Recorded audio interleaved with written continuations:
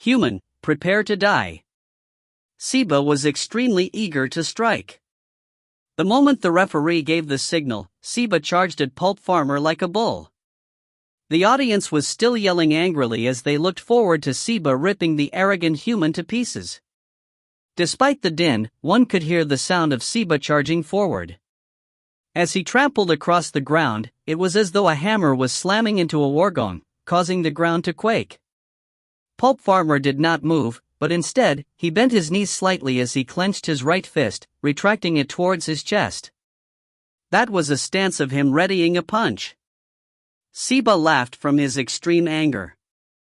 This human actually wanted to fight him using fists? Courting death. Siba roared angrily and rushed in front of Pulp Farmer. His fist that was thirsting to strike out suddenly slammed forward.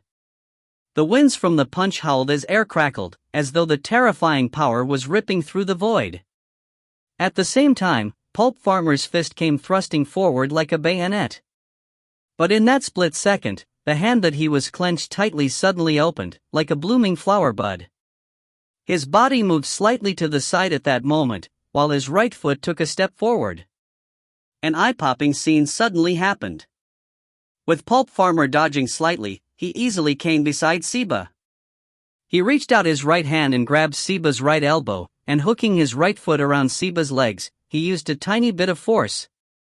Bang! Siba instantly lost his balance and crashed to the ground. At that moment, it was as though the audience had their throats pinched. The invectives they were hurling came to an abrupt halt. This was because although Siba had fallen to the ground, the battle was not yet over. Pulp Farmer was using one hand to hold onto Siba's right arm, preventing it from touching the ground. If you find any errors, ads pop up, ads redirect, broken links, non-standard content, etc., please let us know. Report chapter so we can fix it as soon as possible.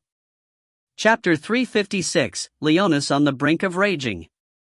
Chapter 356, Leonis on the brink of raging. The physical strength of Transcendence was indeed terrifying, but having strength did not mean that they were powerful. A simple and nimble dodge by Pulp Farmer, a grab, and a trip, allowed him to cause the large and heavy Siba to fall to the ground. According to the rules, in order to ensure that the contestants had sufficient stamina, contestants in any battle before the final round would be considered to have been defeated if their four limbs touched the ground, or if they fell out of the arena. Therefore, by tripping Siba, Pulp Farmer had already won the match. However, by holding onto Siba's right arm and preventing it from touching the ground, Pulp Farmer's intentions were obvious. What an arrogant human! While the Transcendents were reeling in shock, their emotions turned complicated.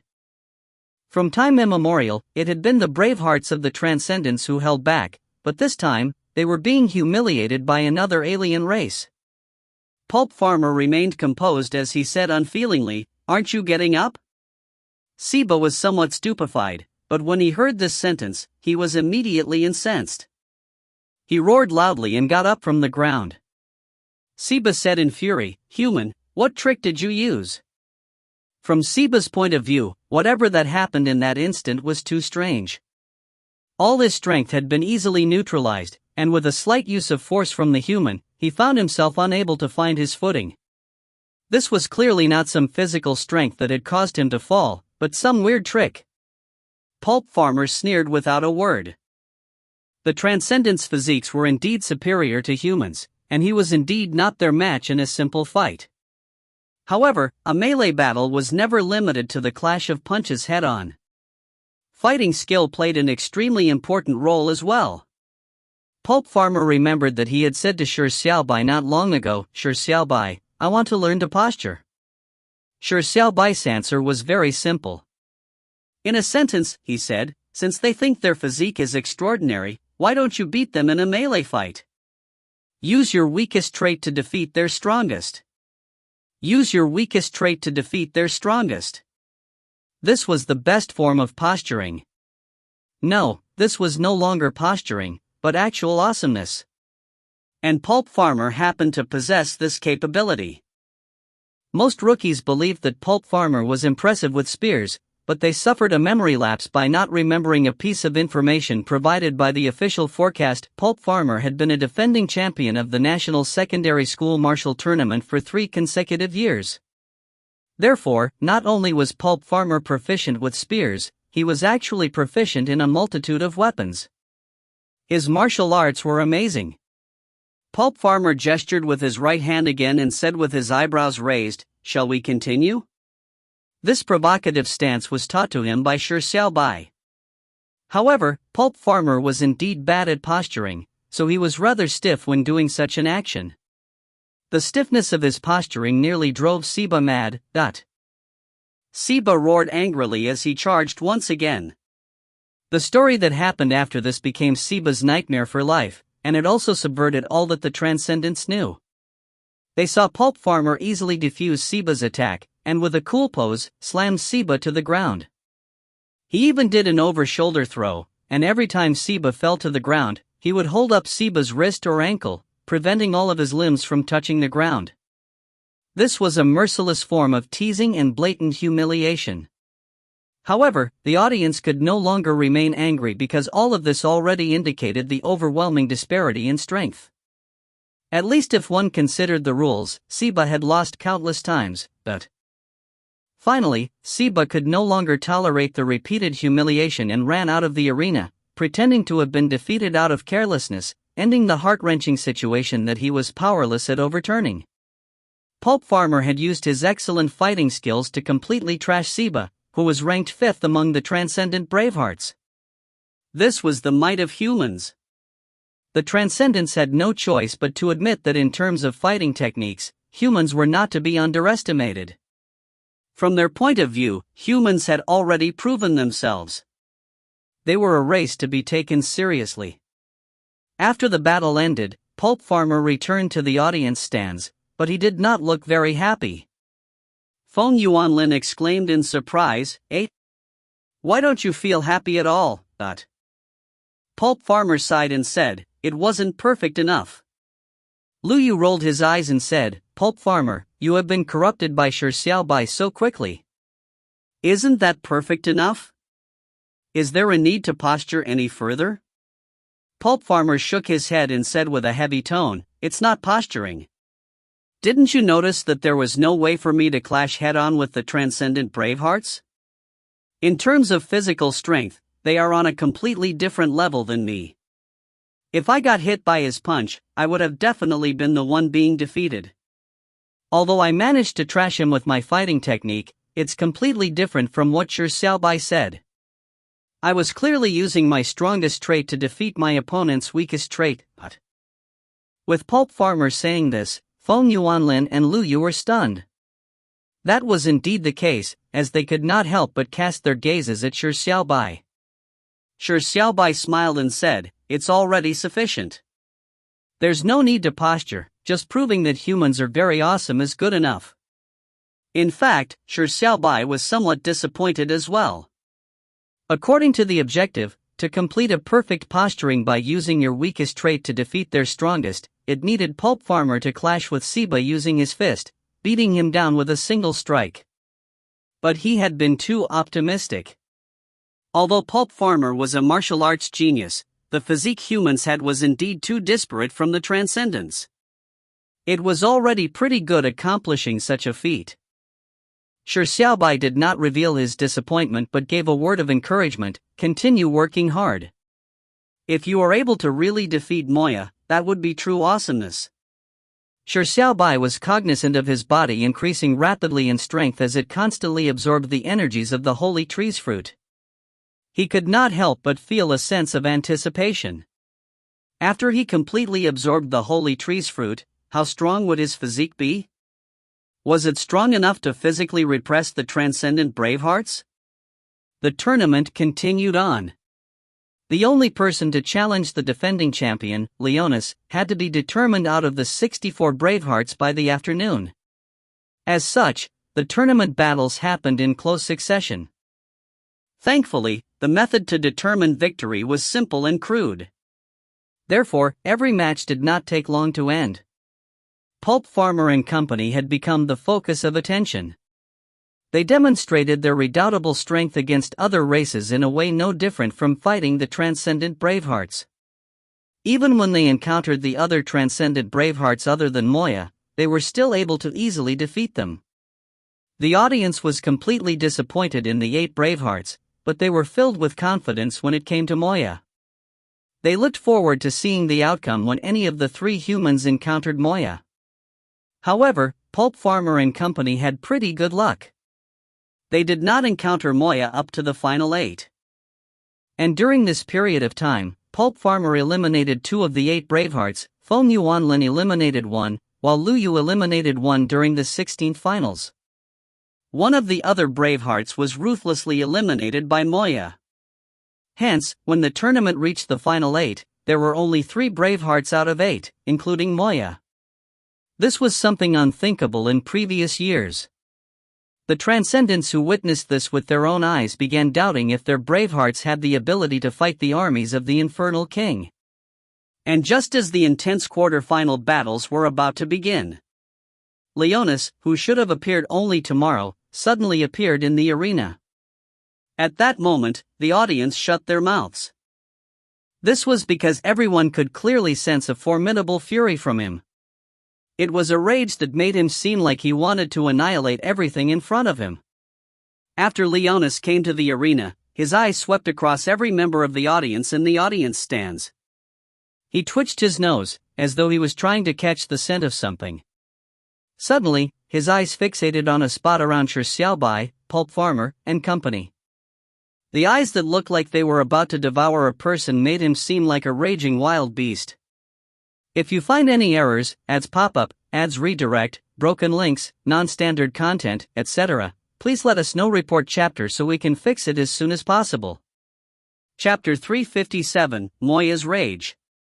Chapter 357, Moya's Rage. Why was Leonis so angry? Naturally, it was because the fruit of the Transcendence Holy Tree had been stolen by someone. However, Leonis could not find the thief and he did not even have a single clue. The 4 guards that had failed in their duty had already been ripped to pieces by a raging Leonis. He had searched the entire city with no avail. Now, he came to the tournament's arena, hoping that he had a sliver of hope.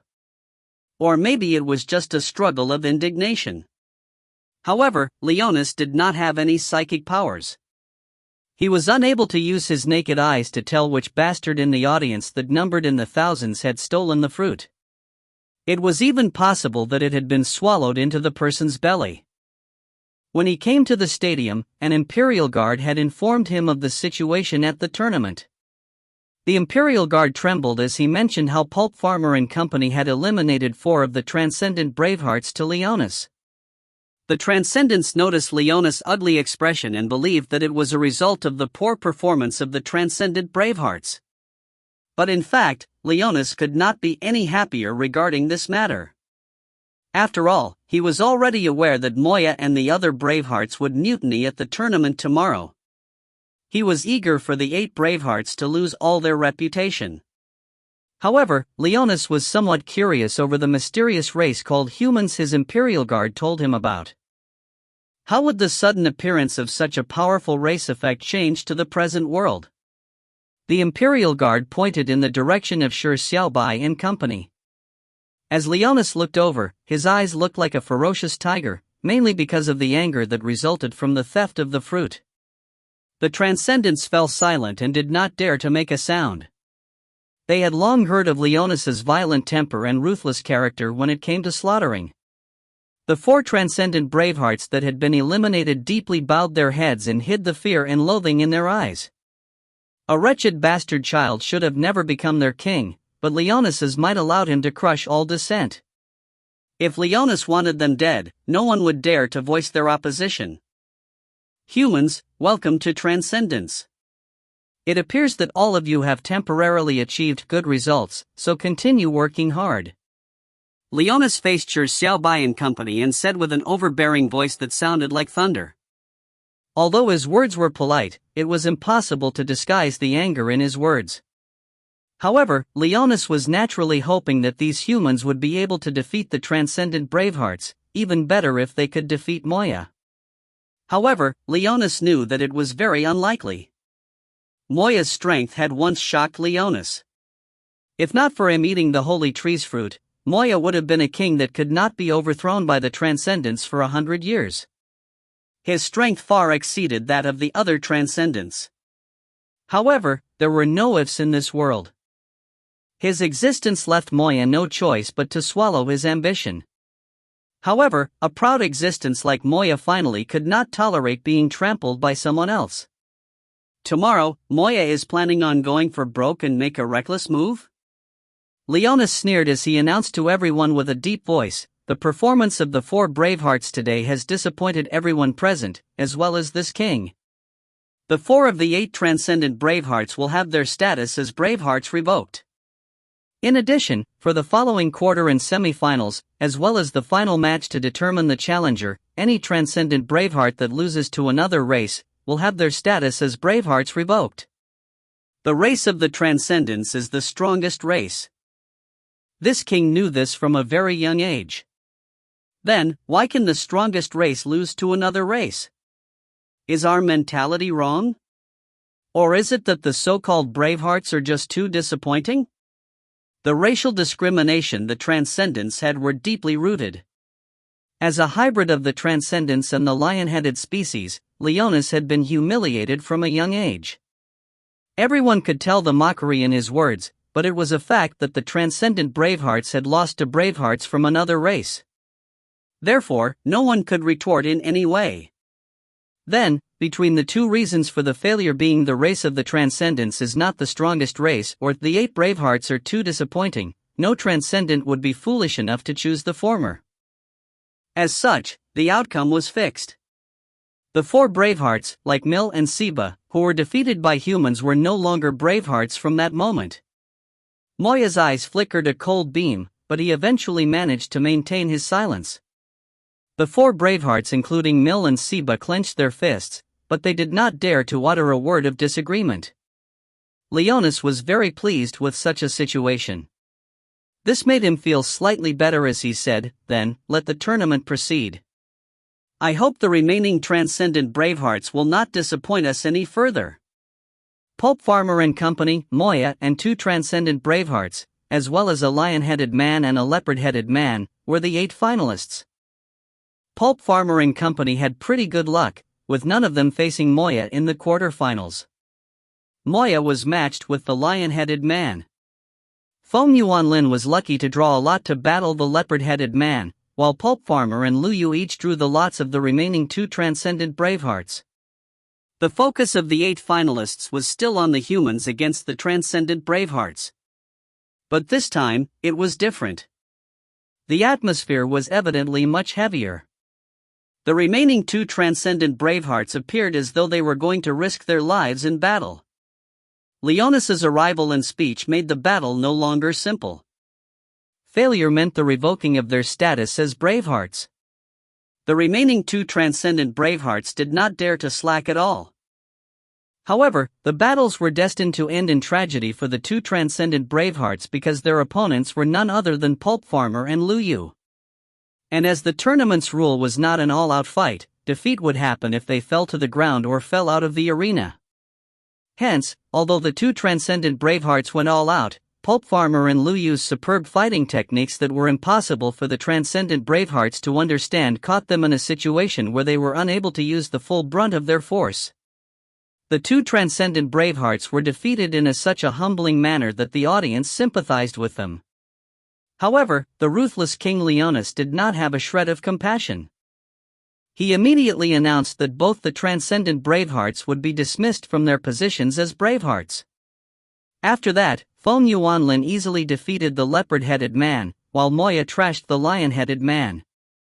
It was worth mentioning that when Moya faced the lion-headed man, he said a sentence before the battle began: "The race of the Transcendents is the greatest race. The lowly lion-headed species is forever destined to be the lowliest existence." This sentence seemed like a provocation on the lion-headed man, but what he was pertaining to was obvious to the audience. At that moment, everyone could sense the repressed anger and discontent from Moya. 6 of the 8 Bravehearts were dismissed. Although this was a result of them being defeated by humans, it was closely related to Leonas's overbearing attitude. This sentence was Moya's expression of his dissatisfaction and insubordination towards Leonas. The lion-headed man was exceptionally angry, but his outcome was terrible. Moya gave him a ruthless punch, striking him unconscious as he spewed blood. Leonas's eyes were cold, but he did not rage on the spot. Moya smiled coldly and said, "Transcendents are the strongest race. Humans aren't much, and I will prove this point." When the audience heard this, they came to a realization that the final four had been selected. This year's four finalists were Moya and the three humans. If you find any errors, ads pop up, ads redirect, broken links, non-standard content, etc., please let us know. Report chapter so we can fix it as soon as possible. Chapter 358, Erroneous Plot. Chapter 358, Erroneous Plot. Before the semi-finals. Pulp Farmer and Company had successfully reached the semi-finals. Out of the 4 Bravehearts remaining in the semi-finals, 3 of them were human. This meant that regardless of the outcome, a human would reach the finals, and this was clearly quite an impressive result. However, none of the 3 looked particularly jubilant. Instead, it appeared as if something was weighing their hearts down. Shi Xiaobai asked curiously, "Why do all of you look so nervous?" Lu Yu sighed and said, "It seems like our plot has turned erroneous." According to experience of previous trial takers, Leonas would not appear today, much less forcefully revoking the status of the 8 Bravehearts. It is not the first time we have 3 trial takers entering the semifinals either. After all, other than Moya, the rest of the 8 Bravehearts aren't particularly strong. However, the plot that is presently happening is one that has never appeared before. Pulp Farmer said with a heavy tone, "I knew I had the strength to enter the 7th level, so I had repeatedly studied the plot of the 7th level and browsed through many articles on the internet. I'm very certain that the plot with Leonas's sudden appearance as well as the loss of decorum with the 8 Bravehearts has never happened before. We might have unknowingly done something that was never done by the other trial takers in the past, resulting in the plot to develop into something we have never seen before. The plot that follows might result in quite a startling change." Feng Yuanlin said with a frown, "Strange, the 3 of us did not leave our residence after we came to Transcendence. As for posturing and smacking faces on the tournament, we are definitely not the first to do so. We are definitely not the ones that did it the best either. What could we have unknowingly done that resulted in the plot making such an unexpected turn?" When Shi Xiaobai heard the trio's words, he was initially confused, but after a thump in his heart, he immediately understood the confusion Pulp Farmer and Company had. The 3 of them had not done anything that would change the plot, but Shi Xiaobai had done so. He had secretly eaten the Transcendence Holy Tree's fragrant fruit. It was definitely not an ordinary fruit, so the change in Leonas's behavior and the plot was very likely a result of the fruit.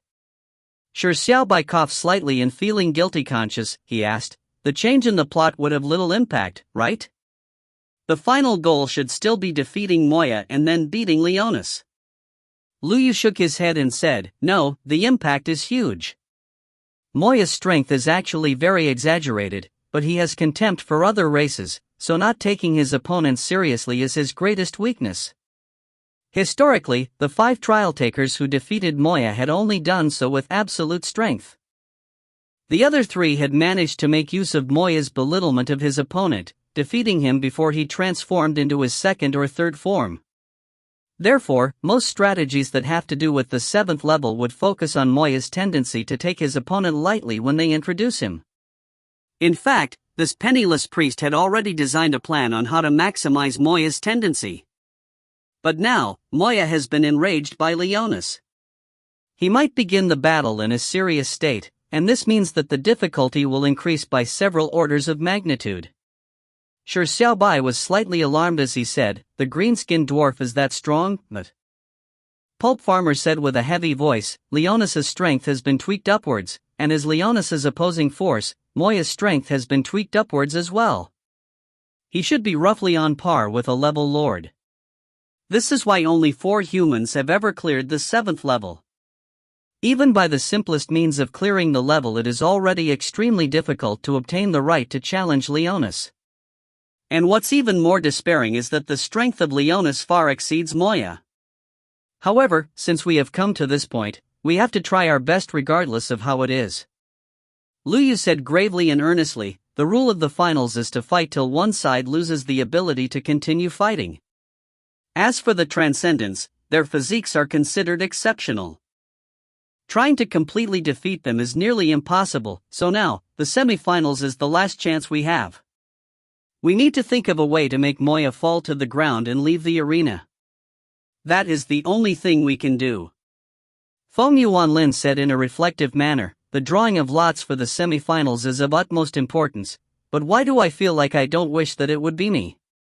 Against an enraged Moya, I'm afraid of being abused. The trio clearly understood the 7th level very well, so they had an objective understanding of Moya's strength. There was more or less a tone of fear in their words, as though they were about to face an opponent they had little hope of defeating. Shi Xiaobai frowned slightly. Although he did not understand how powerful Moya was, to be in such an apprehensive state was definitely taboo in any competition. Shi Xiaobai said seriously, do not focus too much on the outcome. Regardless of the opponent or how strong he is, it is sufficient as long as you do your best, working hard to exceed your own limits. This has always been Shi Xiaobai's modus operandi. Regardless of the opponent, unless it was an opponent he had to defeat, he would always put aside the outcome, and make exceeding himself the goal. This kind of thinking could be said to be a chicken soup for the soul, but people who were able to accomplish such a state of ignoring the outcomes were rare. The trio nodded to express their understanding, but it was unknown if they put it to heart. Soon, the break time was over, and the outcome of the random draw was out. The first round of the semifinals was Feng Yuanlin against Moya. In the stadium, Leonis was still sitting on the seat of the defending champion. He looked cold, and it was impossible to know what he was thinking. The audience was eagerly waiting for the result. For there to be 3 humans and one of the 8 Bravehearts left in the semi-finals, this was something that was nearly impossible in previous tournaments. Furthermore, Leonis's declaration from before had pushed this matter to the peak of the conflict. The Transcendents considered themselves the strongest race, but their Bravehearts had lost to a mysterious race they had never heard of. Didn't this mean that there was a heaven beyond a heaven, and that the Transcendents were in fact not the most powerful race in the world? Such an opinion was in direct conflict with the Transcendents' racial discrimination. In recent times, Leonis had revealed his intentions of eliminating racial discrimination, and this matter happened to give him brand new ammunition. But in the minds of the Transcendents, a majority of them refused to accept that all was equal because their inherent concept of racial superiority was deeply rooted. It was just like a scion who was born with a silver spoon who would find it unacceptable if he had to suddenly lead the life of a commoner. If not for Leonis being so powerful that left them in awe, there would have been a denouncing din. However, they did not dare to make a sound, afraid of incurring the wrath of Leonis. Therefore, at this moment, there was only one person who could cry out what was in their hearts: the Transcendents have to be the strongest race in the world. This person was none other than Moya. Moya has never disappointed us. He definitely will not do so this time. This was the inner voice within the Transcendents. If you find any errors, ads pop up, ads redirect, broken links, non-standard content, etc., please let us know. Report chapter so we can fix it as soon as possible. Chapter 359, Humans are just this and nothing more. Chapter 359, Humans are just this and nothing more. When Moya appeared, the cheers were deafening. It was nearly the highest form of treatment. It was apparent what status Moya enjoyed in the minds of the people. A cold beam flickered in Leonis's eyes. Such exaltation was something that he as a hybrid had never experienced, even though he was sitting on the throne and known as the king of the country. Moya walked into the arena with an extremely serious expression. Clearly, he was fully aware of the present situation he was in. Defeat meant being utterly discredited with his status as Braveheart revoked. All his ambitions would be ripped out to feed the dogs. But if he were to succeed in defeating the humans, he would be able to prove the might of the Transcendence to the citizens once again. He would be labeled a national hero, then his reputation would reach unprecedented heights. Therefore, regardless of his opponent, even if it were an ant, he would not underestimate them. He would face them in all seriousness so as to ensure absolute victory. In front of Moya's cold gaze, Feng Yuanlin walked out from the other side of the stadium. Moya said coldly, "Human, use your full strength or you will no doubt be defeated." Moya's smack talk was immediately met with screams from the audience. Feng Yuanlin definitely did not want to show a sign of weakness as he said with a sneer, "No offense, but you aren't enough to let me use my full strength." Who didn't know how to say something nasty? However, just as Feng Yuanlin's words faded, the audience immediately booed at him. This time, even the transcendent bashers were standing on Moya's side. Bashers would disparage a person out of jealousy, but when faced with matters pertaining to their race's superiority, they would also have a so-called collective sense of honor. The difference of a home ground would sometimes affect the contestants at times. Feng Yuanlin's expression turned slightly uglier. At this moment, the referee gestured for the two to be ready as the duel was about to begin. Moya sneered as his body suddenly swelled. He transformed from a short green-skinned dwarf into a 3-meter-tall green-skinned gargantuan which was covered in muscles. The first form of the Transcendence. The Transcendence immediately cheered. However, this was not even Moya's final form. The 3-meter-tall Moya suddenly shrunk in size, reducing to about 2 meters in height. Furthermore, his muscles were also gradually vanishing, turning into smooth skin. The green skin gradually turned dark, finally becoming a dark green color that shimmered with a thin metallic luster. This is the second form. The Transcendence exclaimed aloud. There were only a handful of Transcendents throughout history that could attain the second form. At least, Moya was the only person among the 8 Bravehearts that could attain the second form. The second form was not just a difference in level from the first form, but a quantum leap that differed by several times. Moya was using the second form from the very beginning. Clearly, Moya did not plan for there to be any accidents in this duel. Feng Yuanlin's face turned ashen. At this moment, the referee announced the commencement of the battle.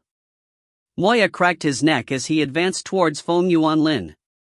"Human, raise your shield." Moya's voice was colder than ice and snow. Feng Yuanlin took a deep breath and calmed himself down. Now was not the moment to fear the enemy. Feng Yuanlin raised his right hand as a golden shield appeared out of nowhere in his right hand. Feng Yuanlin said angrily, "Bastard, try shattering it in one punch if you dare." Just as Feng Yuanlin's words faded, Moya's arm had already stretched out. It was a dark green hand and it had only held out an index finger that resembled a metallic pole. The index finger slowly approached the golden shield before suddenly accelerating, thrusting straight at the shield like a spear. Clang, dot. Moya's index finger had stabbed the golden shield like a spear. Feng Yuanlin sneered. Although he did not have the confidence in defeating Moya, he was very confident of his defensive strength. Trying to shatter his strongest shield with a finger prick? Dream on. Feng Yuanlin roared angrily as he raised the shield, in the hopes of launching a counterattack. Gotcha! But at this moment, a shattering sound echoed. Feng Yuanlin lowered his head in disbelief and saw a crack creeping across the golden shield, and at that instant, it had shattered.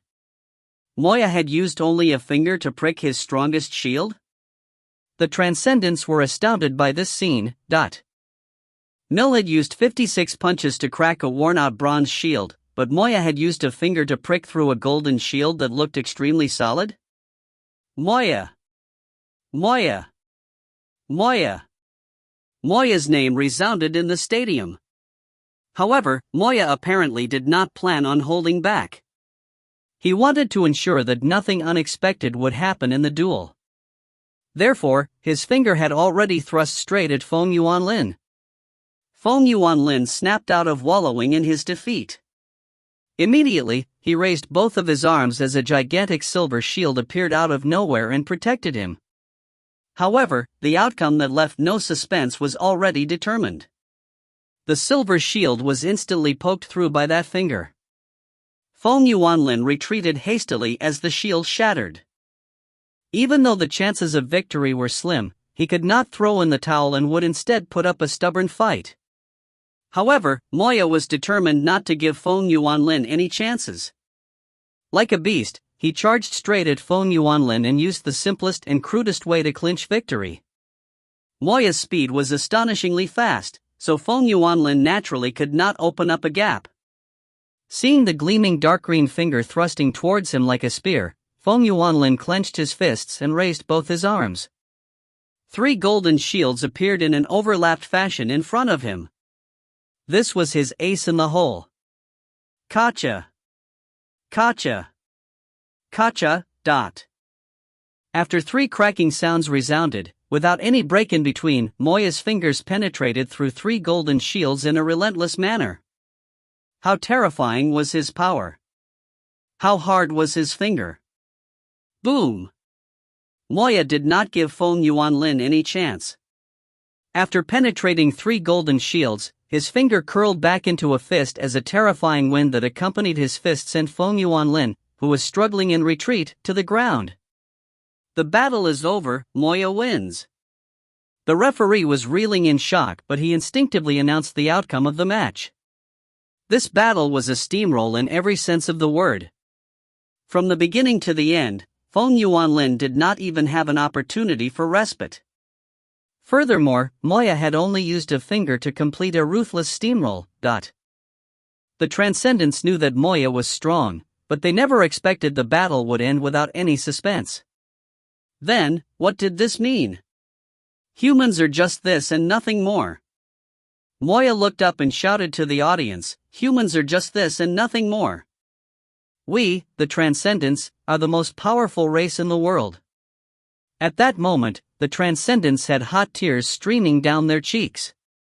It was unknown who was the instigator as a deafening slogan was repeated. Humans are just this and nothing more.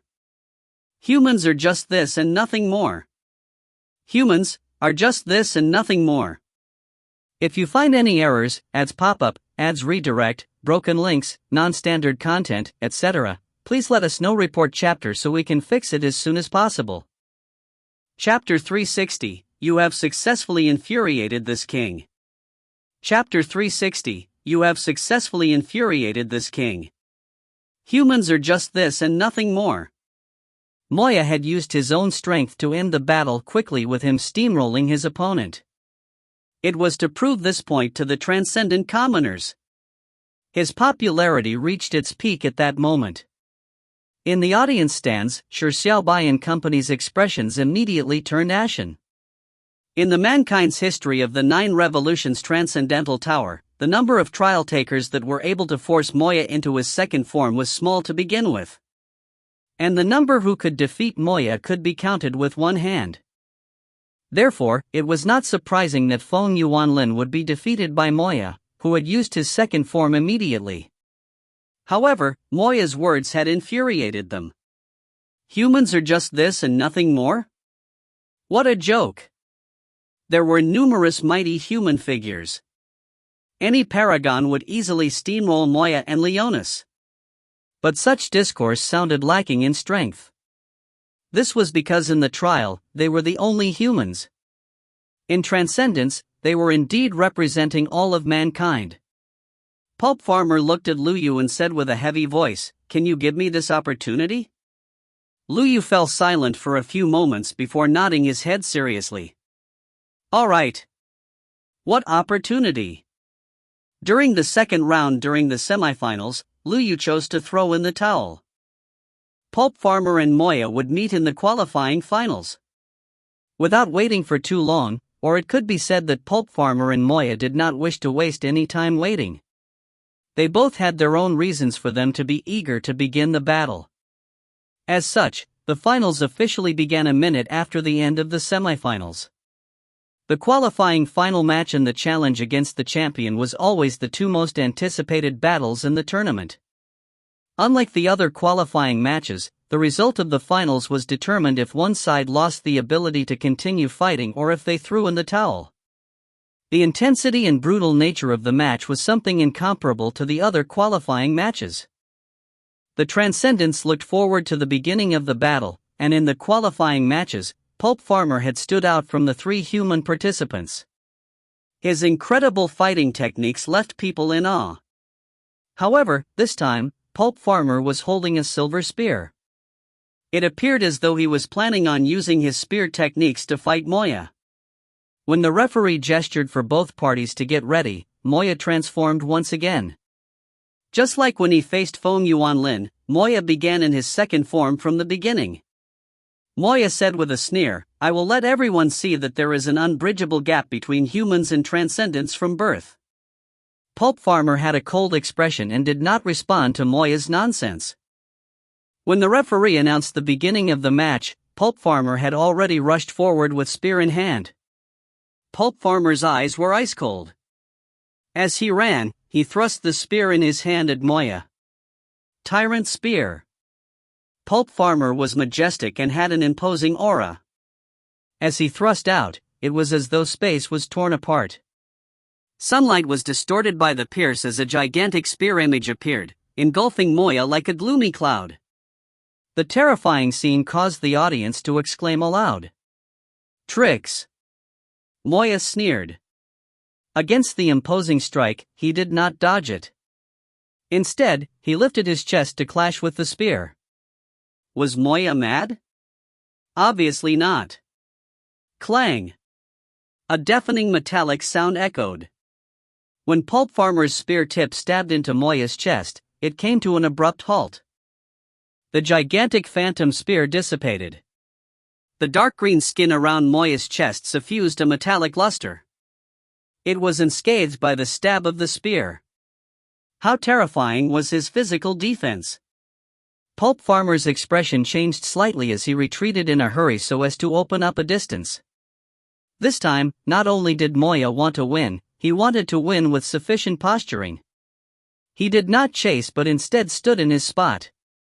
His composed appearance was as if he was waiting for Pulp Farmer to attack another time. Moya's tendency to treat his opponent lightly had emerged again at this moment. Pulp Farmer sneered. He raised his spear and bending his back with his right knee up, in a majestic pose, a domineering aura slowly stirred as though he was accumulating strength. Humans are much stronger than you can imagine. Pulp Farmer took a deep breath. He retracted his right arm and began gathering strength. A domineering aura surged as the light around him began distorting. The audience held their breaths. This strike already appeared extremely powerful before it was even unleashed. This was probably the strongest attack the human had.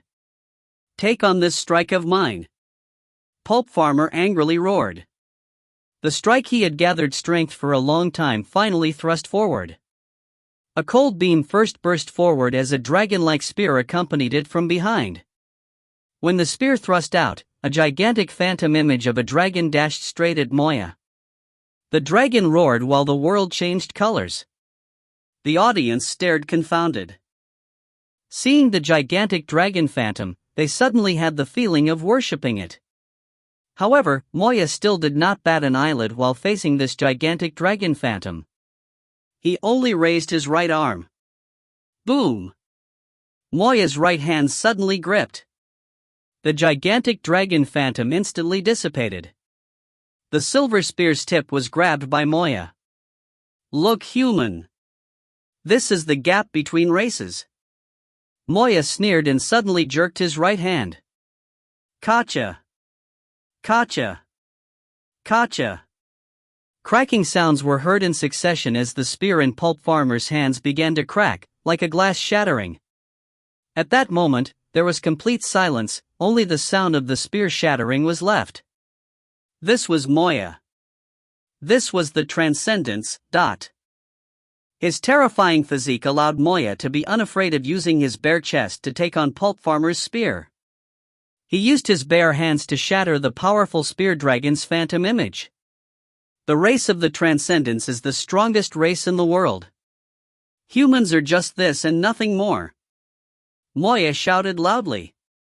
The spear was broken apart, but the ignited fury Pulp Farmer was experiencing did not cease. He had requested Lu Yu for an opportunity, so he could not let it go to waste. Pulp Farmer took a step forward and punched at Moya. Moya gave a mocking smile and similarly smashed his fist towards Pulp Farmer's fist. When the fist collided with another fist, the sound of bones cracking was suddenly heard. Boom, dot. Pulp Farmer was instantly sent flying as he flipped several times in mid-air. He flew out like a missile and slammed into the wall of the stadium before coming to a stop. A loud crack echoed. The wall was filled with cracks as Pulp Farmer spewed blood from his mouth and slumped to the ground. His right arm was completely twisted. Clearly, the bones in his right arm had been severely fractured. As for Moya, he was standing in his original spot. He slowly retracted his fist as though he had done something trivial. A clash of fists and Pulp Farmer was completely defeated. However, Pulp Farmer did not collapse.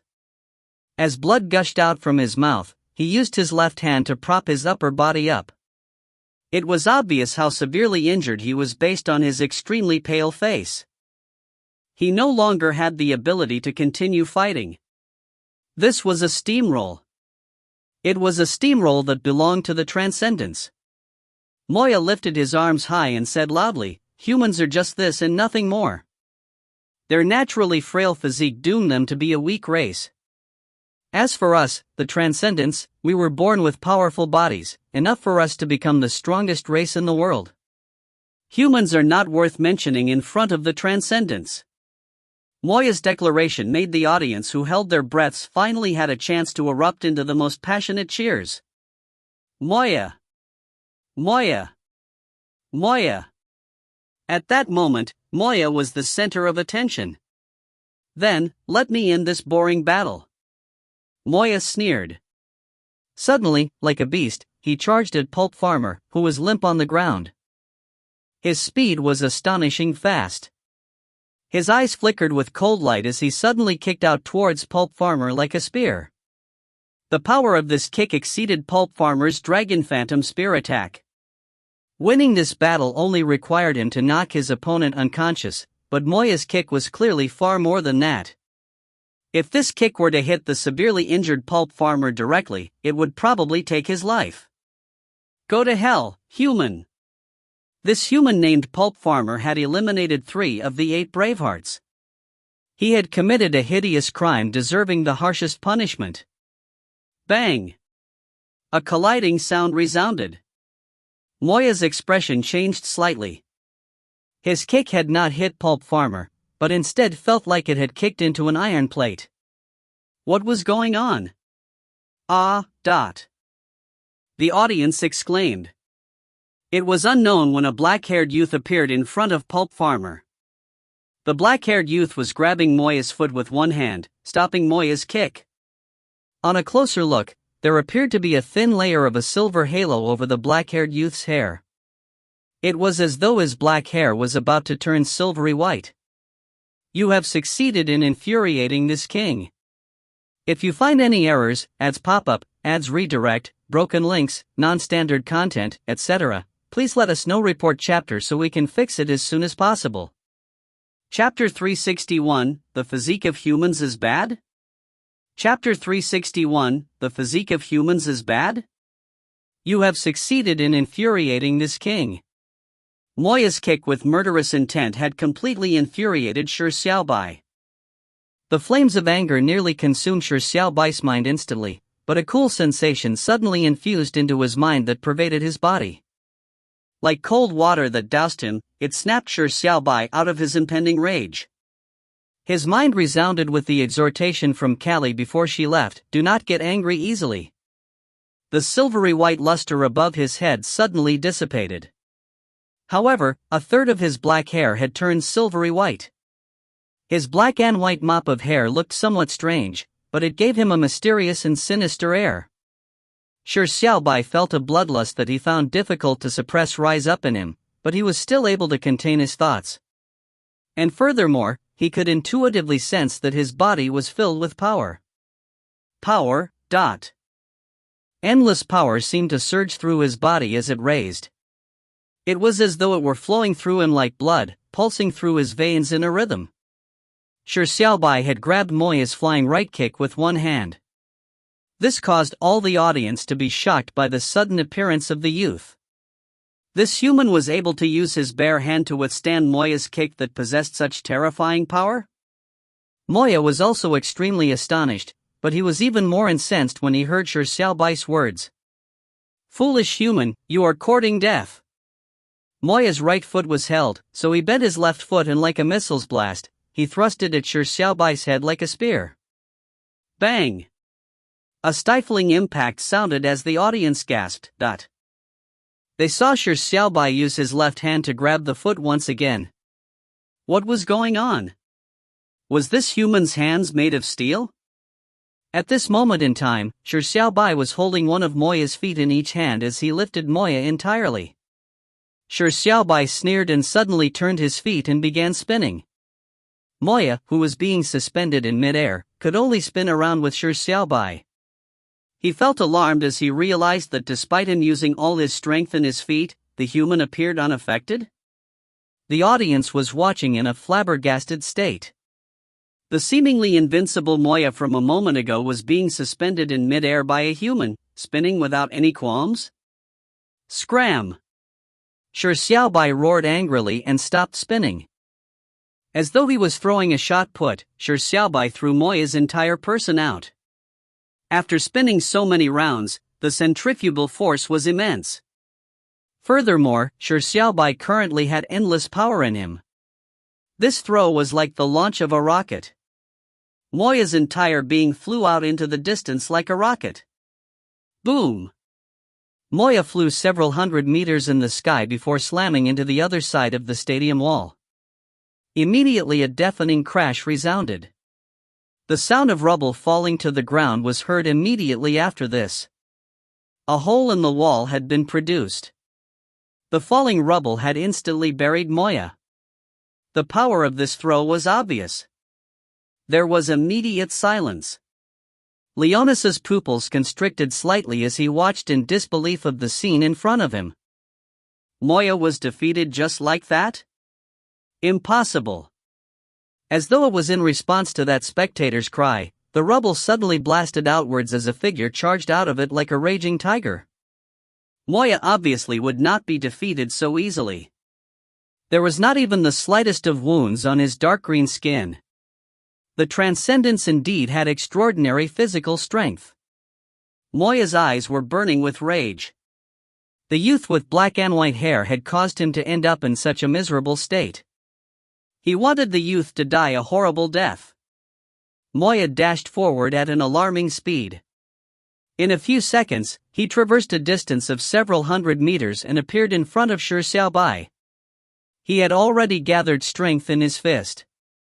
Without stopping, he smashed his fist at Shi Xiaobai like a hammer. Go to hell, human! Moya let out a ferocious roar. His fist could shatter everything. The audience jumped in fright at Moya's crazy stance and terrifying punch, but even more astonishing was how the youth that stood in front of Pulp Farmer remained motionless, as though he was scared silly. Quickly dodge! Pulp Farmer hurriedly alerted Shi Xiaobai. At this moment, he had already struggled to climb up from the ground, but his body was so weak that he found it difficult to move. He knew deeply of the terror of Moya's punch. His bones that were nearly completely fractured were the best proof of that. Moya, in his second form, had fists harder than diamond. His strength was also exaggerated. With a human's physique, it was impossible to withstand such a punch. This was Moya's understanding, the Transcendence understanding, as well as what Pulp Farmer currently knew. However, this was not Shi Xiaobai's understanding. The physique of humans could not match a Transcendent at the second form? Of course not. Shi Xiaobai sneered as he punched his clenched right fist at Moya's fist. Again, it was a fist against fist. The outcome was revealed previously with Pulp Farmer, as Moya gave a ferocious grin. This arrogant human was courting death. The Transcendents were also relieved. This human who did not participate in the tournament for some reason was indeed very powerful, but he was not smart. He wanted to engage in a fist-against-fist battle with Moya in his second form? You really have no idea of death. Pulp Farmer sighed as well. He took a step forward with his teeth clenched while walking towards Shi Xiaobai's back in great difficulty. Shi Xiaobai had suddenly appeared to save him. If Shi Xiaobai was sent flying from that punch, he would use his body to break his fall. At this moment, no one believed that Shi Xiaobai could withstand that punch. Shi Xiaobai did not believe that he would clash head-on with that fist because scram for this king once again. Shi Xiaobai angrily laughed. Boom! A large and small figure, with punches both possessing overbearing power, met each other, as though two mountains were colliding, but all the Transcendents watched with bated breaths. They were waiting for the youth to be sent flying. Moya was waiting as well, waiting for the reckless youth to scream out tragically. Suddenly, Moya was shocked to discover that everything did not appear as he imagined. His fist was extremely hard, but this time, it was as if it had touched a fist that was even harder than his. Pain began to stab into his bone like needles. Instantly, it engulfed his entire body as Moya's face immediately twisted. The bones in his hand had shattered. However, this was only the beginning. His strength had been instantly overpowered. A more overbearing power surged at him, like a mountain that came crashing down on him. How can this be possible? Moya stared with widened eyes. The pain in his fist made him unable to enter a deadlock with this human even for another second. Boom! Moya was sent flying back as he once again smashed into the shattered wall. Moya had been sent flying with a single punch. The Transcendents stood up in unison and watched incredulously at the youth as though they had seen a ghost. The physique of humans is bad? Shi Xiaobai gradually retracted his fist as though he had done something trivial. A mocking smile suffused across his lips as he said coldly, "Spicy chicken, use your third form. If you find any errors, ads pop up, ads redirect, broken links, non-standard content, etc., please let us know. Report chapter so we can fix it as soon as possible." Chapter 362, but this king won't do so, but. Chapter 362, but this king won't do so. How hard was Shi Xiaobai's right fist was a question even Shi Xiaobai himself did not know. After having eaten countless gigantic black scorpions and steel rhinoceroses over the desolate desert, his physique had been greatly enhanced. After that, he had eaten the Transcendent's holy tree's mysterious fruit. After half a day of digestion, his physical strength had a significant and qualitative improvement. And most importantly, Shi Xiaobai's right hand had previously been sealed as a result of the Absolute Choice's punishment. During the seal, this turtle is hardest was constantly activated.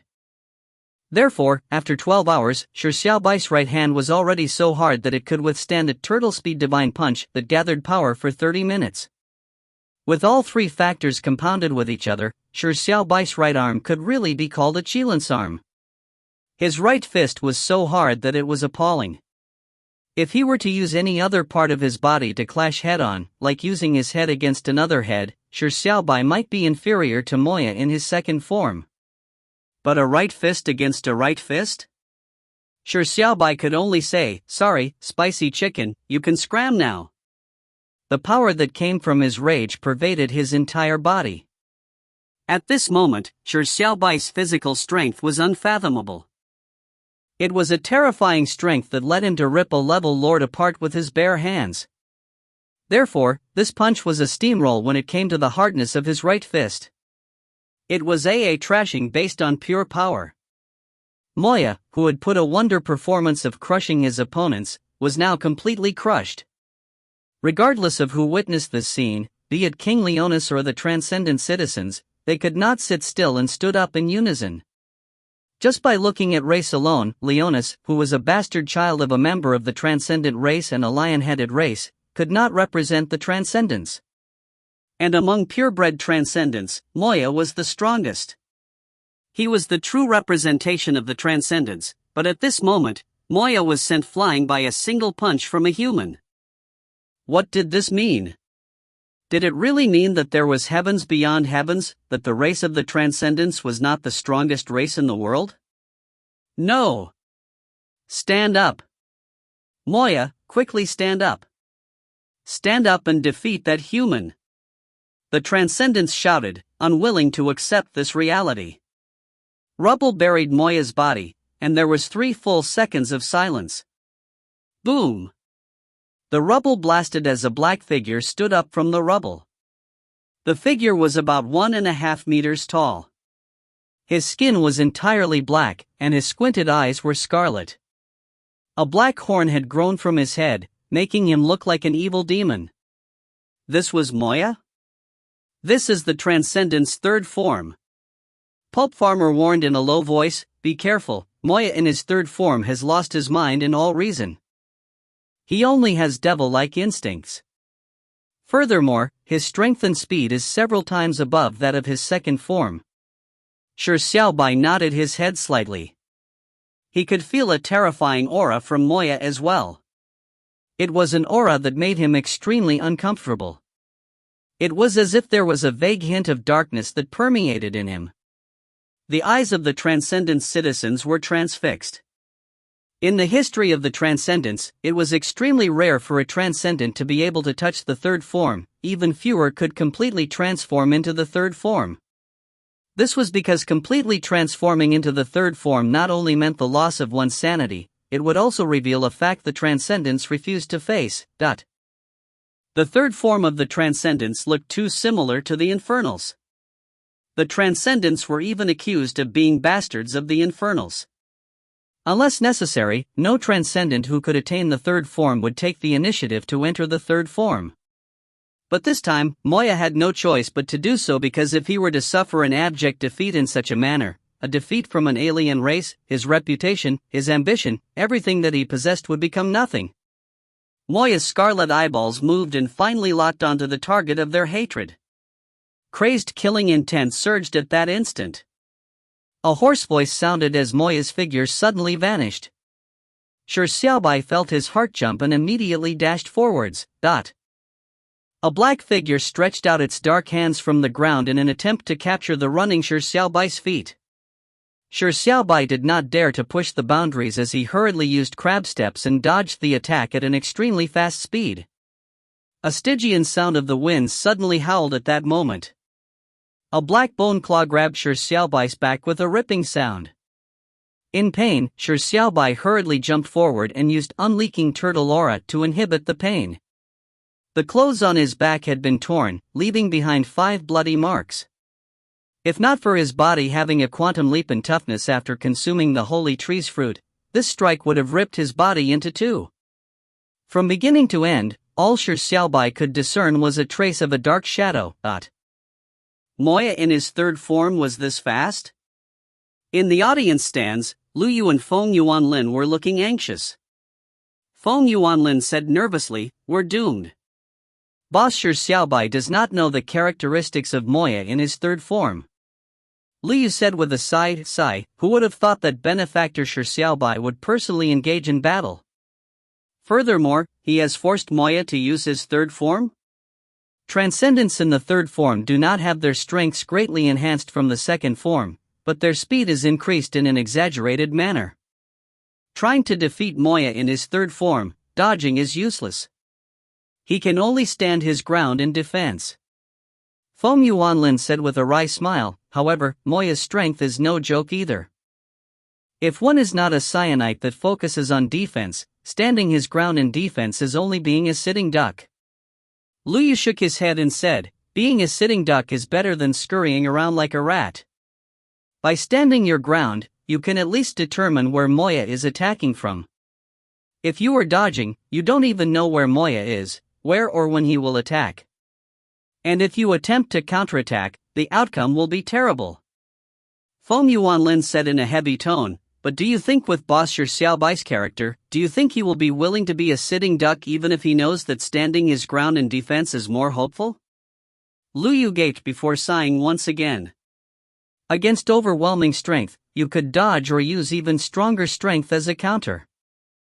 But against overwhelming speed, unless you had impeccable defense, you would be completely out of options. This was the theory that all the martial arts in the world could not be defeated if one was fast enough. The black shadows flashed around Shi Xiaobai like black strobing lights. Moya's third form was so fast that the naked eye could not capture. After failing in his first strike, Moya appeared to have a bit more patience. He instinctively knew that the prey in front of him was a tough nut. Therefore, he was waiting for the best opportunity, so as to deal a direct critical blow. Shi Xiaobai came to a stop. He did not need others to inform him, nor did he need to know about the summarized experiences from previous trial takers. After being hit once, Shi Xiaobai's magnificent combat talent had already calculated the best way to face the battle. Against an opponent that had overwhelming speed, running was the most foolish of options. Shi Xiaobai gave a helpless smile. He had previously used the speed and maneuverability of crab steps to crush several opponents. At this moment, he finally encountered an opponent that crushed him in speed. Then at this moment in time, how should he choose? Stand his ground in defense, and wait for the opportunity to launch a counteroffensive? This would have been the best method at this moment in time. But this king won't do so. Shi Xiaobai suddenly widened his eyes. He wanted to win this battle with a method that had the bearing of a king, but if you find any errors, ads pop up, ads redirect, broken links, non-standard content, etc., please let us know. Report chapter so we can fix it as soon as possible.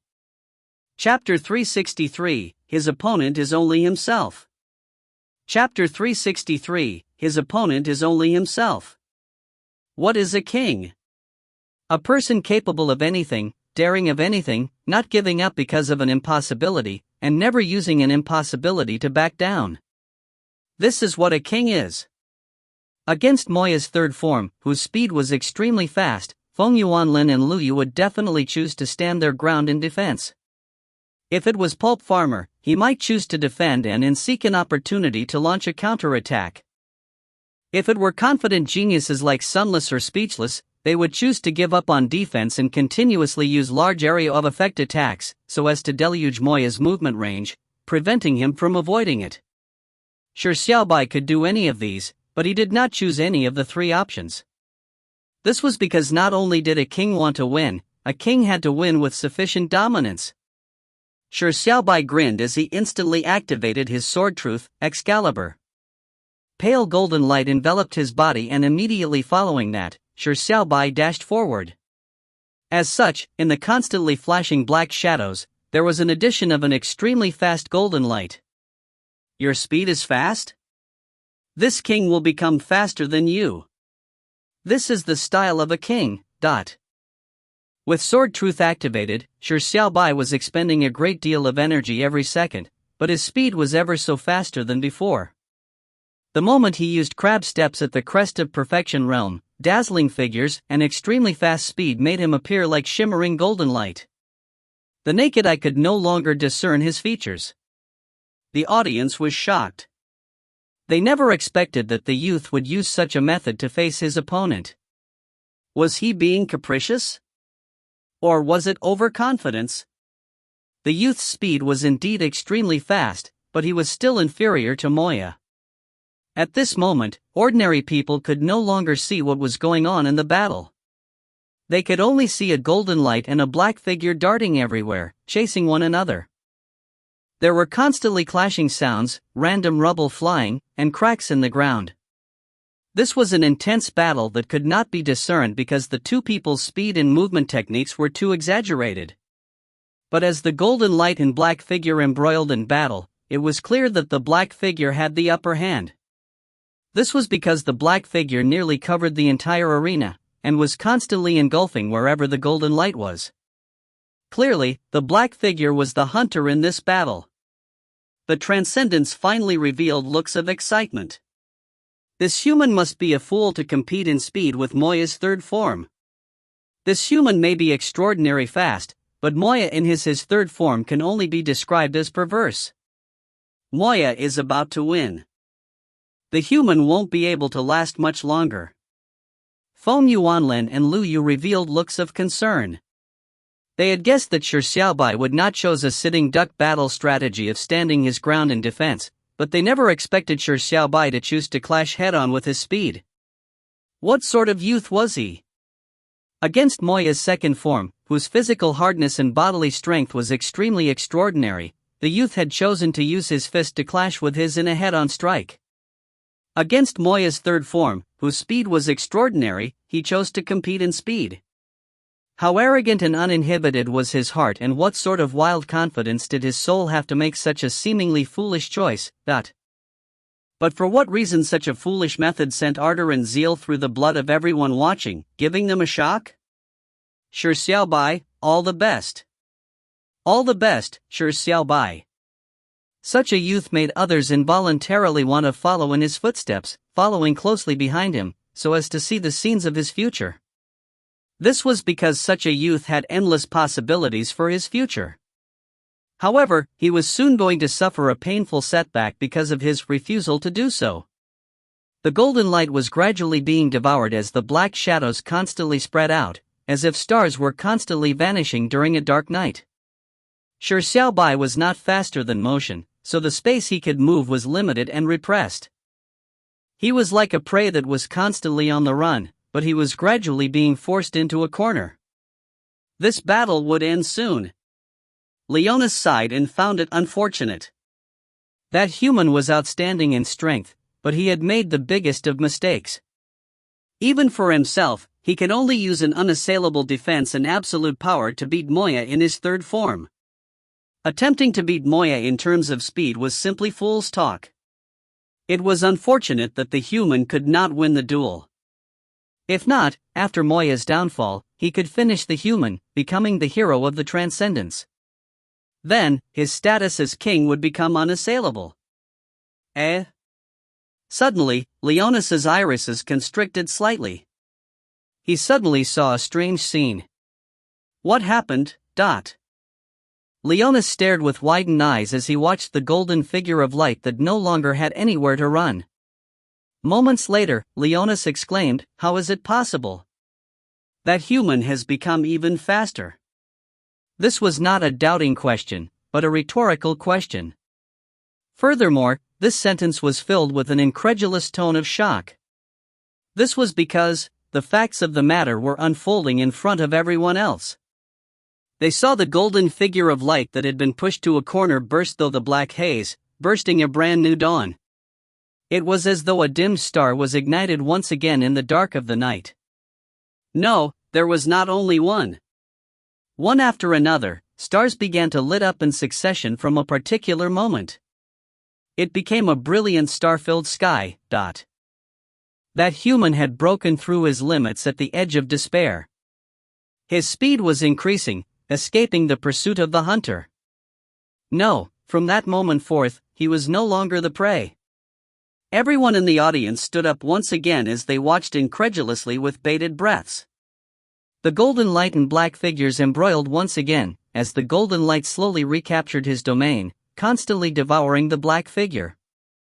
It had been released from its narrow world, opening up a vast expanse of bright stars.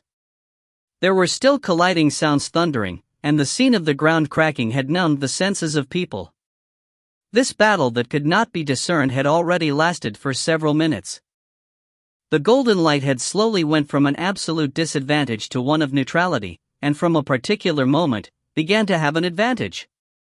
There was only one explanation for this. That human was becoming faster in battle, to the point of becoming faster than Moya.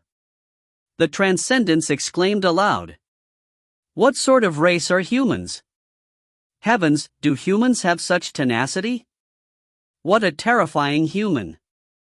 How is he able to improve himself so quickly? Feng Yuanlin and Lu Yu looked at each other as they saw the shock in each other's eyes. They remembered the words Shi Xiaobai had said before the tournament, regardless of the opponent or how strong he is, it is sufficient as long as you do your best, working hard to exceed your own limits. That was supposedly a cliched chicken soup of the soul, but was a true belief that Shi Xiaobai stood by. So the reason why Shi Xiaobai chose to use speed to clash with Moya was not because of arrogance, nor was it for the so-called posturing, but to exceed his own limits. Shi Xiaobai's opponent has always been himself. If you find any errors, ads pop-up, ads redirect, broken links, non-standard content, etc., please let us know. Report chapter so we can fix it as soon as possible. Chapter 364, Wait for your fucking tomorrow. Chapter 364, Wait for your fucking tomorrow. Shi Xiaobai was a person who had a desire to win, but he was not one who could not withstand failure. This sounded contradictory, but it was not. Shi Xiaobai could accept any form of failure. He had his head blown up by Thomas more than 1,000 times and beaten by Sunless Beginner's sword a few hundred times. Such form of failure, be it form or quantity, was something unacceptable by most people. However, Shi Xiaobai still enjoyed it because through his failure, Shi Xiaobai was constantly obtaining victory. Was this contradictory? Of course not. Shi Xiaobai might have lost to the entire world, but he was constantly defeating himself. If not for Thomas blowing up his head more than 1,000 times, his crab steps would not have been cultivated to such an exquisite form. If not for him being crushed by Sunless sword technique hundreds of times, his sword truth would not have been attained so quickly. It was failure that accelerated Shi Xiaobai's growth. Therefore, against Moya's speed, Shi Xiaobai chose to deal with him in what seemed like the most foolish of ways. He only had one thing on his mind: to be faster. A little bit faster. Although the available area for him to move in was constantly shrinking, leaving him no place to flee, and even though his speed was constantly repressed, the only thing on Shi Xiaobai's mind was not the outcome of his failure, much less the regret over his choice. At that moment, the only thought on his mind was to become a little faster. As long as he pushed himself to the limits, he could go beyond his limits. This obviously needed the talent of a genius, but there was an even greater need for a stubbornness of a fool and the courage of a madman. The golden light that gradually forced the black shadow into a corner, Pulp Farmer's eyes glazed over as he muttered to himself, "That is a true genius." The situation was reversed. This time, Moya was forced into a despairing situation, but Moya, who only had his killing instincts left, had no way to undergo growth in such an adverse situation. The only thing he could do was struggle and desperately fight back. Gradually, amid colliding sounds and explosions, there were angry hisses and screams mixed in. The Transcendents slowly sat down as their faces turned solemn. Their moods were heavy. The battle was still ongoing, but everyone could tell that up to this point, it was equivalent to it coming to an end. Humans appeared to be a race that could create miracles. However, the Transcendents were always a race that rejected the thought of miracles. Therefore, for Moya, once he was surpassed, there was no more miracle. Boom! A final deafening explosion resounded like the blooming of fireworks. Dust filled the sky as the black shadow and golden figure finally came to a stop. When the explosive sound subsided, the sound of light breathing was the only thing left. After the dust dissipated, one could see Moya having reverted to his original state. At this moment, he was an ugly green-skinned dwarf. His eyes were rolled back and his body was covered in injuries. He sprawled motionlessly on the ground, having already lost consciousness, losing all ability to continue doing battle. And the youth standing beside Moya was silent. His clothes were somewhat disheveled, but he was nearly without any injury.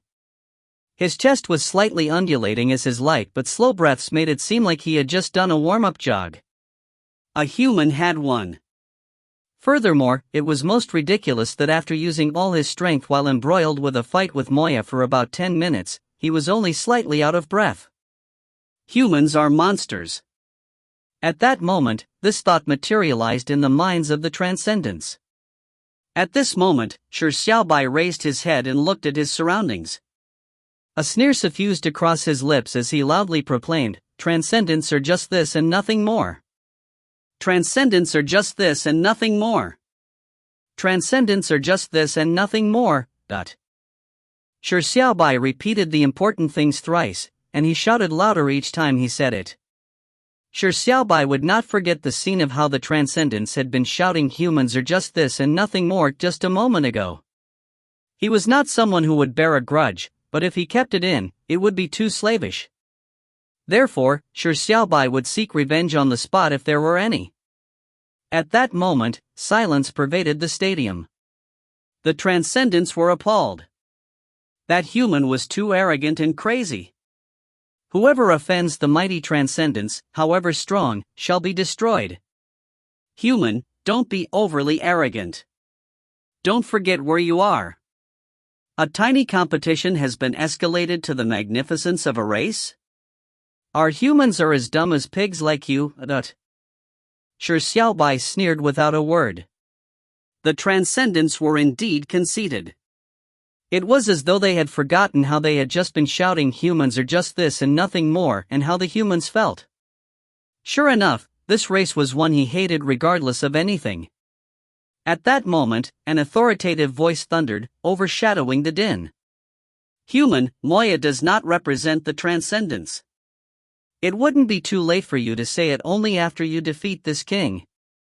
In the throne of the defending champion, King Leonis stood up. He was dressed in regal robes and had an air of dignity. He looked very domineering. Leonis was overjoyed. The development of the situation was practically the heavens helping him. All 8 Bravehearts were defeated in battle, with even Moya defeated as well. As such, the force that slightly threatened his position as king had collapsed. And at this moment, with the human being so overbearing, the only person that could stand up for the Transcendents was him alone, the strongest Transcendent.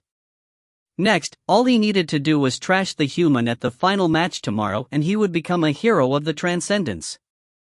Any negative opinions of him being a bastard child of the lion-headed species and the Transcendents would be useless. This was an opportunity the heavens had given him. At this moment, the Transcendents realized it too. That's right, they still had King Leonis, who was stronger than Moya, but although Leonis was a hybrid child of the Transcendents and a member of the lion-headed species, he still could represent the Transcendents. Foolish human, defeat our king before you are so overbearing. King Leonis, if you can trample that arrogant human beneath your feet, we will worship you as king for the rest of our lives. The race of the Transcendents is the strongest race in the world. King Leonis completely trashes Moya. Human, you don't stand a chance winning against King Leonis. It was as if the Transcendents had found a ray of light while in a cave, pointing them in the same direction. Leonis was very pleased with the present situation. He was laughing maniacally in his heart, but he said with a deadpan expression, Human, although you did not sign up for the Braveheart martial arts tournament and by joining in the battle midway is not permissible by the rules, the Braveheart martial arts tournament welcomes all Bravehearts with sufficient strength. Since you were able to defeat Moya, you are the Braveheart most qualified to challenge this king. This king hereby allows you to fight this king in tomorrow's final. When the time comes, this king will let you know that the race of the Transcendents is the strongest race in the world. With this said, the Transcendents immediately began to chant Leonis's name. Tomorrow, Leonis would prove that the race of the Transcendents was the strongest race in the world. Although they could not wait for it to happen, they had to wait for tomorrow patiently. After all, the human had just finished an intense battle. They did not wish for the human to use the depletion of his stamina as an excuse after suffering an abject defeat. Hearing the yelling of the audience, Shi Xiaobai's face darkened. In the first place, he had been strangely incensed because of Moya's fatal kick, thus his sudden appearance. He did not do it for the purpose of participating in the tournament. Even though he could challenge Leonis, he would have chosen to give up because he did not want to gain the recognition of the assessment program by becoming tournament champion. He wanted to create a fifth story that belonged to him. But at this moment in time, Shi Xiaobai could not tolerate any further. Transcendents, since all of you are so arrogant and defiant, this king will let you know that no race in the world is the strongest. At least, you, the Transcendents, are definitely not. Shi Xiaobai raised his head and took a deep breath. Using a voice that drowned out everyone's voice, he roared angrily, wait for your fucking tomorrow, get the fuck down here for this king. If you find any errors, ads pop up, ads redirect, broken links, non-standard content, etc., please let us know. Report chapter so we can fix it as soon as possible. Chapter 365, In Front of the Door of the Bravehearts, The Meeting of Girls. Chapter 365, In Front of the Door of the Bravehearts, The Meeting of Girls. The world of the 9 Revolutions Transcendental Tower's 7th level was no ordinary world. It was a replication of the history of a world on a different plane of existence. The rules and civilization had once existed before. It was an imaginary world, but it was something real in the past. And in this world, Bravehearts and Infernal King were 2 terms that were commonly mentioned. The Infernal King lived in the infernal domain. He seldom appeared, nor did he have ambitions for world domination. However, the moment he appeared, it also meant misery to the world. Although he did not have ambitions of destroying the world, he had to kill in order to satisfy his instinctive desires. It was just like how ordinary living creatures had to eat. The Infernal King needed to kill to satisfy himself. Therefore, the world outside the infernal domain was the Infernal King's farm. It reared countless creatures that was for him to slaughter at any time. Intelligent life obviously could not tolerate the fear of being slaughtered at any moment, thus Bravehearts were born. By entering the infernal realm to kill the Infernal King, this was the reason behind the birth of Bravehearts and the meaning behind their existence. But since time immemorial, countless Bravehearts that entered the infernal domain never returned. The Infernal King continued the slaughter of other cities every month. Nothing changed, for the Bravehearts failed to complete their mission. And gradually there was a change in the nature of Bravehearts. They forgot the original goal of their birth. No Braveheart was willing to sacrifice their lives by stepping into the infernal domain. Bravehearts became more of an honorary title, a means of self-deception. The people of the world could only pray that when their tribe or city was chosen by the Infernal King as the target for slaughter, the Bravehearts would be able to step forward and stand up against all odds to defend them. Even the Transcendents, who acclaimed to be the strongest race, no longer sent Bravehearts to the infernal realm because it was simply sending them to their deaths. Therefore, the sole entrance to the infernal domain that was labeled the Door of the Bravehearts was already deserted and run down. In the past, this narrow entrance would have countless Bravehearts as well as their guardians would liven this place. They would bid farewell to the Bravehearts before they entered the infernal domain. But now, no one stepped foot here. Only a few curious and bold tourists would visit this legendary and intriguing spot. However, there was a person quietly sitting in a pavilion in front of the Door of the Bravehearts, as though the person was waiting for something. The person was a beautiful azure-dressed girl. She had a silver sword by her waist, but she held a pure white sword in her right hand. She quietly sat in the desolate and bleak pavilion, adding a beautiful touch to the dilapidated scene. The azure-dressed girl faced the world and remained expressionless. Her eyes looked somewhat dull. The girl had been waiting in the pavilion for quite a long while, but she remained extremely patient. However, this narrow and dangerous path that wasn't far from the infernal domain was a spot nearly no one would step into. Even a mosquito would not easily fly here. In this silent and desolate place, to the point of the sound of winds appearing bleak, she waited alone, exuding a sense of loneliness. However, the girl did not seem to feel lonely, or it could be said that she was accustomed to loneliness. However, this quiet loneliness appeared to be destroyed very soon. Because far in the distance, a figure had suddenly appeared. The figure was slowly heading in her direction. The azure-dressed girl looked up slowly, a glimmer of light in her glazed eyes, but she did not move forward or get up. She only waited patiently as the distant figure approached through the fuzzy fog, until she managed to discern the figure's appearance. The person who came was a girl. She was petite and she wore a white school uniform and a black short skirt. She carried a cute pink-colored backpack, like she was a student from some school. She had silver hair and amber eyes. She wore a pair of black thick-framed glasses. Her skin was fair and she had delicate facial features. She was a pure and lovely girl, but she was not the person the azure-dressed girl was waiting for. The azure-dressed girl lowered her head once again.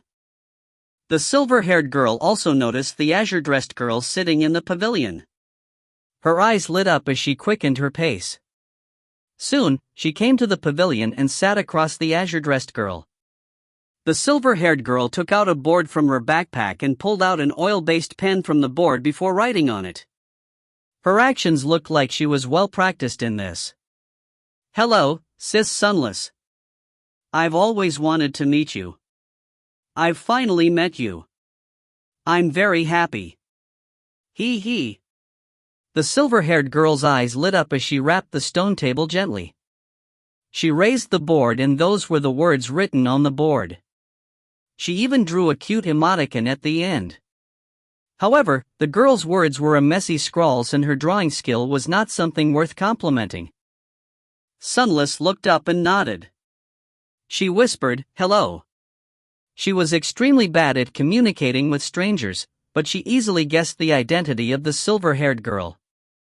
Therefore, she responded with a greeting. As for her asking something or to tease the girl's poor calligraphy and drawing, that was impossible. However, the silver-haired girl appeared rather amiable. She was not affected by Sunless' loftiness. She beamed and wiped the words from her board and wrote, "Sis Sunless, why are you here? I don't think you are a person who would choose to kill the Infernal King." Sunless softly replied, "Waiting for someone." The reason why she was waiting here was naturally because of Shi Xiaobai. Back when she left the 5th level, Shi Xiaobai had previously asked her to wait for him at the 7th level. Sunless believed that Shi Xiaobai definitely had the ability to reach the 7th level to live up to his word. And among the 4 methods to clear the 7th level, Sunless pondered over it and believed that with Shi Xiaobai's character, it was most likely that he would choose to kill the Infernal King. Therefore, she had waited by the door of the Bravehearts. As for whether this waiting that lacked a proper premise was a waste of time, or if it would affect her chances of clearing the level, Sunless did not put it to heart.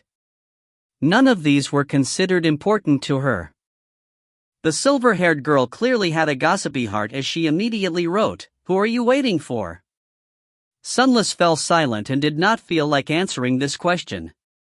This was because she had already realized that if she answered this seemingly talkative girl, even more questions would certain follow. If that was the case, it was too troublesome. "What about you?"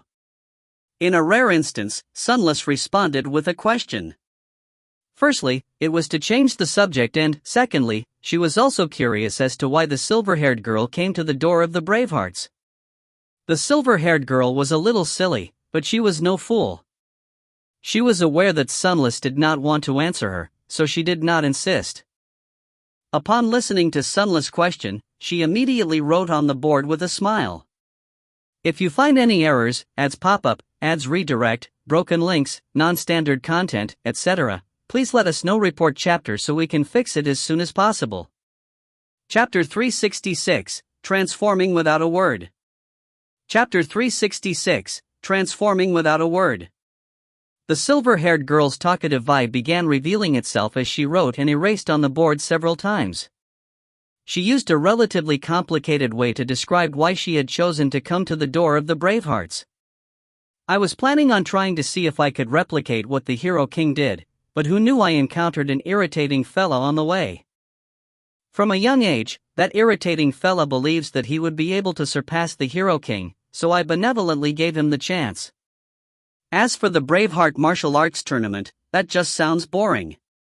Furthermore, previous trial takers all claim that the Transcendents as a race are extremely disparaging, so I didn't plan on going to suffer. Surviving 100 days is too tiring, so after some thought, there's only the method of killing the Infernal King left. I never expected to meet Sis Sunless here. I'm really lucky." Sunless patiently read the silver-haired girl's words and confirmed the girl's identity. Obviously, she would not express any opinion or reveal any emotions to what the silver-haired girl depicted. As such, she only faced her in silence. The conversation came to an abrupt end.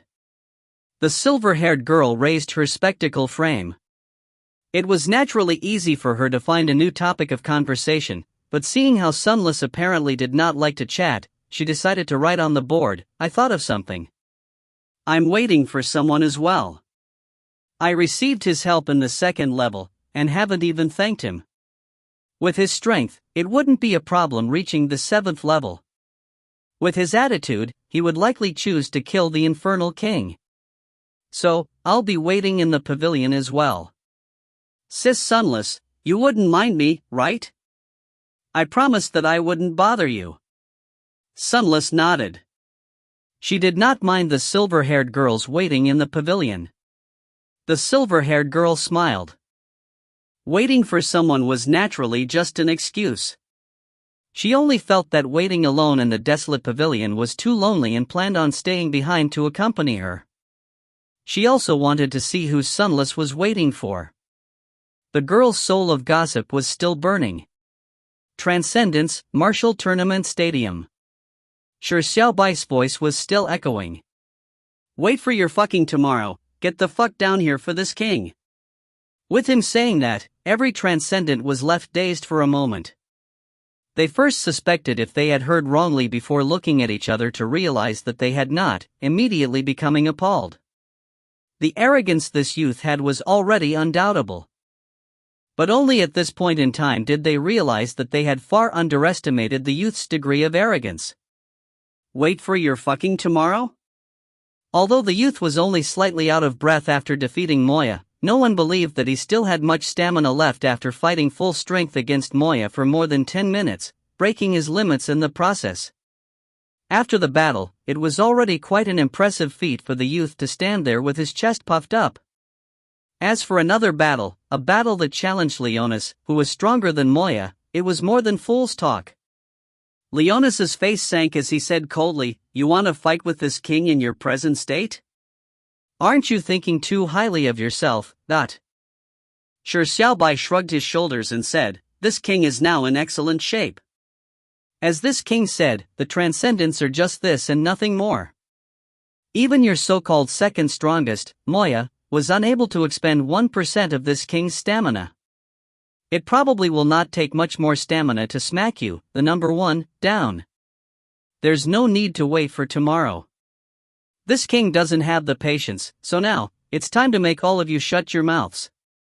Shi Xiaobai's words were somewhat trending on hyperbole, but the stamina expended was indeed not much with his present level of fitness. As he had been consuming large quantities of food along the way, what he expended had just been energy stored in his body. Engaging in another battle would not be a problem at all. The Transcendents obviously did not know this.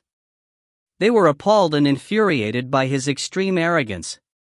Fuck, this human is being overly arrogant, isn't he? He doesn't even think the slightest of us the Transcendents. King Leonis, go on and smack that human down with a single punch. Let him repent for his arrogance. King Leonis, can you endure it? I can't. We can't. There was mass outrage from the Transcendents. They were so incensed with the human's arrogance that they ground their teeth in anger. They wanted to personally go down and beat down the human, but after considering their own strength, they could only place their hopes on Leonis. Regardless of how unfair the battle was, it was sufficient if the human could be taught a lesson, but Leonis looked sullen and he was silent. In his mind, only by trashing Shi Xiaobai at his best condition tomorrow would he be able to highlight his strength as king. If he were to fight now and won, the humans and some of the Transcendents who dismissed him would still be able to give such an excuse. But with public outrage at this moment, he would be going against public opinion if he did not fight. At this moment, as though Shi Xiaobai was not afraid that things weren't fiery enough, he fanned the flames by saying, "Hurry up and get the fuck down. This king is already getting impatient. Could it be that the strongest person of the Transcendents is actually a coward?" Shi Xiaobai did not want to wait for tomorrow because his wrath gave him strength. If he were to delay it to tomorrow, his anger would subside with the passage of time. At this moment, his anger meter could be said to be at 50%. Half his hair had turned silvery white, but with his mind naturally turning calm, his silver hair was constantly restoring to its black color. His anger meter was also respectively decreasing. Shi Xiaobai had already realized that it was not simple rage, but an extraordinary power. If he wanted to defeat Leonis, he needed to use that power. No one knew that what seemed like an arrogant youth was actually meticulous and wise. Shi Xiaobai chuckled once again. So the strongest member of the Transcendence is such a wimp? Things seldom went past the number 3. Against Shi Xiaobai's third verbal taunting, Leonis finally could not repress the anger in his heart. With a forceful smack on the throne's armrest, he suddenly stood up. Although he was in the form of a dwarf, his stance was magnificent like a mountain. "Human, you will pay a terrible price for your arrogance." Leonis angrily roared and suddenly leaped down from the audience stands, which was more than 10 meters high. He crashed into the arena like a meteor. Boom! The ground cracked and immediately, a deep pit burst open when he landed. It was obvious how powerful he was. This was Leonis in his normal state. Leonis walked out of the pit and said with a sneer, "Human, it's still not too late for you to kneel down and beg for mercy, but..." This method of posturing immediately made the Transcendents extremely excited as they chanted Leonis's name. Leonis had accepted the pushing forward of the battle. Lu Yu and Feng Yuanlin looked at each other with a wry smile. Although they were very impressed with Shi Xiaobai's strength and courage, they were not optimistic about Shi Xiaobai's chances. It was not easy defeating Moya, but now, he had to face a stronger Leonis without any rest. This was him raising his own difficulty. Pulp Farmer sighed. Even during his most frivolous and rebellious stage, he would have never done such a thing.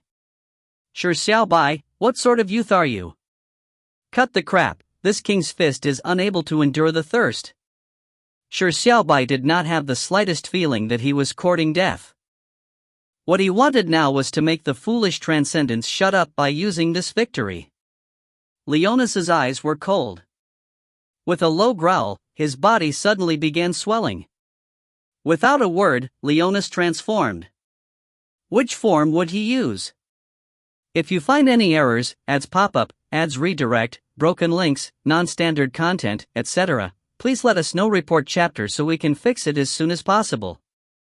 Chapter 367, come on, let's clash head-on.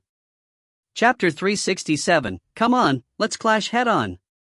Leonis's body suddenly began swelling like a balloon, going from a meter-tall dwarf to nearly 2 meters. His green skin was dyed black, and his eyes turned scarlet.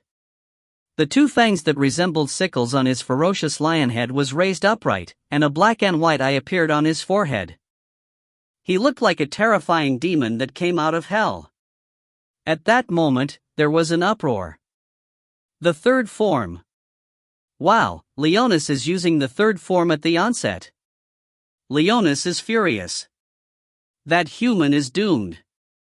Leonis had not only transformed, he had even gone straight to the third form that was the reason Transcendents had been accused of being bastards of the Infernals. It demonstrated the importance he attached to the battle, and it also implied that after watching Shi Xiaobai's battle with Moya, Leonis had decided to turn serious. Leonis took a step forward as his terrifying strength seemed like a majestic mountain crushing down.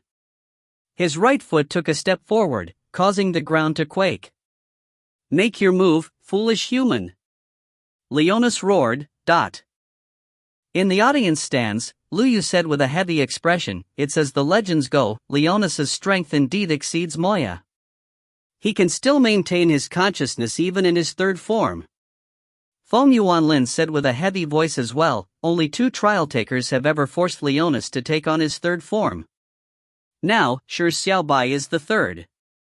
If I don't remember wrongly, Leonis's third form is completely different from Moya. What significantly increases is not speed, but..." Lu Yu finished Feng Yuanlin's sentence with a wry smile, "Strength and defense. This is truly tricky. The Transcendents are already gifted with strength and defense that far exceeds other races. Furthermore, Leonis is blessed by the gods, with his third form greatly enhancing his domain of expertise. Even if Shi Xiaobai's speed is able to repress him, it would be difficult for him to tear through Leonas's defense. Feng Yuanlin said with a sigh, but speed is the only way to defeat Leonas. If Shi Xiaobai relies on crab steps, he might be able to find Leonas's weakness and gain hope of winning. In the arena, Shi Xiaobai also sensed the terrifying aura from Leonas. He could deeply sense the immense power coming from Leonas from 100 meters away. This power erected like an ice-cold mountain, like a volcano that would erupt at any moment. The boiling lava would devour his opponent.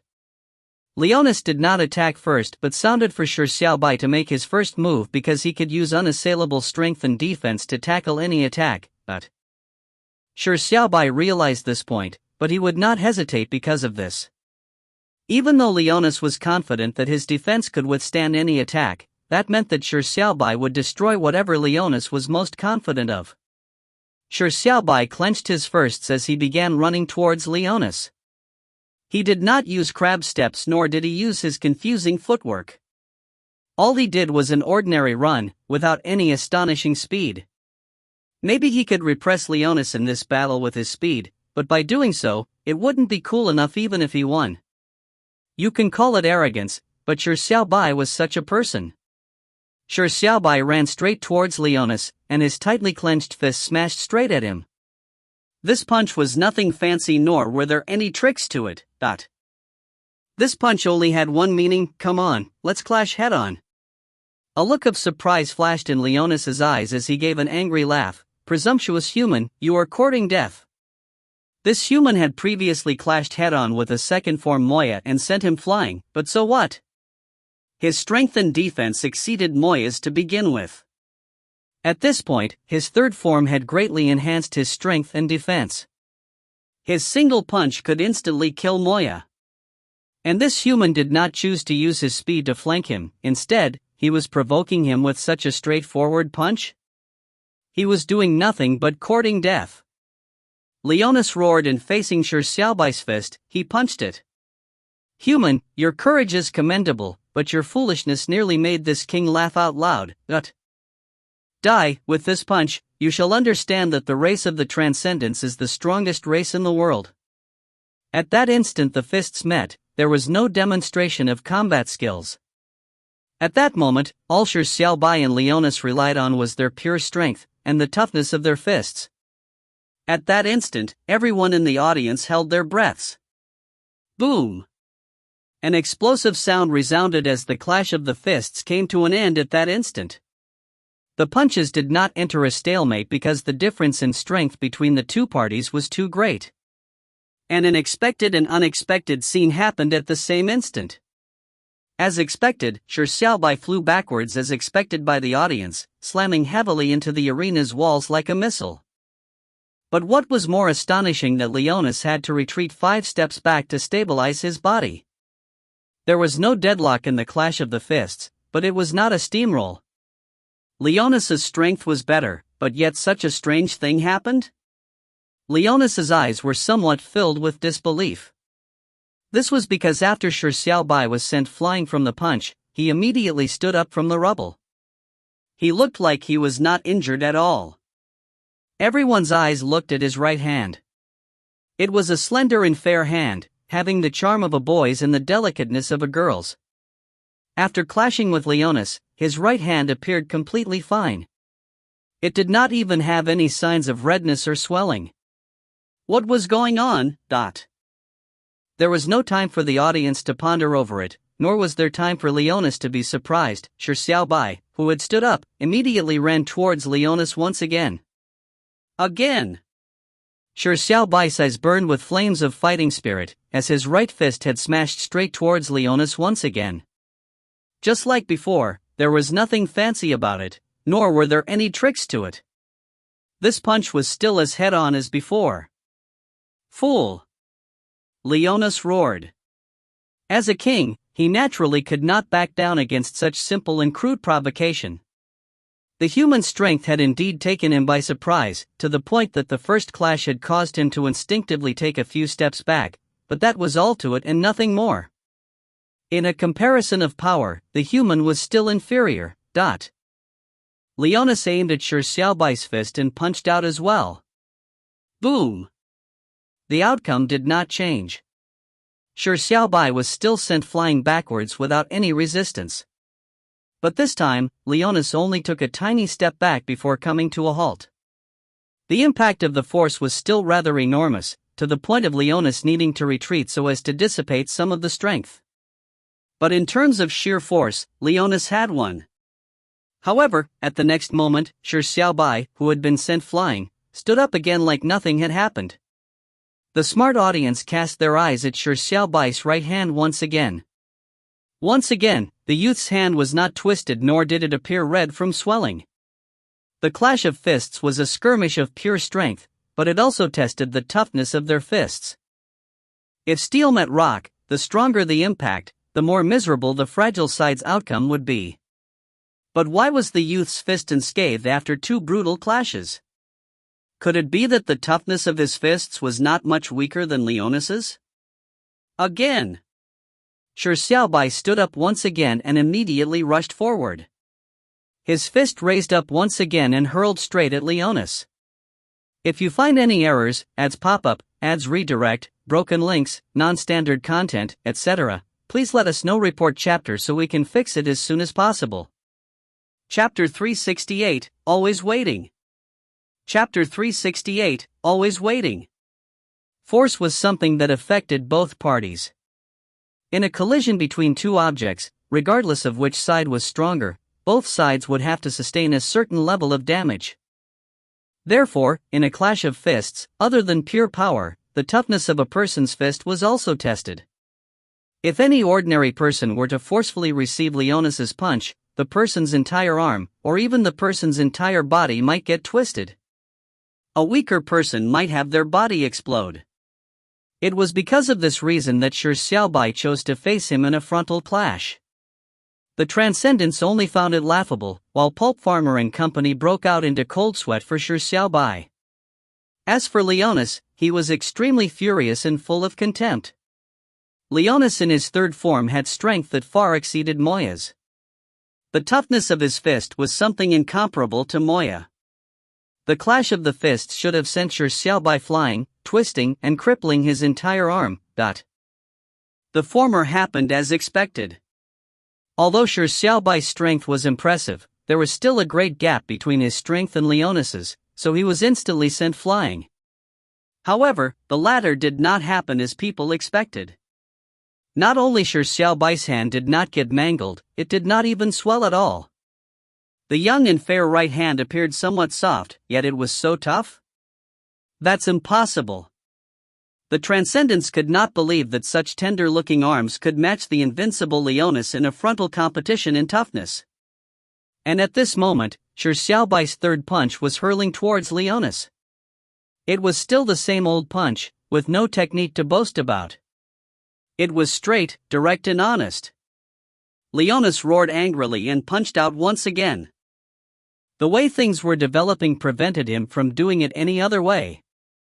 At this moment, whoever first bent was not a man. Boom! The outcome of this clash did not change. The person sent flying was still Shi Xiaobai. Leonis took half a step back and roared. He did not appear happy at his victory, instead his face turned uglier. And in the next moment, Shi Xiaobai, who had been sent flying, got up once again. He rushed at Leonis, and punched out a fourth time. This scene was somewhat reminiscent of the past. The Transcendents exclaimed, "Holy shit, is this human some cockroach that won't die? He has been sent flying thrice, yet it's like nothing happened." Does he think that by attempting again and again would result in something different? The gap in strength between him and King Leonis is just too great. Even if this goes on a few more times, he will still be destined to fly away. No, have all of you forgotten how the human attempted again and again while fighting Moya?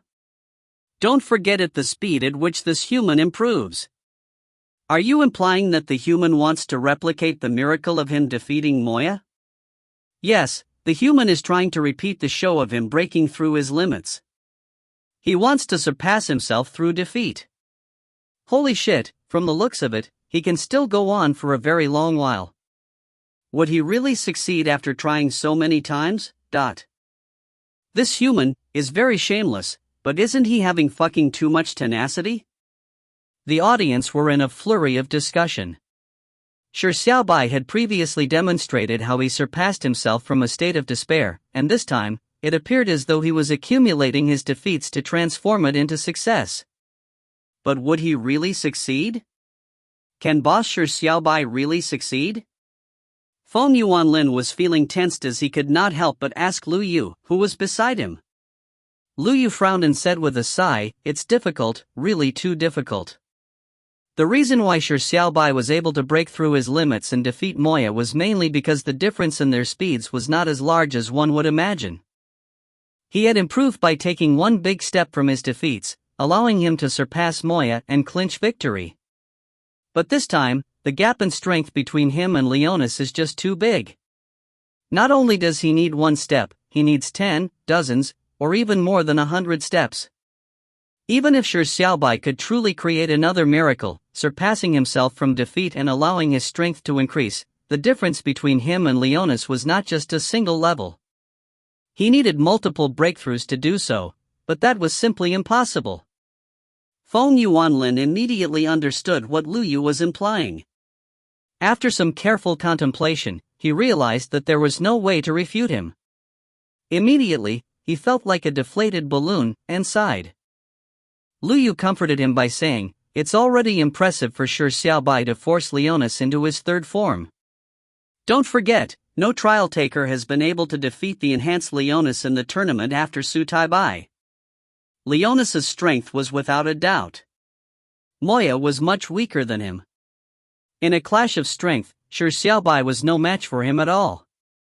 1 punch, 2 punches, 3 punches, 10 punches, 20 punches. Regardless of the number of punches, the outcome did not change at all. Shi Xiaobai was sent flying every single time. However, he never stopped his actions. Like a mirror, it kept repeating. Every time, he would immediately stand up after falling to the ground, charging right at Leonis and hurling a straight punch. The fighting spirit that was burning in his eyes did not lower in intensity, in fact, it was burning more intensely. Even though he had been defeated dozens of times without any suspense. This human is indeed a monster. Regardless of how much a monster he is, it's impossible for him to succeed. The difference is just too big. From the looks of it, he might be able to endure more than 10,000 defeats. It's terrifying. However, it seems like King Leonis is about to lose his patience. Strange, why doesn't King Leonis quickly end the battle? Why does he keep giving the human a chance to improve from his defeats? How terrifying is that ability? Quickly finish him, King Leonis. The Transcendents began to worry in a way that they found laughable. Even though the human's intent was so obvious, why was Leonis sillily allowing the human to attempt time and time again? Such a simple victory would no longer give one any sense of achievement. What Leonis should do was to use his sufficient strength and absolute advantage to crush Shi Xiaobai, and not keep clashing with his fists in such an upright manner. However, Leonis's face was clearly turning uglier, yet, he was continuously waiting for Shi Xiaobai's punch. The way he looked was as though he was stubbornly trying to gain victory over something. It was as though his dignity as a king was being challenged. It was as though he would be defeated if he did not clash with that straight punch. What was going on? At that moment, the Transcendents finally managed to see something amiss. Leonis's angry roars seemed to have the signs of pain mingled in them? That's impossible. Suddenly, after an unknown number of fist clashes, Leonis finally roared angrily. He had switched from his right fist to his left fist. Leonis switched hands? At that moment, everyone was appalled and finally realized that the battle they were thinking of was not the true battle. This human was sent flying again and again, yet his fighting spirit was even more intense. It was because he was not waiting for the moment his strength made a breakthrough, but because his fist was tougher. He had been waiting for the instant Leonis could not withstand the impact. If you find any errors, ads pop up, ads redirect, broken links, non-standard content, etc., please let us know report chapter so we can fix it as soon as possible. Chapter 369, Heart Feeling Downtrodden, and Exhaustion That Comes from the Soul. Chapter 369, Heart Feeling Downtrodden, and Exhaustion That Comes from the Soul. In a clash of fists, what did it mean for Leonis to suddenly switch hands? With Leonis's extremely arrogant character, it was impossible for him to shrink back or show mercy. There was only one reason why he would switch hands, he had no choice but to switch them. What was the reason that made him have to switch? The answer could not be any simpler. Leonis's right hand couldn't withstand another impact. He had already realized that his right hand would be injured or it was already injured. He had no choice but to switch to his left hand. Therefore, although Shi Xiaobai's strength was greatly inferior to Leonis's, his fist's hardness was higher. Every time the fists struck each other, the fist that was injured was Leonis's right fist. This was the truth of the matter. This was the reason why Leonis was constantly honestly clashing with Shi Xiaobai. It was because his dignity as a king prevented him from conceding. His confidence as a mighty figure prevented him from believing that his fist was at the disadvantage. But up to that very moment, to the point when he could no longer pay the price of the next punch, that Leonis had no choice but to switch hands, but in a comparison of fists, he had lost. And Shi Xiaobai, who had been sent flying on the surface, had always been at the advantage in the clash of the fists. He was the eventual victor. Miracle? There was no need for that. Shamelessness? It did not even exist. The transcendents who realized the truth were appalled. This is impossible. Isn't King Leonis's physical hardness unassailable in his third form? I remember that in the previous tournament, King Leonis was able to let Moya beat him for 10 minutes. Why isn't he harder than a human? This human is strange. Other than the Transcendents, how can there be another race with such terrifying physical hardness? I seriously suspect that he is actually a bastard child of the Transcendents that went missing, King Leonis, don't hold back anymore. Quickly use your Lion King punch. Use your absolute strength to crush that human, if not, you might fail miserably at an easy task. Begging for the Lion King punch. Stop using such honest punches. Lion King punch. Lion King punch. Lion King punch. Lion King punch. The Transcendents did not wish for Leonis to continue in this embroilment before failing due to an accident. They needed victory. As for winning beautifully, with sufficient posturing, that was less important. The audience's intent was very clear. Hey, stop trying to posture if you can't. It's not like your house is beside a posing ring. Leonis's livid face turned even uglier. He wanted to roar. What do you bunch of backseat warriors know, The truth was slightly different from what everyone guessed. Leonis did not believe that the hardness of his fist was wrecked. He only felt that when he hit the human's fist was exaggeratedly hard, but it was still weaker than his. However, as the amount of force from their clash was enormous, it resulted in his fist feeling some pain after they separated, resulting in the accumulation of injuries. However, such an injury should have been inflicted onto the human as well. Then, the fist that was weaker than his should reasonably not be able to last for long. It did not make any sense. In the conflict that looked like he was competing in strength and hardness, he had actually lost at endurance. It did not make sense. It was impossible, But such a thought made Leonis insist on clashing head-on with Shi Xiaobai's fist because from his point of view, Shi Xiaobai was definitely enduring the pain from his fist. It had to be the case. But he lost control of the situation. Leonis never expected that he would be the first to falter. He realized that if he punched out again, the injuries accumulated within his right fist would very likely instantly inflict serious injuries to him. It would be an inestimable cost. Why was that human able to endure to this point in time? Could it be that he was planning on having his right hand crippled to do battle? This was the only reasonable explanation. Leonis had no choice but to admire the human for his bravery and persistence, but he got a deeper understanding of the human's foolishness. Since you don't want your right hand, this king shall accede to your wishes. Leonis did not comply with the requests of the audience to use his famous technique, Lion King Punch. Instead, he continued using his left hand to clash with Shi Xiaobai. This looked like a tragic stubbornness of a loser. But in fact, he was only doing so to destroy Shi Xiaobai's right hand. Human, your endurance is amazing, so keep enduring it. Endure to the point till there is no way of turning back. When that happens, you will pay the most terrible of prices. Leonis sneered in his heart as he continued to use his left hand to clash with Shi Xiaobai. He did not believe that the endurance from both his hands could not withstand a human's right hand. Just as Leonis expected, Shi Xiaobai was indeed enduring something. However, he was not enduring pain, but trying to stop himself from laughing out loud. That's right, although Leonis in his third form crushed him completely in terms of strength, and his body's toughness was indeed even harder than his Qilin arm's right hand.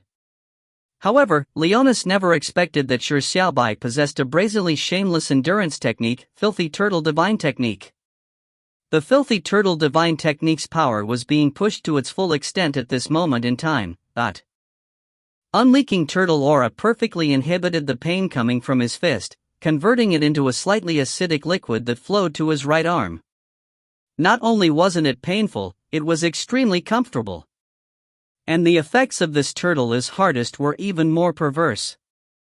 It could convert damage into nourishment for the body, and was instead further enhancing his body's toughness. In fact, this turtle is hardest had several limitations that Shi Xiaobai had failed to put to perfect use. This was because this turtle is hardest would be useless if he was dealt damage that was too high that exceeded the limits of his physique. However, when he bore damage that was very low, the physical toughness increased was hardly much. It was as though nothing was enhanced, so this turtle is hardest was useless. Therefore, this turtle is hardest required damage that was in the middle of the two extremes, which was rather difficult to grasp. However, Shi Xiaobai's luck was perfect. The damage caused by his clash with Leonis happened to be very close to limits of which he could bear. Hence, every punch would have this turtle as hardest convert the damage in Shi Xiaobai's right hand into nourishment. Not only was his right hand not dealt much damage, it was instead gradually becoming harder. Shi Xiaobai's right arm was labeled a Qilin arm, so it was an extremely difficult thing to further enhance it. But at this moment, every punch was a slight enhancement. How could Shi Xiaobai pass up this golden opportunity? The poor Leonis did not even think that the endurance he believed Shi Xiaobai was undergoing did not even exist. The ending he was looking forward to would never come. Leonis's left fist clashed with Shi Xiaobai for more than 10 strikes before he suddenly realized that his left fist apparently became frail compared to his opponent's right hand. No, that's not right. The human's right fist was becoming even harder. If this went on, his left fist would also undergo shock. Seeing the youth charge at him once again, the youth did not appear exhausted or as though he was enduring pain at all. Instead, he looked amused. Leonis immediately regretted. Fuck, what was he doing all this for? Leonis finally silently lowered his left hand this time. Sigh, his heart was feeling downtrodden, it was an exhaustion that came from the soul. It's time to quickly end this farce. If you find any errors, ads pop up, ads redirect, broken links, non-standard content, etc., please let us know. Report chapter so we can fix it as soon as possible. Chapter 370, None of you know anything about strength. Chapter 370, None of you know anything about strength. Leonis felt disheartened, while the audience was also exhausted from watching this. The battle was supposed to have Leonis crush his opponent with his absolute strength, winning victory with a bang. This was the performance they were looking forward to. But what had come out of it now? The human had been sent flying time and time again, but he would climb back up to fight once more. However, Leonis had no choice but to switch his right fist to his left. And from the looks of it, his left fist was quickly unable to withstand the impacts any further. Wasn't this the precursor to failing miserably at an easy task? Amid the din, there were more and more members of the audience that began shouting Lion King punch. They only wished for Leonis to get out of his stupor, giving up an easy victory. After all, this battle had their transcendence, dignity and glory at stake. He was not to be defeated. As such, Leonis quietly lowered his left hand. The eyes of a large number of transcendents lit up as they suddenly stood up. Here it comes. Here it finally comes. Leonis finally wanted to end this farce. Human, you are not bad indeed, but you are just this and nothing more. Leonis sneered, and no matter how much he went easy on his opponent, there was no way he would be defeated. Once he stopped giving his opponent an opportunity, his opponent would be left without any opportunities. This was the confidence that came from being strong. Leonis lowered his left hand and stepped forward with his chest puffed up. He no longer used his fist to collide with Shi Xiaobai's fist, but used his chest instead. By ending this farce of fist against fist, it was a form of retreat and concession that Leonis was reluctant about, but as long as he won the battle in an invincible-like manner, whatever happened before would be viewed as the foreplay before the climax. Boom. Shi Xiaobai's fist struck straight at Leonis's chest. A loud impact sounded, but Leonis did not even take a step back. Instead, the attacking Shi Xiaobai retreated several steps back in a pathetic manner. This was the defensive power of Leonis. For every action, there is an equal and opposite reaction. Therefore, during the collision of fists, Leonis was bearing the reaction from his own strength, resulting in his fist being injured. But now, he was only defending, and with Shi Xiaobai's strength alone, it did not even give him an itch. An unassailable defense could lead any opponent into despair. Human, in front of this king, your strength is like a baby in a cradle. Leonis laughed out loud. At that moment, he needed to posture.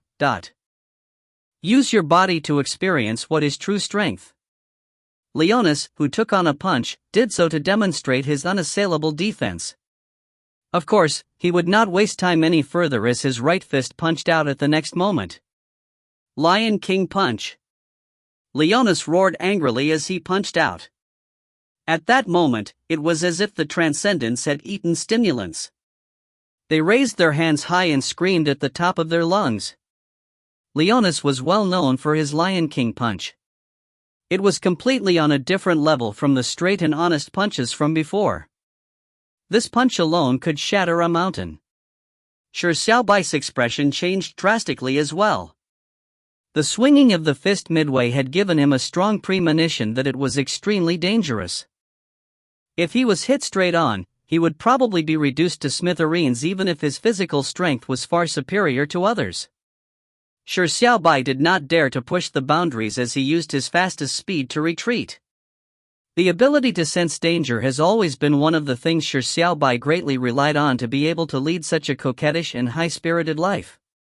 Shi Xiaobai crazily took a few hundred steps back, and nearly reached the boundary of the arena. As for Leonis's punch, it finally reached out completely. Roar! A lion's angry roar resounded throughout the world. The sound of wind, screams and all dins seemed to vanish at that moment. A majestic force blasted out from Leonis's fist through the heavens and earth. Even sound was devoured. As the winds and clouds stirred, the sky suddenly turned dark at that instant.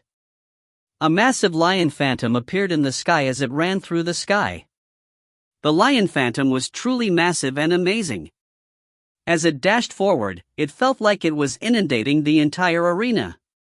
A lion's roar resounded through the skies. Even the protective shields of the arena were shattered as the audience stands tore. A number of audience were affected by the fallout, exploding into pieces suddenly. Shi Xiaobai could not avoid it. This was absolute power. And it had been 7 years since Leonis used the Lion King punch, and at this moment, Leonis's power was far greater than before. It exceeded the imaginations of the transcendents. As the lion's roar gradually dissipated, the stirred clouds and wind gradually calmed down. However, the entire arena was left in ruins. There were piles of rubble as sand blew through the area like a bleak and desolate hell. And on the arena, Shi Xiaobai's figure had already disappeared. There were dozens of transcendents in the audience stands that were reduced to smithereens as a result of the fallout. The human was probably completely destroyed. The transcendents were still reeling in shock, thankful that they were not hit by the fallout, but they also felt sad for the innocent victims of their kind. King Leonis is much stronger than 7 years ago. The power of his one punch is unfathomable. Heavens, we have sacrificed dozens of our kind. King Leonis, don't use the Lion King punch again. At that moment, the transcendents were traumatized by Leonis's Lion King punch. Leonis laughed. It was rare for him to feel the joy of victory and the sense of achievement. It had to be said that the human was truly formidable to give him such great pressure, forcing him to use his killer move, Lion King punch. However, even if the transcendents pleaded for him to use the Lion King punch again, he could no longer use it. This was because the cost of using such a killer move was tremendous. He needed to rest for at least half an hour before he could use it again. If he could continuously use it, he would have fulfilled his ambitions of conquering the world. Furthermore, he did not need to use the Lion King punch again, because the human was definitely dead. Furthermore, it was definite that he had died a tragic death, turning to dust that filled the sky. There would not be any surprises. Shi Xiaobai. Boss Shi Xiaobai. Benefactor Shi Xiaobai. 3 voices sounded from the audience stands. Pulp Farmer and company could not believe that Shi Xiaobai would die just like that. It was impossible for Shi Xiaobai to die this easily. At this moment, there was a commotion from a pile of rubble as a rock was sent flying into the air. Shi Xiaobai obviously had not died. This king might die one day, but it would definitely not be today. And the person to finish this king will definitely not be you. A somewhat exhausted voice came out from the rubble. A figure stood up from the desolate land. He looked somewhat miserable. His black and white hair were disheveled like a bird's nest. His body was covered in dust, and his clothes were quite tattered. There were patches of blood flowing down his skin. He was injured, but he was still alive. Leonis's eyes constricted violently. This human had managed to withstand his Lion King punch and could still manage to stand up? Wasn't this a fucking unkillable cockroach? Shi Xiaobai patted the dust from his body and said as if nothing had happened, "You have been naughty." This king is somewhat angry. The audience stood up once again. This time, their faces were more solemn than ever before. With the human having managed to withstand the punch, what needed to be done to keep the human down? Such an indestructible cockroach was too shameless.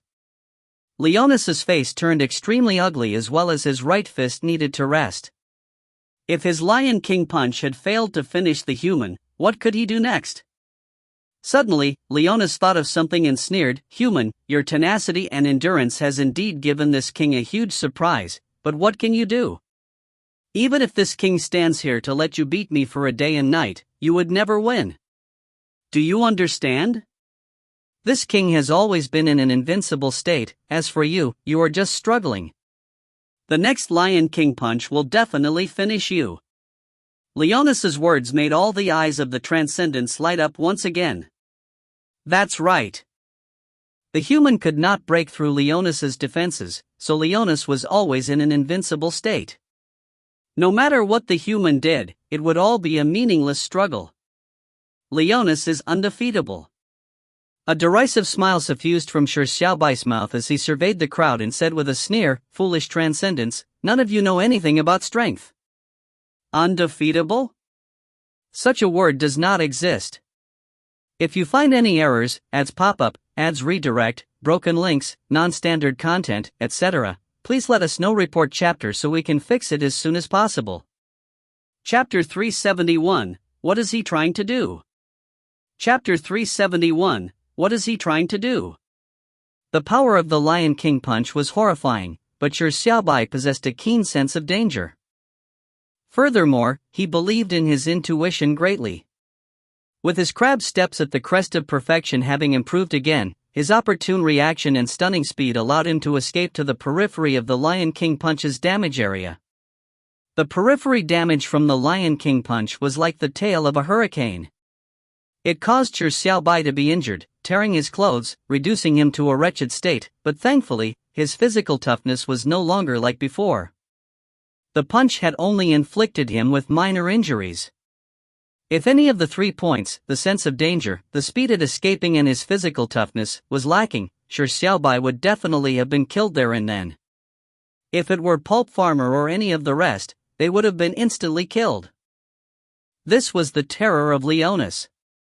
Of course, in the eyes of the Transcendents, Shi Xiaobai was the one who was truly terrifying.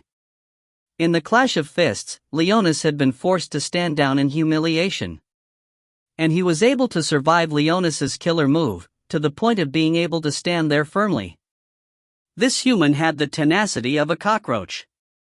He felt unfathomable to the Transcendents, giving them doubtful thoughts like we're doomed. Can King Leonis really smack down the human? However, Leonis remained optimistic with the present situation. Although Leonis had to rest for half an hour after using the Lion King punch in order to use it again, he was thankful that the human's offensive strength was still highly disparate from Leonis's even if he were very tenacious, but that human could not shake Leonis's defense. Leonis's defense was unassailable. This made him invincible. Therefore, Leonis's victory was inevitable. It was only a matter of time. The Transcendents had such thoughts in mind, while Leonis had the same confidence in himself. Even Pulp Farmer and company had grim looks on their faces. They were unable to avoid the unavoidable question. The reason why no trial taker was able to defeat the enhanced Leonis after Su Tai Bai was because Leonis's defense had been enhanced to a heaven-defying level. However, Shi Xiaobai did not think so. Undefeatable? That did not exist. Leonis said with a sneer, "Come on, human. You can still struggle for a while. Use your strongest move and see if you can make this king blink even once." But as Leonis said, he crossed his arms across his chest, completely belittling Shi Xiaobai. The Transcendents cheered for Leonis. Although Leonis was forced to use his defense to shamelessly achieve a win, the only thing that mattered was to win the battle. Now, they were united against an external force. Shi Xiaobai shook his head with a laugh. This bunch of idiots that were dominated by thoughts of racial superiority did not understand a thing about power. He couldn't break through Leonis's defense? There would be no surprise to this battle? This king never needs surprises, because this king will create miracles. Shi Xiaobai gradually clenched his right fist as wind began to howl. His body suddenly moved as he moved at a speed that left no time for one to cover one's ears, but everyone stared with widened eyes, afraid that they would miss the next scene. What was the human's limit? The next move he used was probably his strongest move. Was it able to shake Leonis's defense? The Transcendents felt their hearts tighten. However, the next scene left them somewhat flabbergasted. Because the extremely fast Shi Xiaobai charged straight in front of Leonis before suddenly winding away. Furthermore, Shi Xiaobai did not stop. His body was as fast as lightning, as though he was traversing the entire arena. The sound of wind whistled as constantly blinking figures dazzled everyone. However, every time it approached Leonis, it would suddenly change directions. He reached every corner of the arena but did not attack throughout this process, as though he did not plan on attacking at all. What is the human trying to do? He probably knows he won't be able to cause King Leonis to move, so he plans on running all around and suddenly sneak in an attack. Fool, King Leonis's physical defense is solely a result of his strong body. As long as he stands there, he is like an unshakable mountain. Even if the human sneaks an attack, it will not cause any harm to King Leonis even if he were sleeping. Ha, this human is really at the end of the rope. Keep running, no matter how much you run, it will be useless. King Leonis can take a nap during this time. The Transcendents were delighted. Even though the human did not choose to attack straight on but instead darted randomly around the arena, it was enough proof that he did not have the confidence to tear through Leonis's defenses. All he could do was a comical struggle. Pulp Farmer and company did not think so because they understood Shi Xiaobai well. Shi Xiaobai was not a despicable person who would look for an opportunity to sneak an attack. He definitely had his reasons for his actions. What was his intent? Feng Yuanlin wondered out aloud, what is boss Shi Xiaobai up to? Can the two of you tell? Pulp Farmer shook his head and said, no, I can't, but it probably has nothing to do with a sneak attack. Leonis's defense is pure physical defense. No matter how well-timed the attack is, it will be useless. With Shi Xiaobai's intelligence, he should know that. Lu Yu shrugged and said, don't try guessing benefactor Shi Xiaobai's thoughts. The three could not figure out Shi Xiaobai's intent. Leonis was confident that he had seen through Shi Xiaobai's intentions as he said with a sneer, foolish human, if you think that there would be any effect by attacking when this king is relaxed, keep struggling then. This king will sleep for a while. After Leonis said that, he closed his eyes. In the previous tournament, Moya had once used the advantage of his speed to dart around the arena and grasp the moment when Leonis relaxed, hoping to succeed in his attack. Such a common trick was something that did not surprise Leonis. After all, against his unassailable defense and invincible strength, the miserable weaklings could only grasp futilely at slim hopes. But by doing so, what use was there? Leonis sneered in his heart. It was just a foolish struggle. Now, all he had to do was wait to see for how long the human would struggle. Now, he had plenty of patience. Shi Xiaobai was so fast that his figure could not be seen, but he was constantly darting through the arena, with no pattern to his whereabouts. It was completely erratic, but whenever he approached Leonis, he would deliberately avoid him, and did not linger around Leonis. This made the Transcendents begin to suspect if he really was thinking of sneaking in an attack. When would this human's attack happen? 3 minutes later? 5 minutes later, 10 minutes later? The outcome left everyone extremely speechless. For 30 minutes, the human was scurrying around the entire arena. What is he trying to do? What is he waiting for? For a half an hour, the audience only saw a dazzling figure constantly moving. It was so dazzling that it hurt the eyes. Fuck, it was tiring just watching this, so how could the human that kept maintaining such a fast speed not be tired? Leonis opened his eyes and to be honest, he was tired waiting as well. He felt like he had been played for a fool. This human apparently was out of tricks. He was simply buying time. Let this king end this struggle of a weakling. Leonis sneered as he gradually bent his right arm and clenched his fist. 30 minutes had passed. Leonis could use his Lion King punch a second time. If you find any errors, ads pop up, ads redirect, broken links, non-standard content, etc., please let us know. Report chapter so we can fix it as soon as possible. Chapter 372, The Hard to Beat Leonis. Chapter 372, The Hard to Beat Leonis. From seeing the speedy figure that could not be discerned darting through the arena, they initially found it dazzling and cool, but after some time, it felt like watching a boring farce. There were even some members of the audience who were worried that they would miss an interesting scene, resulting in them to stare for the entire 30 minutes. Their eyes were sore, with 10,000 fucks flying across their minds. What was the human trying to do? He was at the end of the rope, so all he could do was buy time? The audience was already booing, urging Leonis to quickly finish the boring struggle.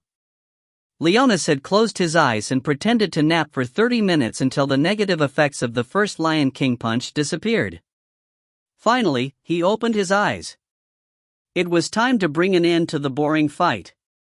Against his unassailable defense, the arrogant human could only reflect over his powerlessness and put up meaningless struggle. How laughable it was. 30 minutes of his time had been wasted, so the human would have to pay for it with his life. Leonis bent his right arm and clenched his fist, in preparation to punch out. This punch was none other than the Lion King punch. When the Transcendents saw Leonis's actions, their eyes gradually lit up. Most of the audience stood up at that moment as they raised their arms while cheering. It was an extremely lucky day to be able to watch Leonis's killer move twice in a single day. Of course, there were a number of audience who jumped and fled in another direction because the spot where they were was where Leonis was punching towards. Previously, the scene of Lion King punch's aftermath having killed dozens of Transcendents was still fresh on their minds. Against mortal danger, these members of the audience naturally did not have any mood to marvel at the sight. All they could think of was to flee. Leonis was in no hurry to punch out. He waited for the audience to retreat, and he was also waiting for the moment to punch out. At this moment, the human was still darting around erratically, with no pattern at all. Even though he had already taken action to punch out, the human still dared to enter a region close to him. The human was truly irritating and he was courting his own death. Leonis observed for a moment and realized that the human dared to come within 100 meters of him. Immediately, he could not help but sneer. The audience were already chanting in unison. Lion King punch! Lion King punch! Lion King punch! The 30 minutes of boring waiting had been for this moment. It's time to punch, King Leonis! Leonis still did not punch out. This time he was extremely patient, like a beast lying in wait. He was waiting for the best moment to pounce at his prey. The human had been jumping for too long, so this punch needed to kill him. As the audience sensed the terrifying killing intent from Leonis, they gradually fell silent and held their breaths. The human was still darting around rampantly, as though he did not sense the killing intent and that he was facing grave danger. He still dared to suddenly turn away in front of Leonis. Leonis was waiting for that moment. As for the human, he appeared to constantly provide opportunities for Leonis. What was going on? No matter what tricks you are playing, in front of absolute strength, it's all a waste of time. Leonis sneered in his heart as he became extremely concentrated. The human's speed was really very fast. Having maintained this speed for 30 minutes, the human had surprised him as well. However, if that was the only thing he was capable of, death was his final outcome after the 30 minutes. It's now. Go to hell. Suddenly, Leonis opened his eyes wide and the strength that had gathered in his fist came smashing forward. At that instant, Shi Xiaobai, who had been darting around randomly, appeared 50 meters in front of Leonis. This was within the death zone. No matter how fast the human was, there was no way to escape the blow at that distance. The punch was sure to kill. Roar! A deafening roar resounded through the world as a massive lion phantom that shrouded the entire arena appeared from Leonis's fist that punched at Shi Xiaobai. The massive lion phantom charged in the sky, tearing through the clouds and wind, causing a layer of stone to lift off, sending rubble swirling in the sky. Pulp Farmer and company anxiously shouted, "Quickly dodge!" Dodging might be too late. However, if he did not dodge, he would no doubt be killed. Suddenly, Leonis's pupils constricted as though he had seen an incredulous scene. Keen-eyed members of the audience revealed looks of shock. They saw that the figure that was constantly darting around randomly suddenly come to a stop when Leonis punched out. He stopped 50 meters in front of where Leonis was. It was where the massive lion phantom's jaws were about to reach. As for the human, his pose was somewhat odd. He had his fist clenched, and his right arm was nearly straightened, as though he has just finished a punch. What was going on? Was this human sending himself to death? At that moment, Lu Yu's eyes suddenly lit up and shouted, "No, it's that move." That move? Which move? Lu Yu did not know what that move was called either, but the pose Shi Xiaobai was currently in was one he had previously seen before. Furthermore, he had a deep impression of it. It was impossible to forget it. And at that moment, the massive lion phantom was right in front of Shi Xiaobai. Leonis laughed maniacally. It's time to die in pieces. To be struck by the Lion King punch head-on? The human was already a corpse. The massive lion phantom's jaws devoured Shi Xiaobai at that instant. Boom, dot. A deafening explosion resounded. At the instant the massive lion phantom touched Shi Xiaobai's fist, it suddenly exploded like a pricked balloon. The straight arm and fist looked like a spear at that instant. Leonis was astonished, for in the next second, he suddenly felt an immense amount of energy that he found irresistible surge at him, inundating him. As he faced the immense power, his apprehensive instinct made him want to crazily dodge, but he could not move a step. What was this power? Bang! At the instant the massive lion phantom shattered like ruptured bubbles, the sound of the impact resounded.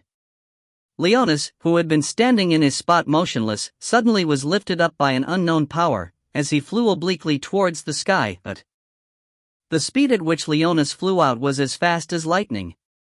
The audience behind Leonis felt a gust of wind blow before they saw a figure flying past their heads into the sky, towards the far edge of the firmaments. Did Leonis ascend into the heavens as an immortal? No, Leonis was sent flying. What had just happened? The transcendents were dumbfounded.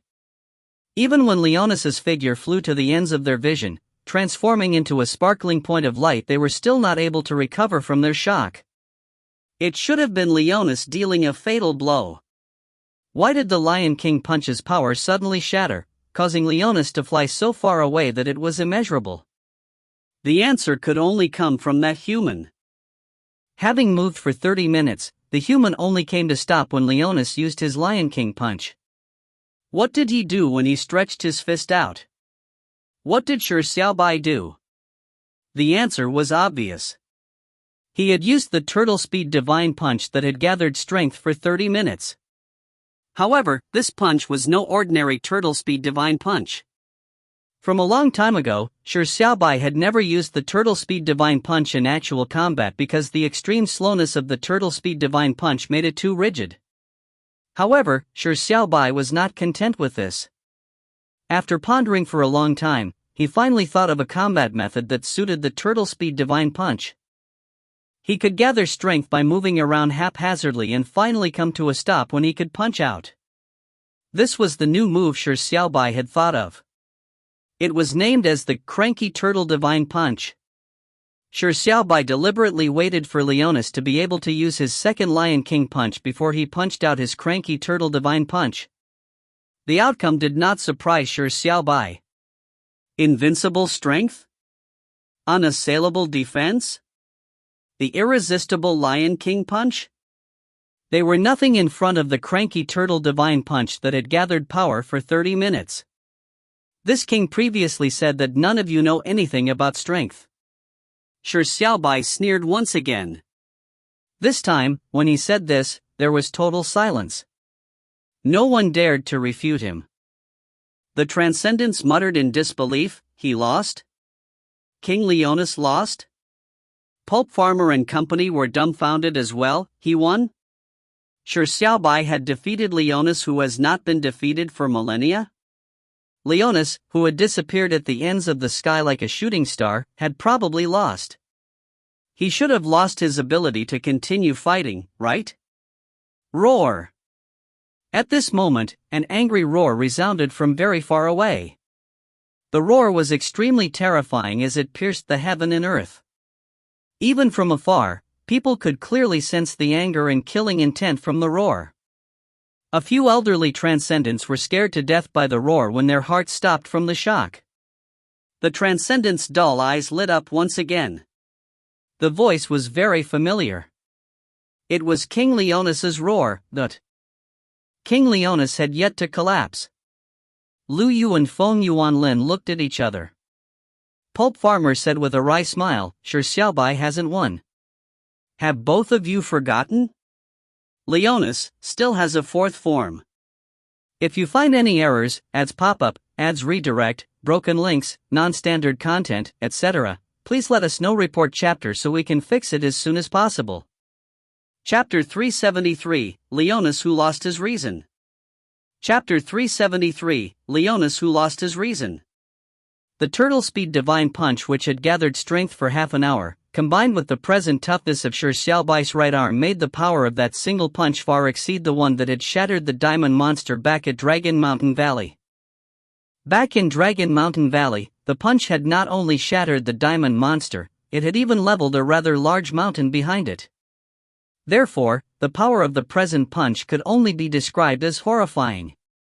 However, when Shi Xiaobai produced the punch, he had deliberately aimed at an upwards angle, so it did not directly hit Leonis.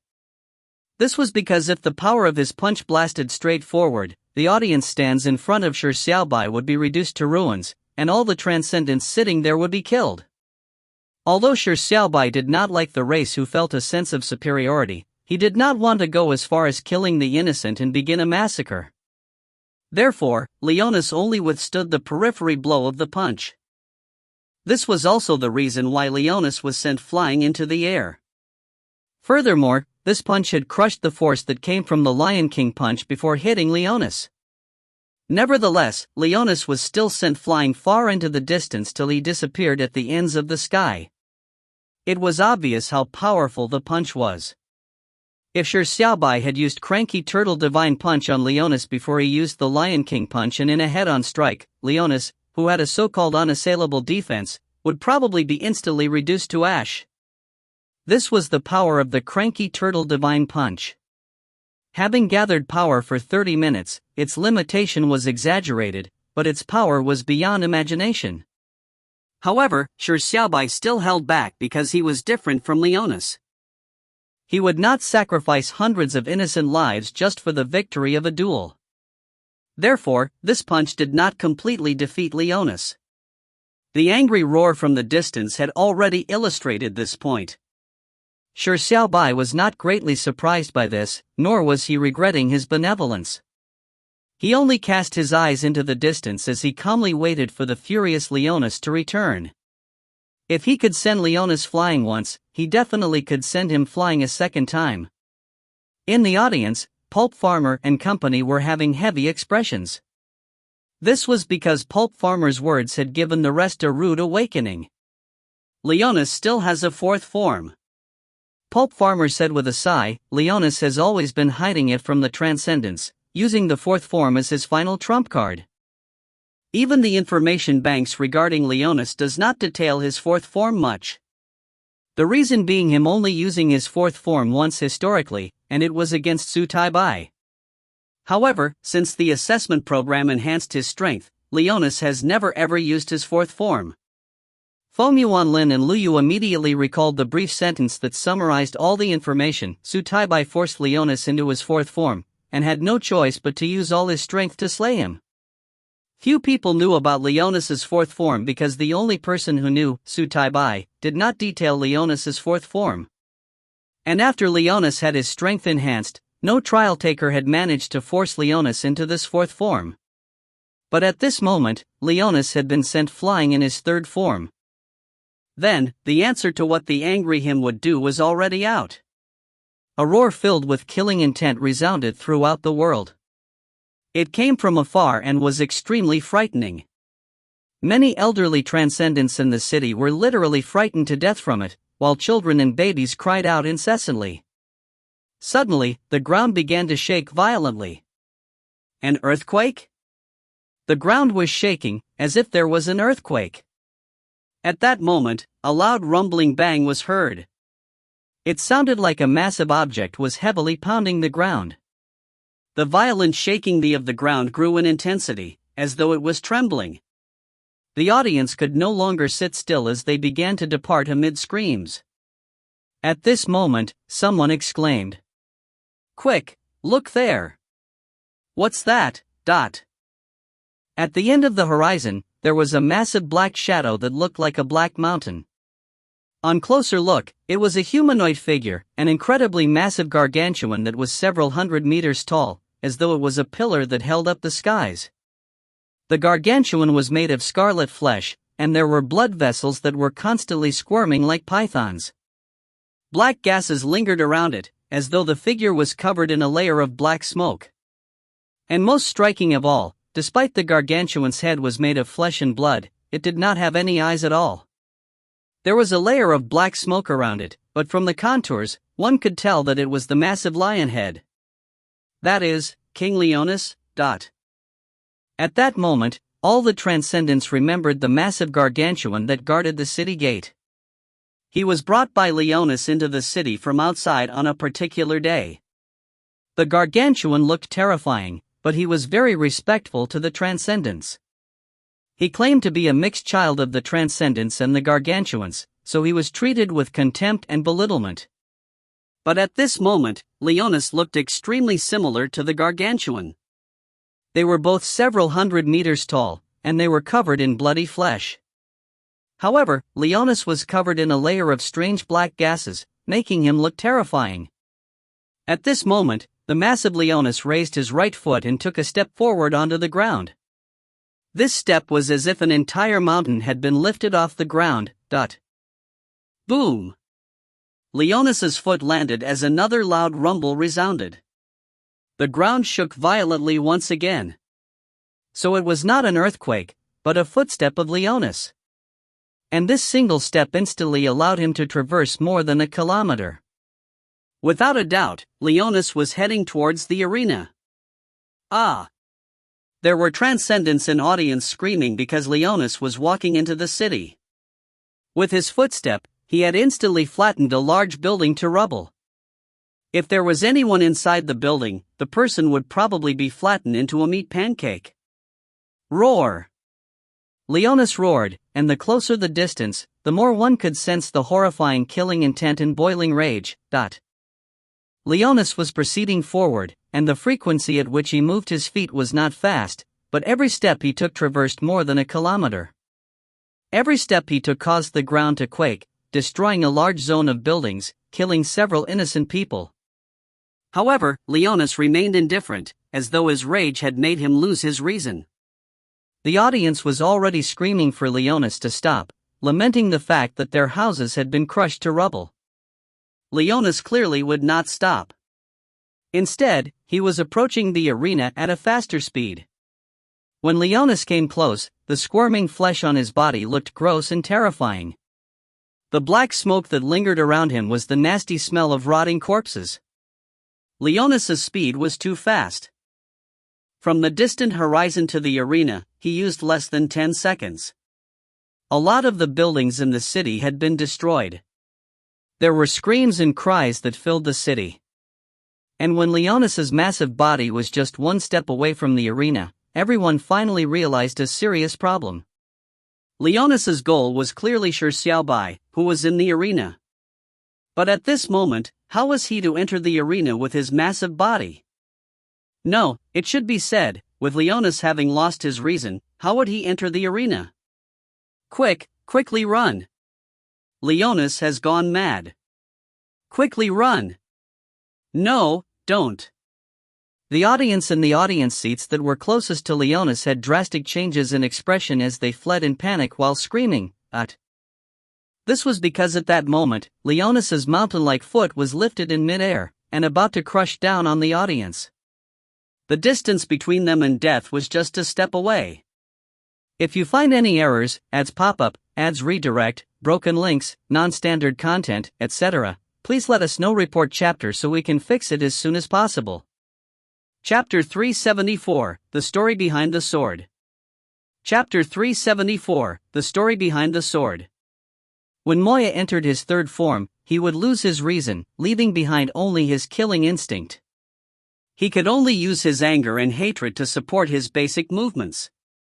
As for Leonis, he was stronger, so he was able to maintain his consciousness in his third form. However, after Leonis entered his fourth form, he clearly was not able to maintain his reason. His eyes were only filled with killing intent and rage. He only had one enemy in mind, and everything else was in existence that apparently did not matter to him. At that moment, he was not the king of the Transcendents, but an angered avenger. All the obstacles to his revenge would be destroyed, be it the ice-cold buildings or the warm lives. There was no difference to them being alien foreigners or familiar people of the same race. It was the same with the wall and the audience stands connected to it that separated him from the wretched human. Leonis lifted his foot and was prepared to land it, regardless of the number of lives screaming underneath it. The northern wing of the audience stands looked up and saw a gigantic shadow filling the sky. The black smoke that lingered emitted a repugnant stench, and the flesh beneath the foot was squirming. Boils bulged from the skin, their outlines resembling featureless faces. Gross in terror, but most people felt fear. Because at that moment, the gigantic black shadow was about to crush down over them. It was like a mountain falling from the sky. Death was just a footstep away from them.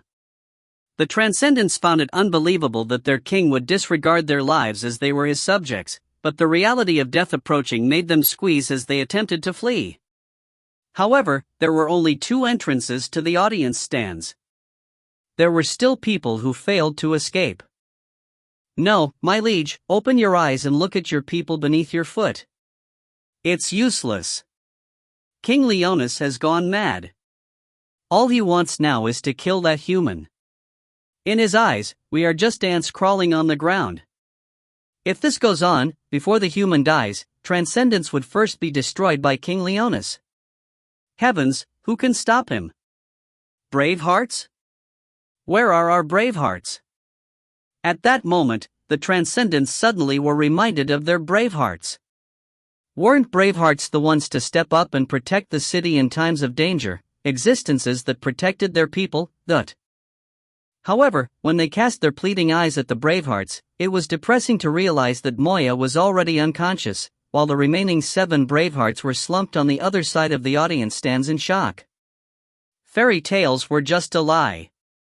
Bravehearts would not stand up at the moment of danger because compared to the lives of others, the Bravehearts cared more about their own lives. At that moment, other than frantically running away, as well as praying that Leonis would come to his senses at the final moment, there was no other option. Despair did not mean that there wasn't any hope, but the hope was so slim that you no longer had the courage to believe in it. Then, it was as despairing as well. At this moment, the sky was shrouded in such a despair.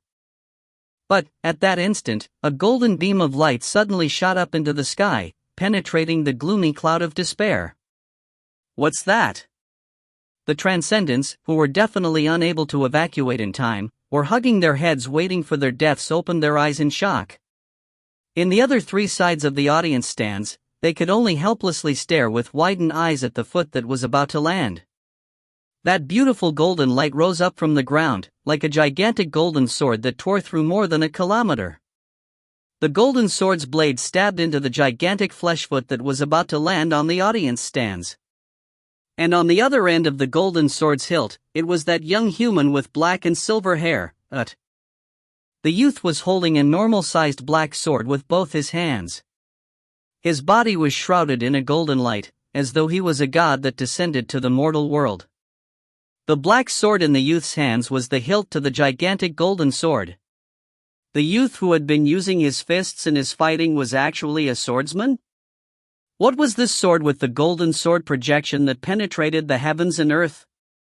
Why did he suddenly use such an attack at this moment? Was he saving them who belittled humans all this while? At that moment, the Transcendents had all kinds of questions in their minds. But the answer they wanted to know the most was whether the sword attack was able to block Leonis's foot. Boom, dot. An explosive blast sounded as an incredulous scene happened before everyone's eyes. The gigantic golden sword projection tore right through Leonis's right foot. As Leonis roared in pain, his massive body fell backwards. It was like a wall hundreds of meters tall was collapsing. Bang! A deafening boom from the impact echoed as Leonis crashed to the ground. Countless buildings were crushed as tremors were felt through the land. It was as if the audience stands bounced up as several people fell to the ground after not being able to get their footing. However, they stood as fast as possible while turning their heads in disbelief. The black smoke in the sky had already vanished. Replacing it was a resplendent golden glow, glowing alongside the sun's beaming rays. The sword attack had managed to send the gigantic Leonis to the ground. The sword attack had saved the transcendents that were about to die under the foot of Leonis. Roar! An angry roar resounded. Everyone's faces changed drastically. Leonis, in his fourth form, obviously would not be so easily defeated. The angry roar nearly tore through the eardrums of everyone. The ground trembled once again, at an intensity higher than before. The fallen Leonis was about to stand up once again. Head towards the south. A calm voice suddenly resounded, like a clock that sounded in the dead of the night. The youth who had spoken suddenly walked towards the north with sword in hand. The spectators in the audience stands were dazed for a moment before finally understanding the meaning of his sentence. The fallen Leonis was about to stand up again. The northern side where Leonis was a death zone like hell. The youth who was at the greatest risk should have fled to the south, but at this moment, he was heading to the north with sword in hand. It was because he was leaving the safest spot to them. Why? Why was the one that nearly brought death was not the notorious infernal king, but King Leonis they thought of as king? Why was the person standing forward to save them not one of their bravehearts, but the human that they had been treating with contempt? The world's greatest irony could not be any better than this. However, against death, the arrogant transcendents did not make any snide remarks about the irony. Instead, they noisily escaped. The sword attack had managed to buy them enough time to escape. But at this moment, the sword-wielding youth, who was walking outside of the arena, stumbled. He nearly fell to the ground but managed to stabilize his body with his sword. Upon seeing this scene, the transcendents focused their eyes and saw that the youth's face was extremely pale. They suddenly realized something. Every form of the transcendents enhanced the strength of the previous form by several times. Leonis, in his third form, was already extremely powerful, so it was obvious how terrifyingly mighty his fourth form was. Then, how was the human able to use a single sword attack to send Leonis to the ground? The sword attack he used must have made him pay a certain price. If you find any errors, ads pop up, ads redirect, broken links, non-standard content, etc., please let us know. Report chapter so we can fix it as soon as possible. Chapter 375, Even a fly wanted to bite a piece of meat from a lion. Chapter 375, Even a fly wanted to bite a piece of meat from a lion. For Shi Xiaobai to be able to strike down Leonis in his fourth form, it was obvious that he did not use any ordinary sword technique. It was a fake Excalibur sword technique that Shi Xiaobai created. This technique used the turtle speed divine punches method of compressing power as well as the idea of how all the energy is used at an instant from 1 second Shura. Together with the power of his sword truth, Excalibur, it resulted in the creation of this technique. Shi Xiaobai had previously used it against Heartless in the 4th level as well as when the black-robed blood figure attacked Sunless in the 5th level. Both times, he was emptied of all his energy. Therefore, this sword technique could be called One Sword Shura. The destructive power of the technique was extremely powerful, but the price was very high. It was a single strike that placed everything at stake for victory.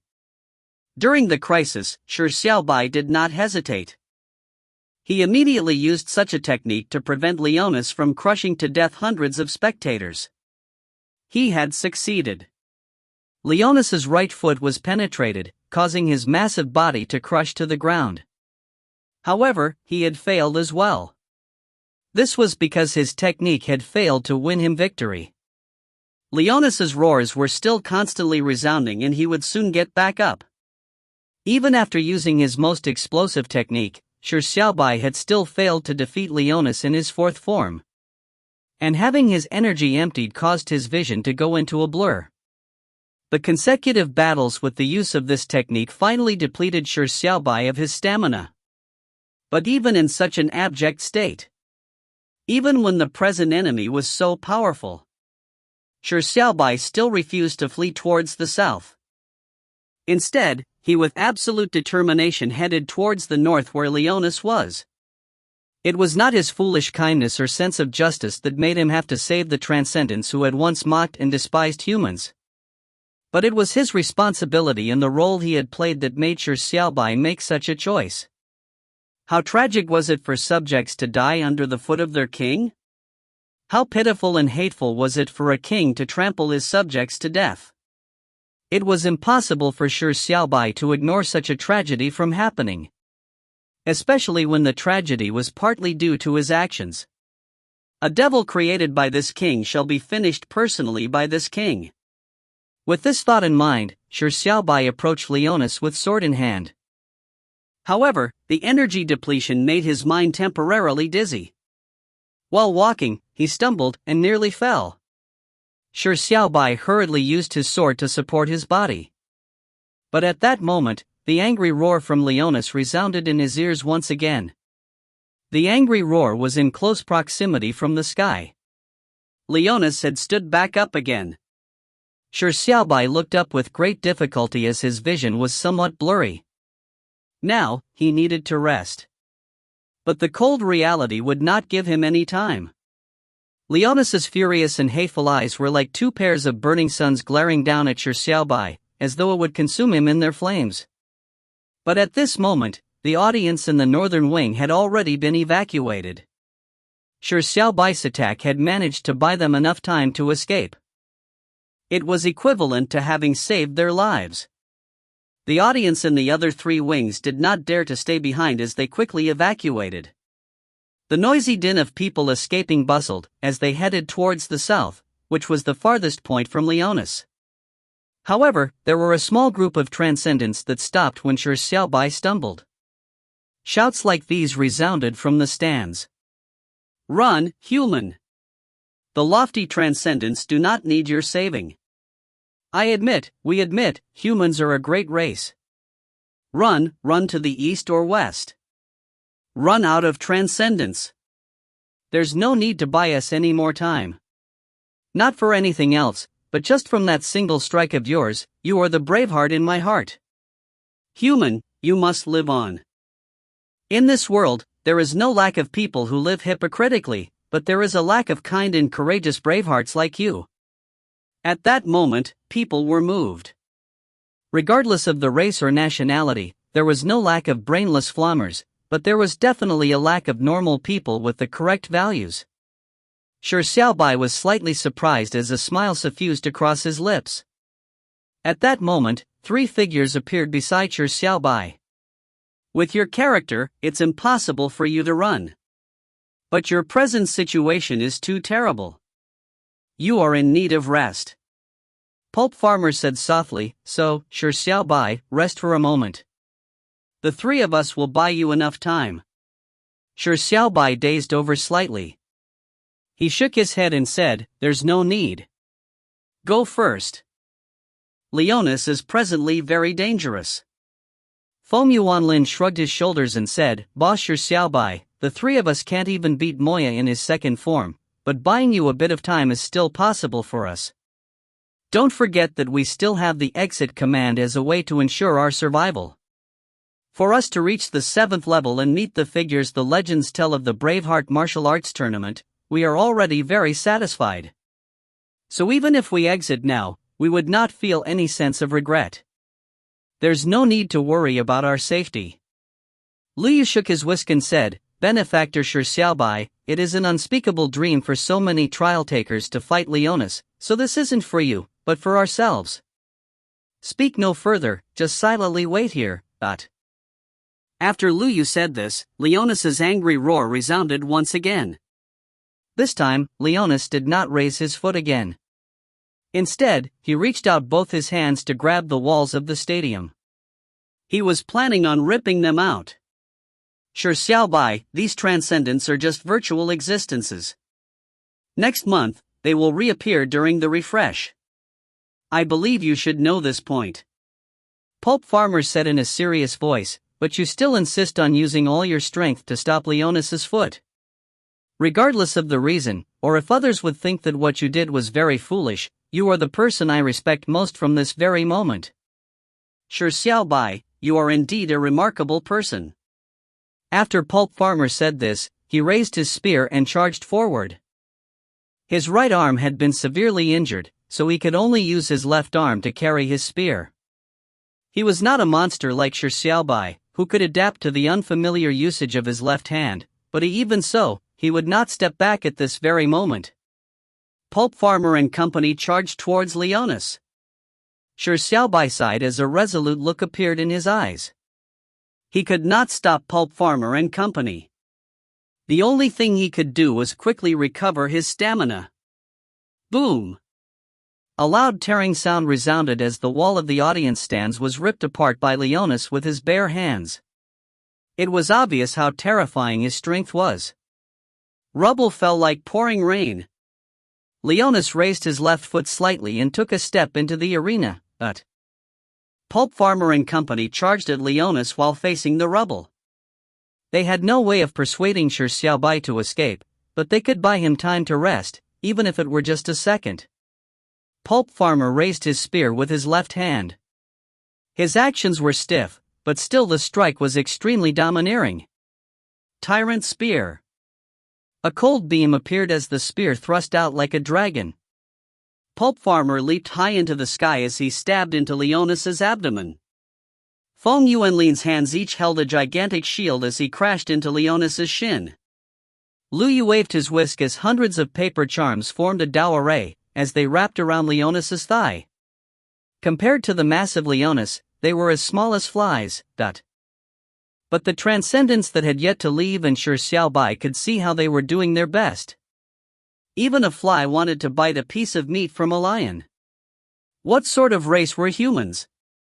If you find any errors, ads pop up, ads redirect, broken links, non-standard content, etc., please let us know. Report chapter so we can fix it as soon as possible.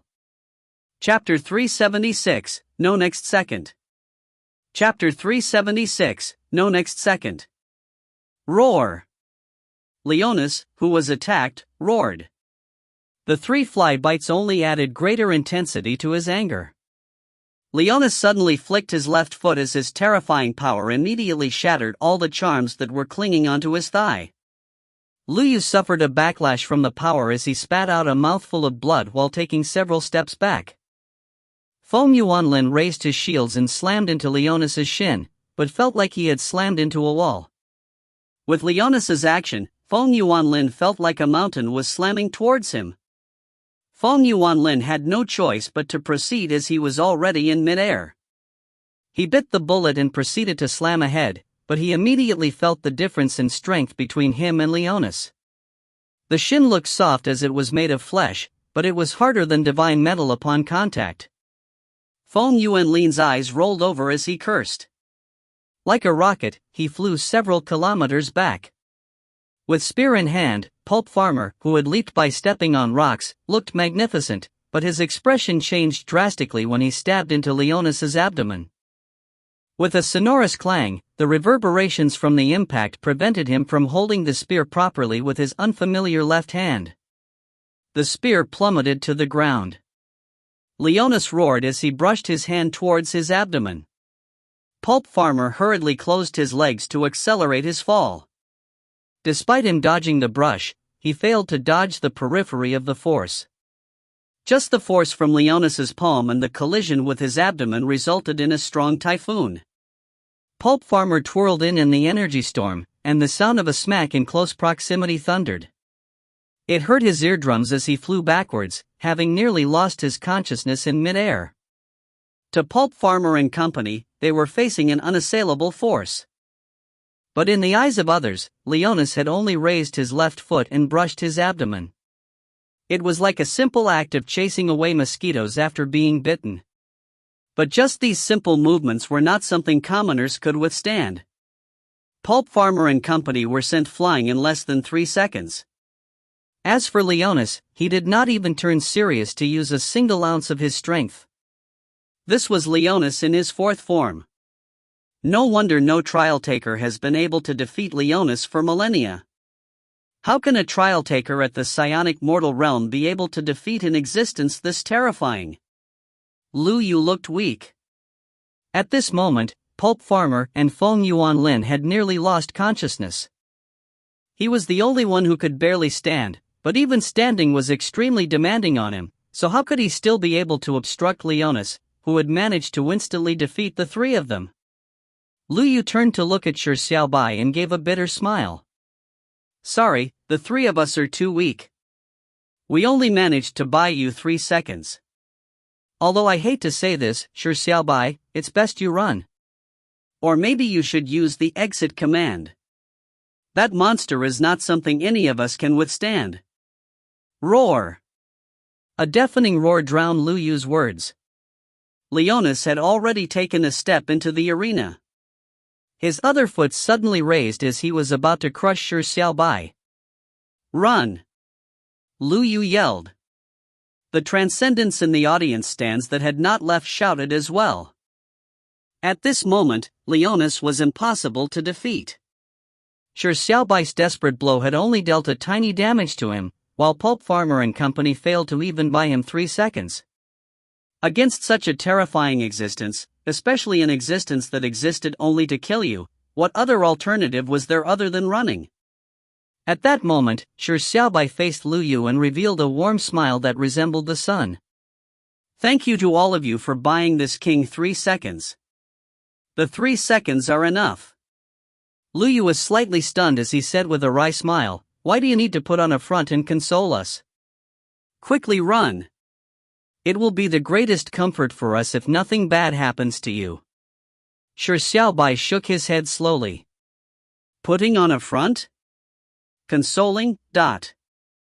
He would not do such a thing. 3 seconds was a very short period of time, but it was enough to determine the outcome of the battle. In fact, buying him even 1 second was enough. Because this second was enough for Shi Xiaobai to do something that would absolutely turn the tables. Shi Xiaobai crushed the golden pill that he had just placed in his mouth. Yes, at that moment when Leonis's foot came crashing down from above, Shi Xiaobai had doped. The pill was named 1 second Shura. He was awarded 3 by the absolute choice. Previously, Shi Xiaobai had used 2 of them, once during the battle exchange between Gaia and Zeus, allowing him to one-shot Heartless. The second time was when he used it to protect Sunless, reducing the black-robed bloody figure into a pool of blood. And this time, against Leonis in his 4th form, Shi Xiaobai, who had nearly expended all his energy after using Excalibur, finally consumed the last 1 second Shura pill. Nearly all his little remaining energy was compressed like a sponge, squeezing out a drop of water. It was this energy that was as tiny as a drop of water that allowed Shi Xiaobai to do an absolute counterattack. He still had 1 second. Shi Xiaobai charged forward like a beam of light and instantly jumped onto Leonis's left foot. Moving up along Leonis's left leg, he had a stunning speed that was as fast as lightning. Killing intent gathered in Shi Xiaobai's eyes. As he ran, his eyes constantly swept the squirming flesh. He needed to find the red line. Finding a redness in a sea of scarlet was an extremely difficult matter. However, Shi Xiaobai saw it. In the massive body, under the shrouding of the black smoke, in a crack of the squirming flesh, there was a very, very short red line that was about the size of a dot. Shi Xiaobai did not hesitate as he rushed to the red line's location. He only had a short second.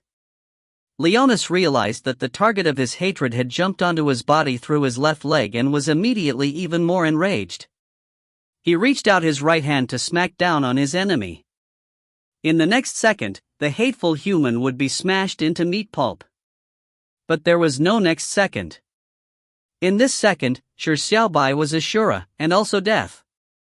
A psionic knife appeared in Shi Xiaobai's hand. This king hates the rich aura of darkness on your body. Shi Xiaobai raised his knife and stabbed at the red line that was nearly the size of a point. This knife was called Pig Slaughtering Knife. It was specially to kill swines that were filled with an aura of darkness. His knife slashed downwards. As though there was nothing obstructing it, the knife instantly sank into Leonis's flesh. Leonis's right arm was stuck in midair. Roar! A loud scream filled with indignation resounded through the world. Countless pieces of flesh and blood rained down from the sky. As Shi Xiaobai plummeted, another figure was falling with him. It was a green-skinned dwarf with a lion head.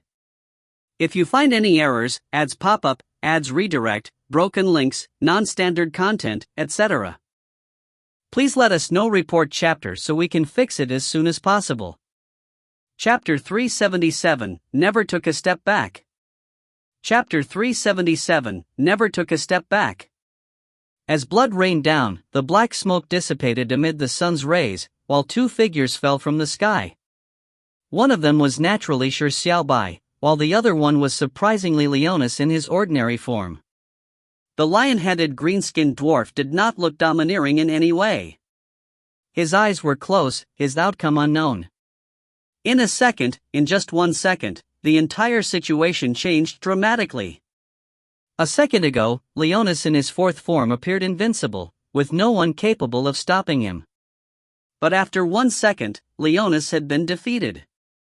Leonis had been defeated. It was incredulous how he had been defeated. No one saw what exactly had happened, nor could they understand what had happened. All that was seen was the youth charging onto Leonis's body in a split second. He was seemingly holding onto a short knife, and very simply stabbed it into Leonis's body. When comparing that tiny blade with Leonis's 100-meter-tall body, it was like a tiny star in the vast night. And that lone star was sufficient to illuminate the entire night sky. A one-shot of Leonis in his fourth form?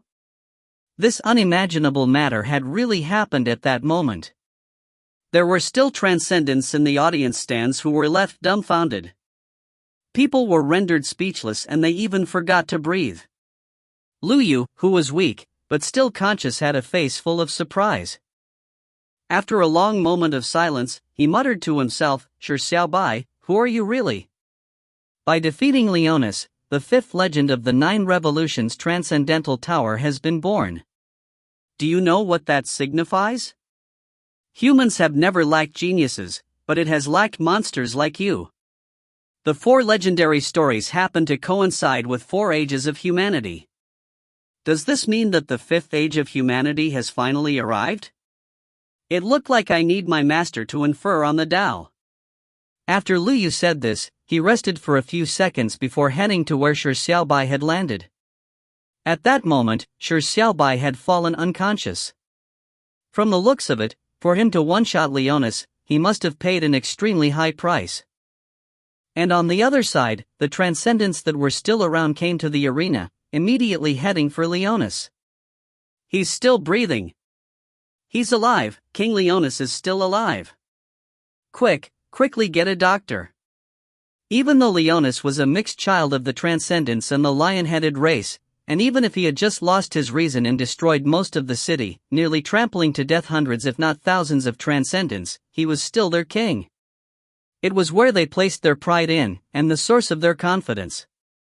Compared to those who only enjoyed a reputation unwarranted to their worth, like the 7 of the 8 bravehearts who ran faster than anyone in times of danger, King Leonis was worthy of the trust and respect. The transcendents naturally did not wish for King Leonis to die in battle. Thankfully, although Leonis was extremely weak, he was still breathing just barely. King Leonis was still alive. Soon, the transcendents, who had fled, saw the rain of blood as well as the sudden disappearance of Leonis's massive body and realized that the crisis was over. They carefully returned to the arena. The news of Leonis being defeated proliferated transcendents like wildfire. And any transcendent that witnessed the shocking scene found it impossible to exactly describe the truth of the matter. They could only vaguely tell everyone that Leonis was one shot. This fact that sounded absurd naturally was not believed by most people, but the transcendents who were present were unanimous in their description, causing no one to doubt them. But the story today was destined to become an exaggerated legend. It would also leave behind a thick stroke in the history of the Braveheart martial arts tournament. A human that suddenly appeared managed to send Moya in his second form flying with a punch. He managed to break through his limits, crushing Moya in his third form with absolute speed.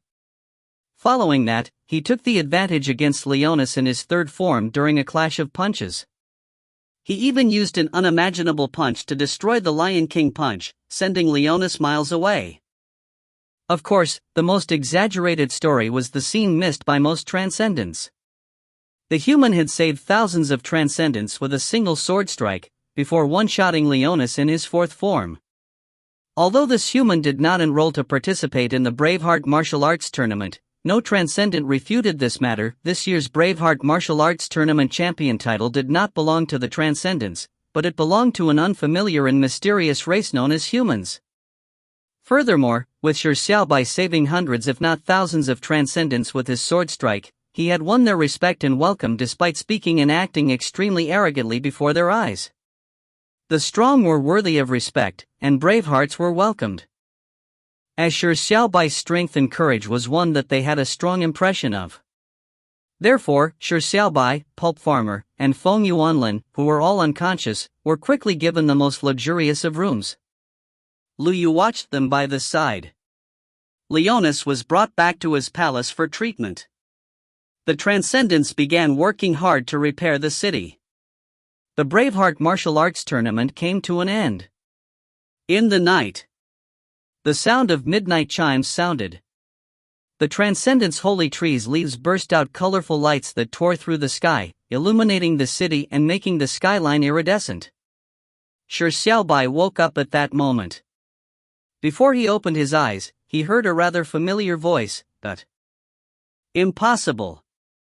Although Boss Shi Xiaobai is very strong, so strong that I can't understand it all, it's too unscientific for him to be able to one-shot a monster like Leonis. Immediately, another voice sounded. I don't believe it either. Being able to defeat Leonis in his fourth form is already extremely unbelievable. One-shotting is way too absurd. However, Lu Yu has no need to make such a lie that can be easily exposed. Are we just too ignorant? Shi Xiaobai's strength has already far exceeded our imaginations? The two voices were respectively Feng Yuanlin and Pulp Farmer, and from the looks of it, they had just awoken. Lu Yu had been telling them what had happened. Shi Xiaobai gradually opened his eyes as a helpless smile suffused across his lips. He had indeed one-shot Leonis in his fourth form, but it did not mean that his strength had reached the point of being able to one-shot Leonis. On the contrary, he was still too weak. He had used the sword technique, Excalibur, a destructive strength that was only second only to the turtle speed divine punch, but all he did was deal a tiny bit of damage to Leonis. If not for Leonis being filled with the rich aura of darkness, and the pig slaughtering knife being extremely effective against beings of darkness, he would have been left with no options. Compared to the four legendary figures, he was still somewhat lacking. There's no point speaking any further. Since Benefactor Shi Xiaobai has awoken, why don't you ask him yourself if you don't believe? At this moment, Lu Yu happened to notice Shi Xiaobai opening his eyes, so he said so. Pulp Farmer and Feng Yuanlin turned their heads. Since Shi Xiaobai was awake, wouldn't he have heard their doubting words? The two of them immediately became a little embarrassed. Shi Xiaobai grinned and said, "Thank you for buying this king 3 seconds. It doesn't matter if this king managed to defeat Leonis, nor does it matter if it was a one-shot. Most importantly, we never took a step back. If you find any errors, ads pop-up, ads redirect, broken links, non-standard content, etc., please let us know. Report chapter so we can fix it as soon as possible." Chapter 378, This King Has Been Targeted. Chapter 378, This King Has Been Targeted. Thank you for buying this king 3 seconds. It doesn't matter if this king managed to defeat Leonis, nor does it matter if it was a one-shot. Most importantly, we never took a step back. When the three people heard this, they smiled and felt their hearts turn slightly warm. Lu Yu said with a laugh, "Congratulations for defeating Leonis and becoming the champion of the Braveheart martial arts tournament. You have become the 5th trial taker that managed to clear the 7th level in the history of mankind." Pulp Farmer said with a praise, "Shi Xiaobai, I am not even won over by speechlessly, but today, you have won me over. No wonder Sunless likes you to even ignore her own way of the sword. You are indeed very excellent." Feng Yuanlin said, "Boss Shi Xiaobai, regardless of the case, I'm definitely viewing you as my boss. Please take me in as a cheap lackey. Ha, to one-shot Leonis in his fourth form. Regardless if it's true or not, it will definitely become the fifth legendary story once it spreads out of the 9 Revolutions Transcendental Tower. Furthermore, you have done so many deeds in the 9 Revolutions Transcendental Tower. Your reputation among the rookies must have exceeded speechless. Hee, you could definitely even become a celebrity hero in the future. When the time comes, I'll be a lackey of a celebrity hero. That would be sweet. The three looked rather excited. A land of trials at the psionic mortal realm was nothing much, but the 9 Revolutions Transcendental Tower was different. This land of trials was related to the 4 famous legendary figures, and happened to tie in with the 4 ages of humanity. Overlord Jifeng began the Warring Ages. There were frequent wars, with skirmishes between countless countries, all because of Overlord Jifeng. And later, Sword Immortal Su Taibai began the Age of the Sword. Wars were no longer fought between armies. Because of his appearance, it became a fight between the strong. The strongest person of a country would spar, directly deciding the allocation and distribution of land and resources. As for the Conquest King's appearance, he ended the ages of the Sword and Warring Ages. This was because the Conquest King had nearly conquered the entire world. A massive country was established, putting an end to war. Weak countries could only tremble in fear. At that time, there was a temporary peace. And after the Conquest King became the original sin of calamity, the world fell back into chaos. As time went by, there were more and more alien species and biological creatures from other worlds that invaded humanity. It resulted in the theme to become survival. Only after the Hero King's appearance, with him single-handedly establishing the hero system, creating the strongest age of humanity that was struggling to survive that lasted for thousands of years. As such, it was currently the Age of Heroes. These 4 legendary figures had legendary stories could not even be described using several thick compendiums. However, they all had a common point. They had cleared the 9 Revolutions Transcendental Tower's 7th level at the psionic mortal realm. Furthermore, only the 4 of them had managed to clear it. It was apparent that the 4 legendary figures had already revealed talent and strength that exceeded their peers when they were at their weakest stage in life. As a result, the worth of the 9 Revolutions Transcendental Tower might have been a coincidence, but it made it different. As people were good at finding patterns, there was talk that when the 5th trial taker that cleared the 7th level of the 9 Revolutions Transcendental Tower would appear, humanity's 5th age would not be far, but by placing the glorious term age on a rookie sounded forced regardless of how one looked at it, but the stories of the 4 legendary figures left behind such a possibility, allowing people to choose to believe in it. No one had managed to do it for thousands of years. But Shi Xiaobai had managed to do it. If it were anyone else, they would be extremely thrilled because it meant limitless bright future. It would bring attention from the entire country, or even the entire world, but Shi Xiaobai clearly did not know the meaning behind this. Even if he knew, he would not be overly excited. Compared to the excitement Pulp Farmer and company were feeling, Shi Xiaobai was much calmer. His eyes even revealed a hint of sadness. Lu Yu asked curiously, "Benefactor Shi Xiaobai, you don't look especially happy?" Shi Xiaobai gave a helpless smile. He obviously could not feel happy. He did not plan on participating in the Braveheart martial arts tournament, and defeating Leonis to become champion was never in his plans. Shi Xiaobai sighed and said, "There's something that this king needs to ask of you."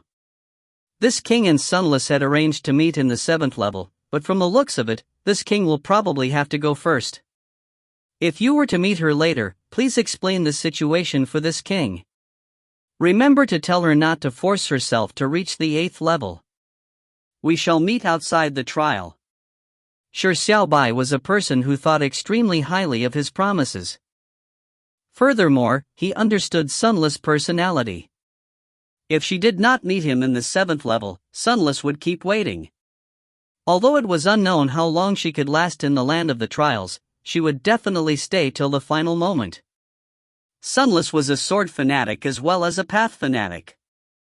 She would walk a single path and never make any turns. Pulp Farmer and company nodded their heads solemnly. Shi Xiaobai had protected Sunless in the 5th level and all 3 of them were present. They knew the reason why Shi Xiaobai made such a promise back then, and knew the effects of such a promise. At this moment, Feng Yuanlin suddenly thought of a strange question and asked, didn't boss Shi Xiaobai defeat Leonis? Why hasn't he been sent to the 8th level? With this said, the rest were lost. Lu Yu thought for a moment and said, maybe becoming the tournament's champion is the true trigger condition? The tournament's organizing committee has yet to officially announce that benefactor Shi Xiaobai is the champion of the tournament. In the morning tomorrow, it will be announced, and with benefactor Shi Xiaobai's status as champion decided, only then would everything be set in stone. This explanation sounded like the most reasonable explanation at that moment. A few people found it suspicious but did not put it to heart. In fact, defeating Leonis should have been considered clearing the level. Now, it was probably just following the necessary process. The next morning, the announcement of the tournament's champion was made. A few transcendent officials personally brought the champion trophy to Shi Xiaobai and company's resting place. But after a few hours, Shi Xiaobai was still not sent to the 8th level. Lu Yu frowned. What happened? Benefactor Shi Xiaobai has defeated Leonis. It was witnessed by this penniless priest. His status as champion has been confirmed, but why hasn't he cleared the level? Pulp Farmer and Feng Yuanlin frowned deeply as well, unable to comprehend the situation. However, Shi Xiaobai gave a relieved smile. Last night, he already had a guess, and now, the situation was confirming his guess. Shi Xiaobai whispered, the reason is simple. The condition to clearing the level is to gain the approval of the assessment program. If this king isn't wrong, this king has been targeted by the assessment program. If you find any errors, ads pop up, ads redirect, broken links, non-standard content, etc., please let us know. Report chapter so we can fix it as soon as possible. Chapter 379, The Sudden Appearance of the Choices. Chapter 379, The Sudden Appearance of the Choices. When Shi Xiaobai made the remark, Pulp Farmer and company were dumbfounded and found it incomprehensible. One of them asked, you have been targeted by the assessment program? What does that mean? Shi Xiaobai gave a nod in silence. The condition to clearing the 7th level was supposedly to gain the approval of the assessment program. Logically speaking, defeating the enhanced Leonis and becoming the champion of the Braveheart martial arts tournament was more impressive than the accomplishment Su Taibai did back in the day. He should have gained the approval of the assessment program. But after succeeding, Shi Xiaobai did not clear the level. The root cause being that he did not gain the approval of the assessment program. Although Shi Xiaobai had defeated Leonis using the pig slaughtering knife that was extremely effective against beings of darkness, it was still a part of his strength. Shi Xiaobai had used his strength to win the final battle after all, so there was no reason for the assessment program to not give its approval. Continuing on along this line of thought, there was only one explanation. The assessment program had deliberately not given him its approval. This hypothesis sounded ridiculous, but there were early signs. This was because Shi Xiaobai did not know how he arrived in the 7th level. He was also not informed of the rules of the 7th level by the assessment program. He had met speechless, and with him filling in the details for him, he got to learn the rules of the 7th level. Back then, Shi Xiaobai had joked saying that he had been targeted by the assessment program. But from the looks of it, it was very likely the truth. The assessment program did not inform him of the rules and did not give him its approval after he defeated Leonis. This was clearly specialized treatment of him being targeted. Shi Xiaobai explained what was on his mind to Pulp Farmer and company. Finally, he sighed and said helplessly, let it be. This king is already used to being targeted. Pulp Farmer and company were left dumbfounded, feeling that the matter did not make sense. At that moment, Lu Yu said, "Actually, this penniless priest has always been wondering how benefactor Shi Xiaobai managed to appear in the 7th level. Who knew that you didn't even know as well?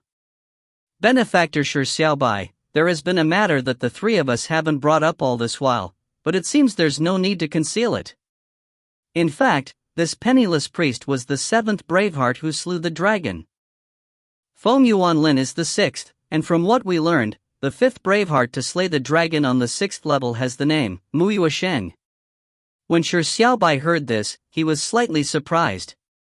He never expected Mu Yuesheng to be able to take the 5th dragon for her own despite there being so many excellent rookies. It was apparent that Mu Yuesheng had greatly improved in strength by rising to the 10th level of the psionic mortal realm. Following that, he understood the meaning behind Lu Yu's words. Shi Xiaobai said in surprise, "Then wouldn't this king be the 8th Braveheart?" The first 4 Bravehearts were determined by the time Shi Xiaobai arrived in the 6th level. They were Speechless, Mulingshi, Sunless and Pulp Farmer. Then, according to Lu Yu's depiction of the events, the 5th Braveheart was Mu Yuesheng, followed by Feng Yuanlin and Lu Yu. Wouldn't that make him the 8th? At that moment, Pulp Farmer spoke up as well. "Actually, I have always had a presumptuous question that I wanted to ask you. Shi Xiaobai, why did you kill the 1st, 2nd, 5th and 6th level lords, and how did you do so?" Shi Xiaobai was shocked when he heard this and asked in surprise, "When did this king kill the 4 level lords?" Shi Xiaobai had a deep understanding of the level lord's power. Back in the 3rd level, he had faced the Thousand-Eye Demon Sovereign, and back then, he was powerless against it. He could only rely on Mu Yuesheng's superpower to flee. If not for the Absolute Choices prize, the Master Conquest Ball, he might have been eliminated at the 3rd level. Killed 4 level lords?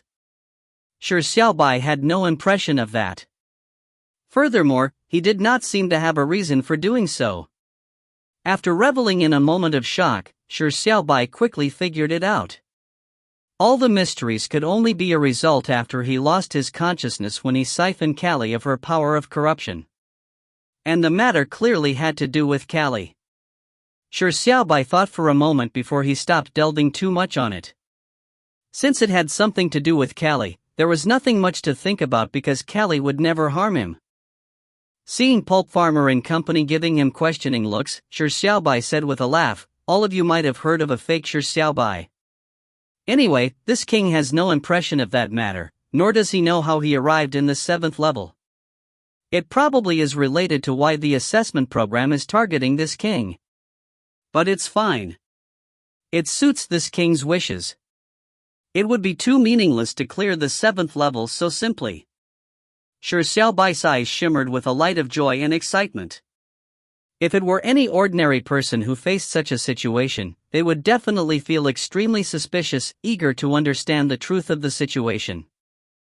They would also feel annoyed that they did not clear the level despite defeating Leonis, silently cursing the assessment program for being so shameless in its targeting. But Shi Xiaobai would not do so, and in fact, he was even more excited. Fighting spirit burned more intensely in him. This was the main reason why Shi Xiaobai was different from others. At that moment, Shi Xiaobai's body seemed to exude a halo in Pulp Farmer and company's eyes. The three looked each other in the eyes and only shook their heads and gave a deprecating smile. They found Shi Xiaobai even more impressing. Feng Yuanlin asked, "Boss Shi Xiaobai, where do you plan on going next?" If he was truly targeted by the assessment program, where else could Shi Xiaobai go now? What could he do? In fact, Shi Xiaobai was unsure himself. Shi Xiaobai could only ask them, "What about all of you?" Feng Yuanlin answered, "According to what most trial takers previously did, if they failed at challenging the tournament, those in good condition would head to the infernal domain to challenge the infernal king. After all, surviving 100 days and what the hero king accomplished are just too difficult, so we might as well challenge the infernal king. Therefore, the three of us will likely head to the infernal domain to challenge the infernal king. Boss Shi Xiaobai, do you want to join us?" When Shi Xiaobai heard this, his eyes lit up slightly. Challenging the Infernal King was something that interested him greatly. In fact, if he did not believe that Sunless was in transcendence, he would have headed to the Infernal Realm to kill the Infernal King immediately. However, Shi Xiaobai hesitated and finally shook his head. He said, "I think it's best I don't. If this king is really targeted by the assessment program, killing the Infernal King would be of no use. Furthermore, this king wants to carve his own path and make his own journey. Therefore, this king will not be heading to the infernal domain. Since defeating Leonis was useless against clearing the level, it was unlikely there would be any changes even if he killed the Infernal King." Although Shi Xiaobai did not know what he should embark on next, he believed that matters would straighten themselves out with time. The seventh level was supposedly created from a real plane of existence, so there was definitely no lack of interesting matters in this world. So why shouldn't he take advantage of this rare opportunity to take a look around? However, he was still curious as to what the so-called Hero King had managed and the reason why were his deeds considered the most legendary. Just as Shi Xiaobai was about to inquire, the world suddenly fell silent. Time came to a standstill at that moment. A fiery voice resounded in his mind. "Make your choice, youth." Several lines of black text appeared in that fixed frame. Choice 1, complete the king's mandate, B-level reward. Choice 2, end the age of Bravehearts, B-level reward. Choice 3, leave the 9 revolutions transcendental tower, no reward. Make your choice, youth.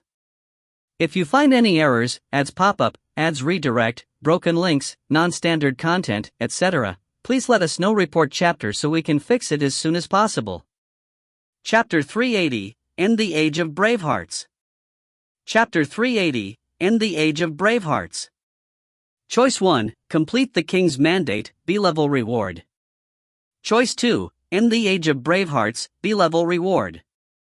Choice 3, leave the 9 revolutions transcendental tower, no reward. Make your choice, youth. The familiar fiery voice resounded in his mind as the scene before his eyes had turned completely still. The absolute choice had appeared once again. However, Shi Xiaobai did not behave like in the past by looking at the 3 lines of black text immediately. Instead, he attempted to converse with the fiery voice. "Where is this king's A-level reward?" Shi Xiaobai was feeling rather stumped. He had clearly completed the absolute choice, pushed down the raging Xiaozi, but he did not receive the corresponding A-level reward. Shi Xiaobai had guessed that it was possibly because he lost consciousness rather quickly back then, and the reward was given out when he lost consciousness. Therefore, he did not know what he had received. Now, with the absolute choice having finally appeared, Shi Xiaobai naturally wanted to seize the opportunity to clarify his doubts. It was an A-level reward. Shi Xiaobai, who had enjoyed the sweetness of countless rewards from the absolute choice, was fatally attracted to A-level rewards. However, when the absolute choice appeared, time was completely still. Shi Xiaobai was also unable to move. He could not open his mouth, and he could only repeat his questions in his mind, in an attempt to converse with the fiery voice. After all, he made his choices with his thoughts. However, despite how much Shi Xiaobai inquired, the fiery voice only had a single response. "Make your choice, youth." The constant tone and the constant volume seemed like it was a recording on replay in his mind. Shi Xiaobai attempted to ask several times, but the absolute choice failed to give him any answer, so he could only helplessly give up. Shi Xiaobai could only cast his gaze on the 3 lines of black text. The first thing he did was cast his eyes at the bottom. There is no gentle reminder. Shi Xiaobai sighed. This kind of absolute choice without a gentle reminder and with 3 choices was the one he felt the most aversion to. After carefully reading the 3 choices, Shi Xiaobai's mood immediately turned worse. The third choice was very clear. The completion difficulty was extremely simple. He just needed to leave the 9 revolutions transcendental tower, but there was no reward to this choice, so Shi Xiaobai immediately eliminated it. The remaining 2 choices were headache-inducing because they were too vague. Complete the king's mandate? End the age of Bravehearts? What did they mean? Shi Xiaobai was left scratching his head, but he knew that both choices each had their inherent meanings. The truth contained within them was currently a mystery, but it would eventually be revealed. The last absolute choice of preventing Xiao Xiao from raging as well as pushing down the raging Xiao Xiao were likely similar to the two choices this time. However, these two choices were even more confusing. Shi Xiaobai was completely without clues at the moment. However, he still needed to make a choice, and he could only make a random choice based on his intuition. Of course, Shi Xiaobai, who had little immunity against the word king, did not hesitate and chose the first choice: complete the king's mandate. What was the king's mandate? To Shi Xiaobai, there were too many possible answers, so many that there was no way to even filter them. Therefore, he can only temporarily put it at the back of his mind. Time began to run once again. Shi Xiaobai's original line of thought had been interrupted. He had suddenly lost interest despite having wanted to inquire about the fourth story of the Hero King. Shi Xiaobai tried to probe the three and asked a question: what do all of you think is required to end the age of Bravehearts? This question sounded somewhat baffling, but they were presently in a world on the 7th level, which was the age of the Bravehearts and Infernal King. The age of Bravehearts likely meant the era of this world. Pulp Farmer and Company, who had studied the 7th level ahead of time, probably knew a thing or two. Although Shi Xiaobai did not choose the second choice, it was best to ask in the event he failed the first choice. It was definitely important to save for a rainy day. Sure enough, Pulp Farmer and Company were left dumbfounded for a moment, but they did not question Shi Xiaobai for his inquiry. Instead, they began to fall deep into thought. Moments later, Lu Yu was the first to speak. The era of the world on this level is called the Age of Bravehearts. Just like how our human world is currently in the Age of Heroes, it's because heroes have become a main theme of the era. Therefore, as long as the main theme of the era is replaced, it will result in the change of an age. However, Benefactor Shi Xiaobai, you are asking about ending the Age of the Bravehearts. If it's just ending it and not replacing it, it means to gradually let the main theme of Bravehearts disappear. In other words, it can be accomplished as long as Bravehearts are no longer the main theme of this era. With Lu Yu saying this, Shi Xiaobai understood some of it, but Feng Yuanlin was confused by it. He asked in a baffled manner, what does it mean? Make Bravehearts no longer the main theme of the era? Does it mean to kill all Bravehearts? Or is it about finding a method to repeal the titles of Bravehearts? Lu Yu rolled his eyes and said, Feng Yuanlin, use your pig brain and ponder over it. Why was there an emergence of Bravehearts? What is the reason for Bravehearts to be born? Feng Yuanlin scratched his head, and after a moment of thought, he said, if I remember correctly, the title of Braveheart emerged for those who enter the infernal domain to kill the Infernal King? But what has this got to do with ending the Age of Bravehearts? Stupid. Lu Yu said in a speechless manner, you can't even figure out such a simple thing? Since the Bravehearts emerge in order to kill the Infernal King, wouldn't the existence of the Bravehearts vanish if the Infernal King is killed? If this penniless priest isn't wrong, the Age of Bravehearts would come to an end if the Infernal King is dead. When Shi Xiaobai heard this, his eyes lit up. Lu Yu's logic sounded extremely reasonable. Since Bravehearts were the main theme of the era, the world's age was termed the Age of the Bravehearts. Then, diluting this main theme was equivalent to ending the Age of Bravehearts. And since Bravehearts existed to kill the Infernal King, the meaning behind the existence of the Bravehearts would vanish once the Infernal King died. To sum it up, one could end the Age of Bravehearts by killing the Infernal King. At that moment, Pulp Farmer suddenly spoke up, it's probably not that simple. The end of an era needs a catalyst and time to pass. The death of the Infernal King should provide the catalyst to end the Age of Bravehearts, but it will need a lot of time to diminish the main theme of an era. That is still an open question. Ending the Age of Bravehearts is considered quite an impressive feat, and by being able to accomplish it, one should be able to gain the assessment program's approval, but the amount of time required probably far exceeds one's imagination. Pulp Farmer and Company believed that Shi Xiaobai had asked such a question in order to find another way to obtain the assessment program's approval. And it had to be said that ending an era sounded rather cool and bombastic. If you find any errors, ads pop up, ads redirect, broken links, non-standard content, etc., please let us know. Report chapter so we can fix it as soon as possible. Chapter 381, Do you know what you have eaten? Chapter 381, Do you know what you have eaten? Shi Xiaobai smiled slightly and did not give any additional explanations. At this moment, he pondered. If ending the age of Bravehearts meant killing the Infernal King, then what was the king's mandate? These two choices likely had something to do with the 7th level of the 9 Revolutions Transcendental Tower. Shi Xiaobai hesitated for a moment and considered probing the 3 beside him. Maybe the king's mandate had a specific meaning in a particular story in the world of the 7th level? Just as Shi Xiaobai wanted to inquire, there was a sudden knock on the door. Knock, knock. The knocking was done very rhythmically, and appeared very mannered. Pulp Farmer happened to be sitting closest to the door, so he immediately got up to open the door. Respectfully standing outside the door was a green-skinned dwarf. Is there something? Pulp Farmer asked in a tone that did not sound particularly welcoming. As this green-skinned dwarf had been met by the 3 of them when they first came to Transcendence. The green-skinned dwarf was a servant specially meant to serve the foreign races, but back then, his tone and actions exuded a strong sense of racial discrimination as well as the superiority complex of the Transcendents, irking them greatly. However, the dwarf appeared extremely humble. He had his head bowed very low as he respectfully said, "My apologies for disturbing your rest. King Leonis finally woke up early this morning and he wants to meet the outstanding human Bravehearts.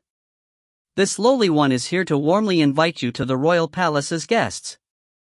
The dwarf had his head bowed from beginning to end, and his choice of words and tone was especially careful.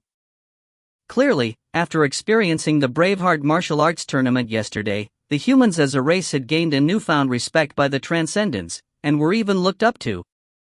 When Shi Xiaobai and Company heard this, they looked each other in the eyes and were a little surprised. In his 4th form, Leonis had nearly become a tyrant spurned by everyone. It was ultimately forced by Shi Xiaobai, and worst of all, he had still been defeated after paying such a heavy price. Leonis should have been severely discredited. Logically speaking, Leonis should hate them, but why did he politely invite them as guests after waking up? Could it be a treacherous plot? Shi Xiaobai did not mind it. Honestly speaking, his expectations had been exceeded with Leonis not dying on the spot and for him to regain consciousness so early. After all, based on the circumstances, Shi Xiaobai had no chance at holding back. He had aimed the pig-slaughtering knife straight at Leonis's red line and it was a ruthless death blow. This was also evidence of Leonis's terrifying physical strength. However, no matter how exaggerated Leonis's recovery ability was, he was definitely in an extremely weak state. Even if he wanted to slaughter them after his invitation, he would not have the ability to do so. Shi Xiaobai said to the trio, "Let's go. There's nothing to worry about." Pulp Farmer and Company were not especially worried. If they were afraid that the Transcendents would seek revenge, they would have left Transcendence overnight. After all, this was the territory of the Transcendents. Pulp Farmer said with a nod, "Let's go and meet Leonis before we leave Transcendence." Lu Yu nodded. Turning his head to the dwarf, he said, "Lead the way." Shi Xiaobai and Company were currently located in the palace, so they were not very far from where Leonis was resting. Along the way, they met several Transcendent Palace maids and bodyguards. They were also casting curious and odd glances at Shi Xiaobai and Company. Shi Xiaobai's steeds from yesterday's tournament had proliferated Transcendence over the night. It was already unbelievable that he was able to defeat Moya and Leonis, and the way Shi Xiaobai won only left them with shock. If not for their racial superiority holding them back, they would have become worshippers of Shi Xiaobai. After all, in the world of Bravehearts and the strong were existences worthy of respect. And Shi Xiaobai was the strongest among the Bravehearts. Leonas's chamber was naturally opulent and extremely luxurious. There were rows of guards guarding the front of Leonas's chamber. When Shi Xiaobai and company entered the chamber, they saw Leonas covered in a blanket and sitting in bed. He looked extremely weak with his sleepy look. Upon seeing Shi Xiaobai and company walk in, Leonas slowly looked up and opened his eyes. "You came, dot." A deep voice and a calm tone that sounded as though he was talking to close friends. Shi Xiaobai asked, "What did you invite us here for?" Leonas coughed and said, "This king invited you here to give my thanks." Shi Xiaobai's eyebrows pricked up slightly and asked, "Thanks?" Leonas laughed, revealing his weakness and exhaustion. He said softly, "This king should hate you, and it was you who caused this king to be in his present state. However, this king only wants to say a word of thanks to you. Human, you fulfilled the dream of this king." Shi Xiaobai was even more perplexed. "What do you mean?" Leonas coughed once again. His turbid eyes had a look of reminiscence as he said, "This king is not a pureblood transcendent. From a young age, this king has been treated with contempt because of the existence of another bloodline. Back then, this king had a dream that one day the appearance of a foreign race could defeat the strongest transcendent, letting every transcendent realize an important thing: all races in the world are equal. However, when this king gradually became stronger, this king gradually forgot this dream. After becoming the strongest transcendent and their king, this king went contrary to this dream. Human, you defeated this king, and most ironic of all, this king is currently the strongest transcendent. Therefore, you realize the dream that this king had buried by himself.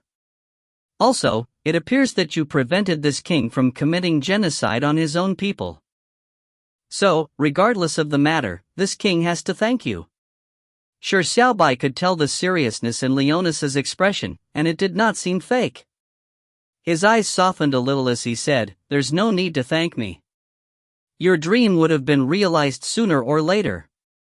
Even if it wasn't done by this king, a foreign race that could defeat the Transcendent's strongest warrior would have appeared sooner or later, because the race of the Transcendents isn't the strongest race in the world. Furthermore, your dream has only been partially realized.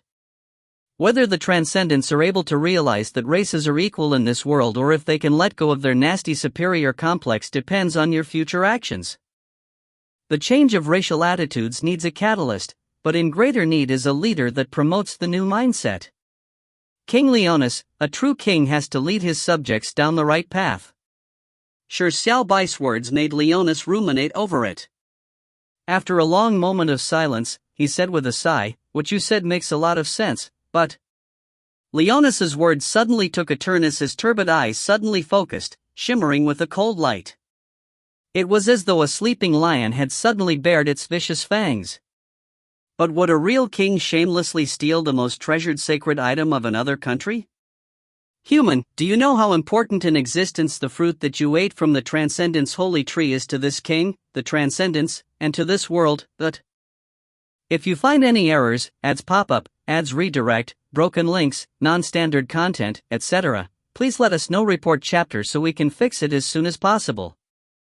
Chapter 382, King's Mandate. Chapter 382, King's Mandate. Shi Xiaobai was surprised. He had never expected Leonas to realize that he had eaten the fruit. Shi Xiaobai immediately felt guilty. It was indeed not a good thing to secretly eat something that belonged to others, but he had really failed to resist the tempting fragrance of the holy tree. Also, he had done it because of the rage from the Transcendent's contempt. On this matter, he was guilty. It was also possible that Leonas was not sure who had eaten it, and had only raised the issue as a bluff. At this moment, the best action was to feign ignorance or angrily accuse Leonas of maligning him. However, Shi Xiaobai did not like to do such a thing. He sighed and said, "Eating that fruit was a rash decision of this king. Go ahead, what does the fruit mean to you, the Transcendents, and to this world? If this king can make up for it, he will definitely do his best." Having been caught doing something wrong, it was best to admit the truth, even if it did not seem wrong from one's point of view. A fault was a fault, trying to use subjective arguments would not change the objective facts. Now, with Shi Xiaobai pondering carefully over it, he realized that he had been acting on an impulse when he ate the Transcendence Holy Tree's fruit. After all, the fruit's effects were stunning, so it was likely extremely precious. By eating a precious treasure of the Transcendence as revenge for their contempt and arrogance was truly an underhanded tactic. Leonis said with a sneer, "It was indeed you who ate it." Shi Xiaobai nodded calmly and said, "The fruit was eaten by this king." Indeed, Leonis was just bluffing, but Shi Xiaobai openly admitted it. Pulp Farmer and company looked each other in the eyes. They were also curious as to what Shi Xiaobai had eaten. They had never heard anything about the fruit of the Transcendence Holy Tree. However, ever since they entered Leonis's chamber, they had automatically fallen silent. This was because they knew that this meeting was meant to be a conversation between Leonis and Shi Xiaobai. The three of them were just here out of convenience. And when Leonis heard how Shi Xiaobai bluntly admitted to his crime, his expression turned extremely ugly, like a cold stone sinking down in silence. The mood immediately turned awkward. Shi Xiaobai coughed once and asked again, "What exactly does that fruit signify? This king is never an overbearing and unreasonable person. If the fruit will really affect the entire world as you said, this king will think of a method to shoulder the responsibility for eating the fruit." When Leonis heard this, his eyes flickered for a moment before his stiff body gradually slumped. He let out a deep sigh and said with a deep voice, "Forget it, this might be fate. Maybe you are more qualified than this king to eat that fruit. But human, you will definitely have to pay an enormous price for eating that fruit, because the real name of the fruit you ate is devil fruit." Shi Xiaobai's eyebrows pricked up as he said in surprise, "Devil fruit? Why would a fruit born from a holy tree have such an ominous name?" Leonis said with a sneer, "The Transcendence Holy Tree is just a name, but in fact, it's not a holy tree, but a demonic tree. Do you know why there is an air of darkness around Moya in his third form and when this king is in his fourth form after we lose our reason? That's because the Transcendents are descendants of devils. With this said, Shi Xiaobai and company were astonished. Shi Xiaobai said with a deep tone, "You are telling us the secret just like that? Aren't you afraid that we would leak this out?" Leonis said, "The Transcendents have long been accused as bastards of the Infernals, but people think that it's just rumors and accusations. This is because the Transcendents have always been the main force that resists the Infernal King and the Infernals. Even if you spread the news, it would be treated as another joke or rumor. And the reason why you are informed of this matter is to tell you that ever since you ate the infernal fruit, you have already signed an agreement with the god of the devils. Now, the present you is no longer a pure human, but a half-devil. Devils had different definitions in different worlds and planes of existence. Shi Xiaobai did not know what the definition of an infernal was in this world, but it definitely did not mean something good. However, Shi Xiaobai did not feel like any strange changes had happened to him after eating the fruit. Other than his strength increasing several levels, there was no other effect. Shi Xiaobai asked, "What are devils? What effect does this king have on you, the Transcendence as well as this world for eating the devil fruit?" Leonis fell silent for a few moments before saying, "Devils are naturally devils. The Infernal King in the Infernal Domain as well as his Infernal Army are a kind of devil. However, the devil bloodline of us, the Transcendents, is different from the devil bloodline of the Infernal King. Furthermore, we are arch-nemeses. It can be said that our race's devil bloodline was born to destroy the Infernal Domain. And the fruit you ate was meant for the king of our race, which also means this king, so as to complete a king's mandate."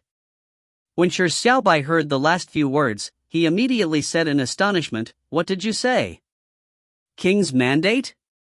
Leonis's eyebrows pricked up, unsure of the reason for Shi Xiaobai's sudden excitement.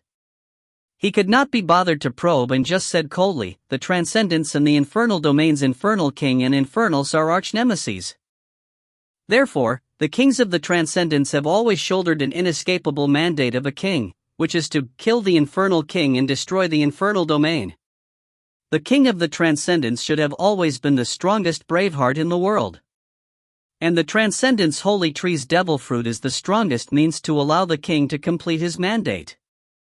This king is also the king of the Transcendence, and only knew of the matter after accepting the title of king.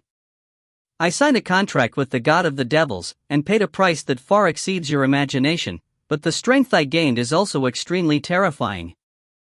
Originally, this king just needed to eat another devil fruit to possess the power to kill the infernal king, because this king accidentally ate one in his youth. Although eating 2 devil fruits will greatly reduce this king's lifespan, this king would die without regret as long as the king's mandate could be fulfilled. Human, you ate that devil fruit, and even beat this king into such a state. This means that the only chance of killing the infernal king has been extinguished by you. To this king, the Transcendence, and to the whole world, you are the greatest villain. Leonas's voice became louder as his tone turned harsher, like he was denouncing Shi Xiaobai. However, Shi Xiaobai laughed. He said with a laugh, "So that's the case. After saying so much, you just wish that this king, who ate the devil fruit, can help you complete the so-called mandate of a king. That couldn't possibly be any easier. Isn't it just killing the infernal king and destroying the infernal domain? This king never fears anything."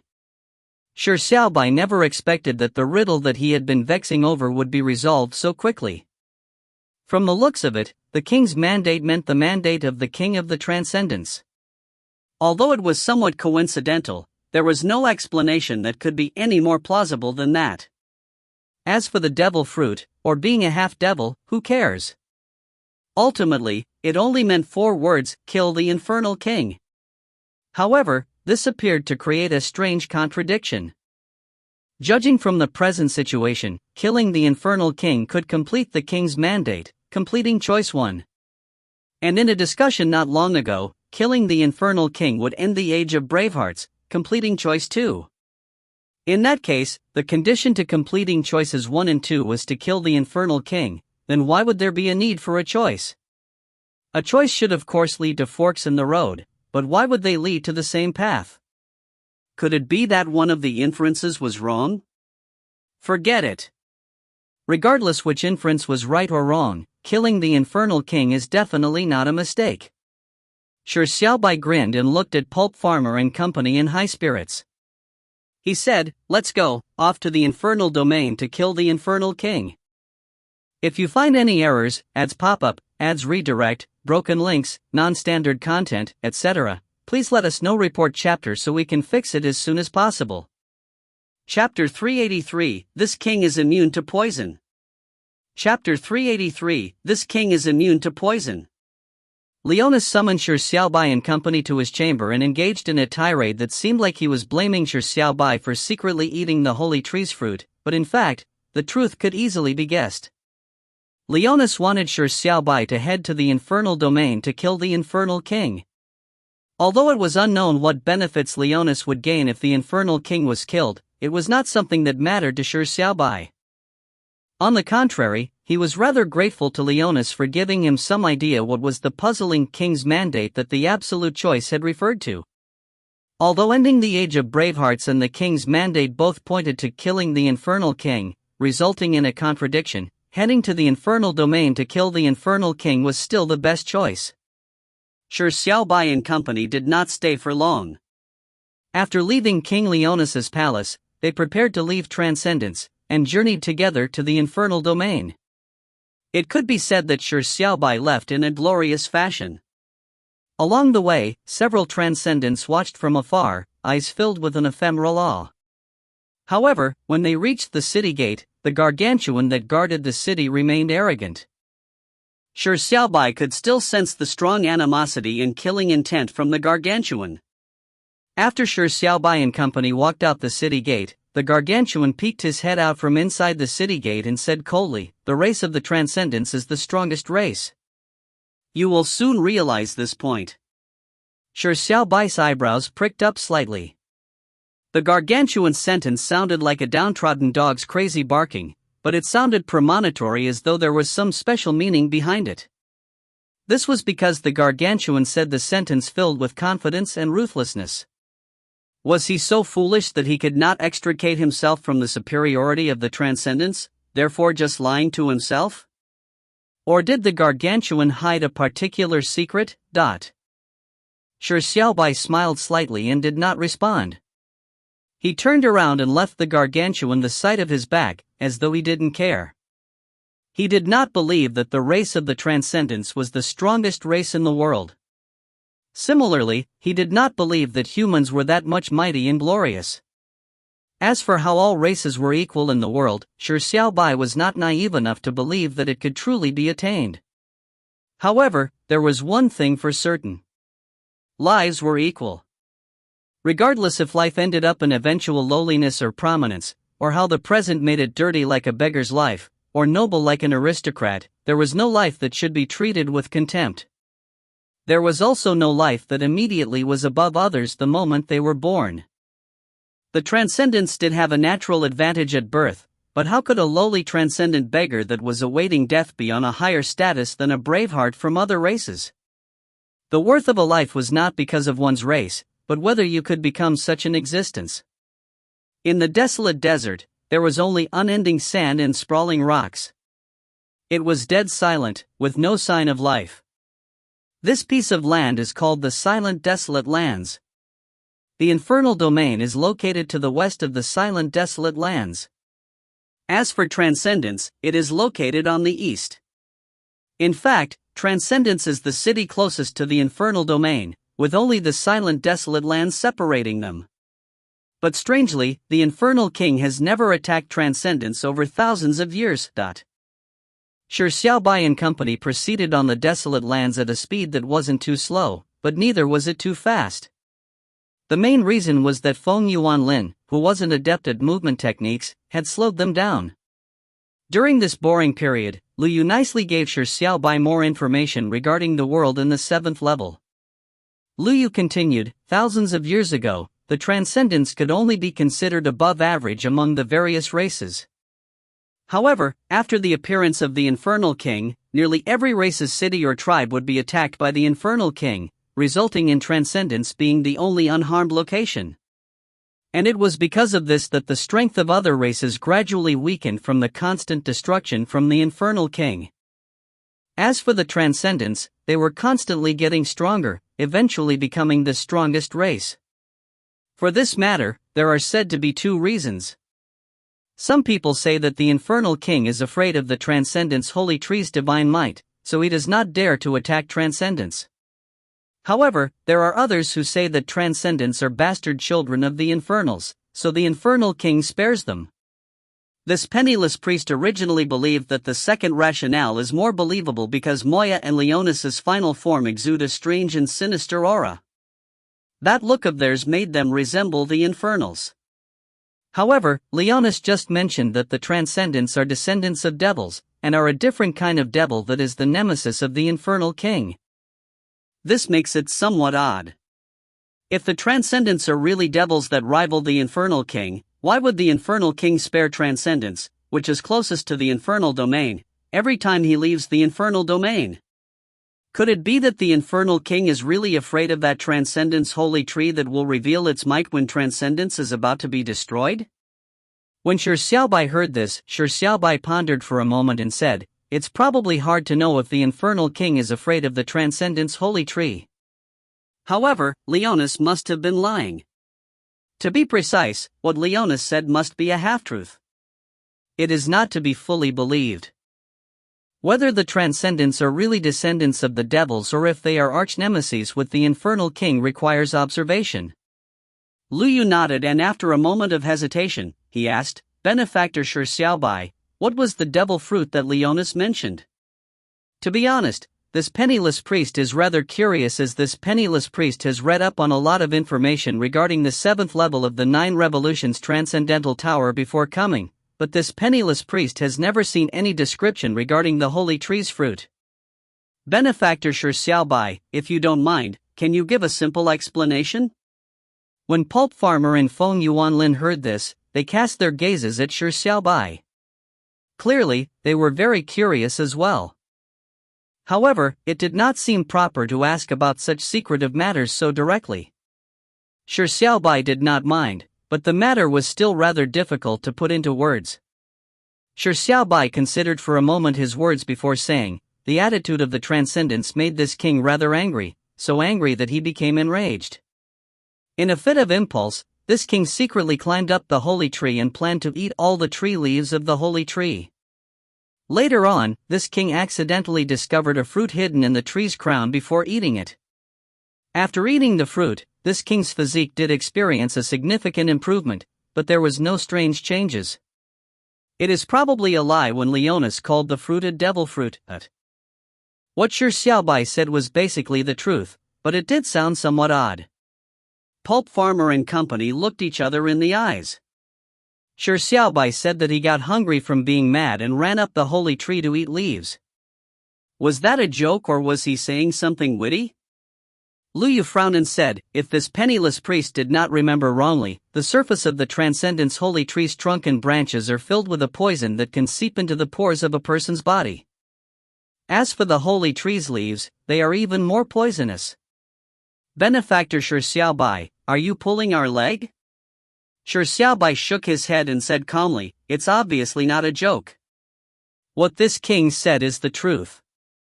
That holy tree is indeed laced with poison, and it is indeed more apt to call it a devil's tree or poisonous tree, but unfortunately, this king is immune to poison.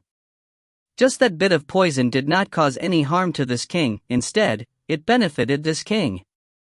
If you find any errors, ads pop up, ads redirect, broken links, non-standard content, etc., please let us know. Report chapter so we can fix it as soon as possible." Chapter 384, 139? Chapter 384, 139? Pulp Farmer and company exchanged looks once again. Shi Xiaobai could always surprise them, astonish them, to the point of leaving them aghast. Therefore, when Shi Xiaobai said that he was immune to poison, there was nothing much left for their hearts to be stirred. However, they still found it unbelievable. It was really odd to have a reason of eating tree leaves because of hunger caused by anger.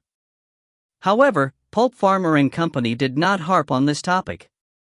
Regardless if it were true or false, it would be impolite to probe further. Lu Yu immediately changed topics by saying, "The encounters of benefactor Shi Xiaobai are truly enviable. If this penniless priest didn't guess wrongly, the holy tree's fruit should be one of the heritage items in this land of trials. It is something like the level lords that cannot be replicated. It was left behind as opportunities for future generations by the creator of the trials. The 9 Revolutions Transcendental Tower's heritage is relatively rare compared to other trials, but each of them is extremely valuable, or even priceless. Over the millennia, most of the heritage has been discovered by our predecessors, so the ones left behind are extremely well hidden, or the way to obtain them is inexplicable. To be honest, the greatest goal this penniless priest had when joining this trial was to obtain one of the holy heritage items of the 9 Revolutions Transcendental Tower, but unfortunately to no avail. Shi Xiaobai laughed, for he found his luck pretty good. In fact, he had previously used 10,000 points to exchange for Holy Radiance back on the 2nd level. That sword was currently lent to Sunless, and it was apparently one of the holy items of the 9 Revolutions Transcendental Tower. Shi Xiaobai and company trudged through the silent, desolate lands for a long period of time. The road ahead was long and monotonous, while the scenery was repetitive, with yellow sand and gray rocks, a bleak and desolate scene. Thankfully, Lu Yu is quite a talkative person. He was always capable of finding a topic to diffuse the boring situation. Along the way, Lu Yu mentioned a lot of the background stories of the world in the 7th level. The world was very large, with the infernal domain and transcendence only taking up a tiny part of the world map. There were many trial takers throughout history that teamed up to tour and explore the world. They shared the culture and origins of this world with the human world at a later date. After all, this world was a replica of a real plane of existence. Although it was an ancient era, and its level of civilization was not high, the splendid culture was still worth studying and learning from. Shi Xiaobai liked to hear a wide variety of stories from a young age. Regardless if they were epic legends or simple and naive fairy tales, Shi Xiaobai was always able to imagine the scenes of the story, immersing himself in the story and experience its ups and downs. Shi Xiaobai believed that even if he managed to kill the Infernal King and completed the mission from the Absolute Choice, he would still fail to obtain the approval of the assessment program. It would be even better in that case. In that case, he could explore the world with his own feet like many other people. After trudging through the silent, desolate lands for an unknown period of time, even the burning sun gradually turned warm and soft. Pulp Farmer suddenly stopped at some point in time. He said, "It's about time. Let's finish it here." Lu Yu and Feng Yuanlin stopped as well, and nodded at Pulp Farmer. Shi Xiaobai was somewhat puzzled by Pulp Farmer's sentence. He asked curiously, "What do you mean?" Only then did Pulp Farmer recall that he had a noob beside him that did not know anything about the 7th level. He said helplessly, "In the 7th level, trial takers would experience a calamity every 3 days. We call this surviving the calamity. Overlord Jifeng managed to survive 100 days, undergoing 34 calamities before finally obtaining the approval of the assessment program. As for me, my first calamity was 3 days ago at approximately this time. So, my second calamity is coming very soon. The second calamity is still rather easy, so I'll settle it myself." Shi Xiaobai immediately remembered how he and Speechless had encountered the assault of gigantic black scorpions, the steel rhinoceroses and the stone dragons. That was probably the calamity Pulp Farmer was referring to? It was unknown whose calamity it was the other time, his or Speechless. Shi Xiaobai nodded his head to express his understanding. Therefore, he stood quietly by the side, waiting for Pulp Farmer's second calamity to befall him. A minute later, there was a rumble from the west. Black figures began to appear along the horizon. Upon focusing, Shi Xiaobai was somewhat surprised. "Aren't those the gigantic black scorpions?" The gigantic black scorpions crawled towards them from afar in a dense crowd. There were approximately more than 100 of them. The second calamity, 139 black poisonous scorpions. It seems the assessment program has quite a good evaluation of me. The corners of Pulp Farmer's mouth suffused a smile as he walked forward with spear in hand. He said in high spirits, "Wait for me here. I'll be right back. I'll settle this calamity myself." Pulp Farmer charged towards the black scorpions that rolled towards him like a wave. As he thrust his spear forward in a magnificent manner, he began engaging in an intense massacre. Shi Xiaobai surveyed his surroundings and was even more flabbergasted. Why were there only the gigantic black scorpions? What happened to the steel rhinoceroses and the stone dragons? At this moment, Lu Yu said with mixed feelings, "The assessment program will come up with a judgment based on the trial taker's performance. And the difficulty of the first calamity is decided according to the judgment. With the second calamity at 139 black scorpions, Pulp Farmer is already considered above average compared to all past trial takers. His future is limitless." Upon hearing Lu Yu's words, Shi Xiaobai fell silent. He and Speechless had been engaged in a pincer attack by the gigantic black scorpions, steel rhinoceroses, and stone dragons. Just the number of black scorpions numbered above 10,000. If 139 black scorpions was considered above average, what was the standard of the calamity he and Speechless encountered? It was unknown if that calamity was his first or if it was Speechless' second or third calamity. Pulp Farmer and the 100-odd scorpions fought in an intense battle for more than 10 minutes. Pulp Farmer was not immune to poison like Shi Xiaobai, so he needed to be constantly wary against the scorpions' poisons.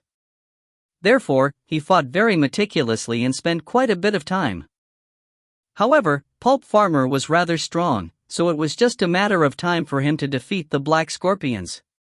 Shi Xiaobai suddenly thought of a problem and asked Lu Yu, "If we are currently in Transcendence, how would the black scorpions appear?" Lu Yu said with a laugh, "The scorpions will appear outside Transcendence before attacking Transcendence. In fact, many trial takers will choose to hide in Transcendence or other places to avoid the calamity. In the beginning, it would be effective, but with the difficulty of the calamity increasing every round, no country will be able to protect the trial taker later on. Furthermore, no country will choose to protect the trial taker. Legends say that the 34th calamity can easily destroy transcendence, with no one being able to protect it. Therefore, no one else dares to attempt what Overlord Jifeng did back in the day. Shi Xiaobai nodded and immediately understood the difficulty involved in this matter. If the 34th calamity could easily destroy transcendence, it meant that Leonis could not withstand it at all. Therefore, the difficulty was obviously hard. At this moment, Pulp Farmer finally finished the last scorpion and slowly walked over. Sorry for keeping you waiting. Let's go, the door of the Bravehearts is already not far from here.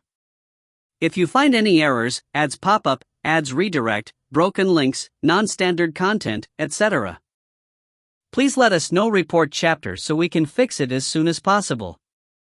Chapter 385, Darling, you finally came back? Chapter 385, Darling, you finally came back? In front of the door of the Bravehearts, the pavilion that was overgrown with grass despite once sending off countless Bravehearts was run down and deserted.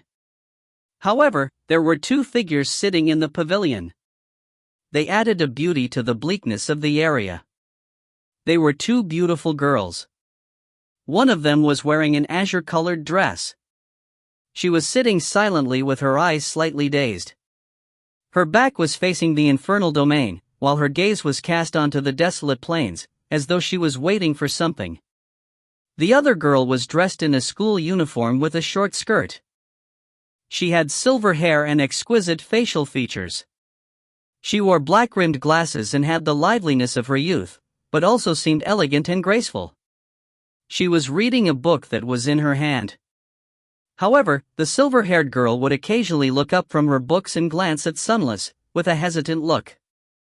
In this pavilion, the silver-haired girl had accompanied Sunless for an entire night and an entire day. Although she could kill time by reading books, it was still too boring. The silver-haired girl hesitated for a moment before finally taking out her writing board and wrote a line of text before gently rapping the table. Sunless slowly turned her head and read the words on the board with all seriousness. It was written in dot.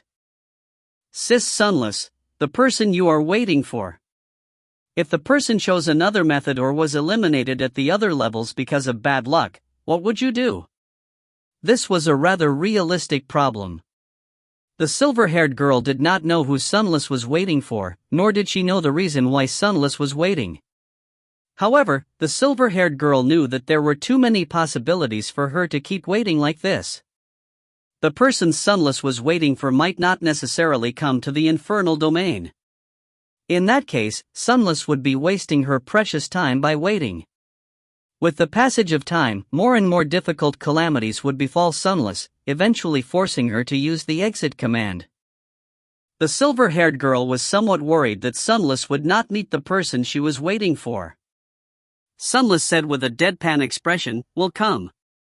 Her tone was as pure as spring water, but there was no way to tell if the mood was extremely confident or not.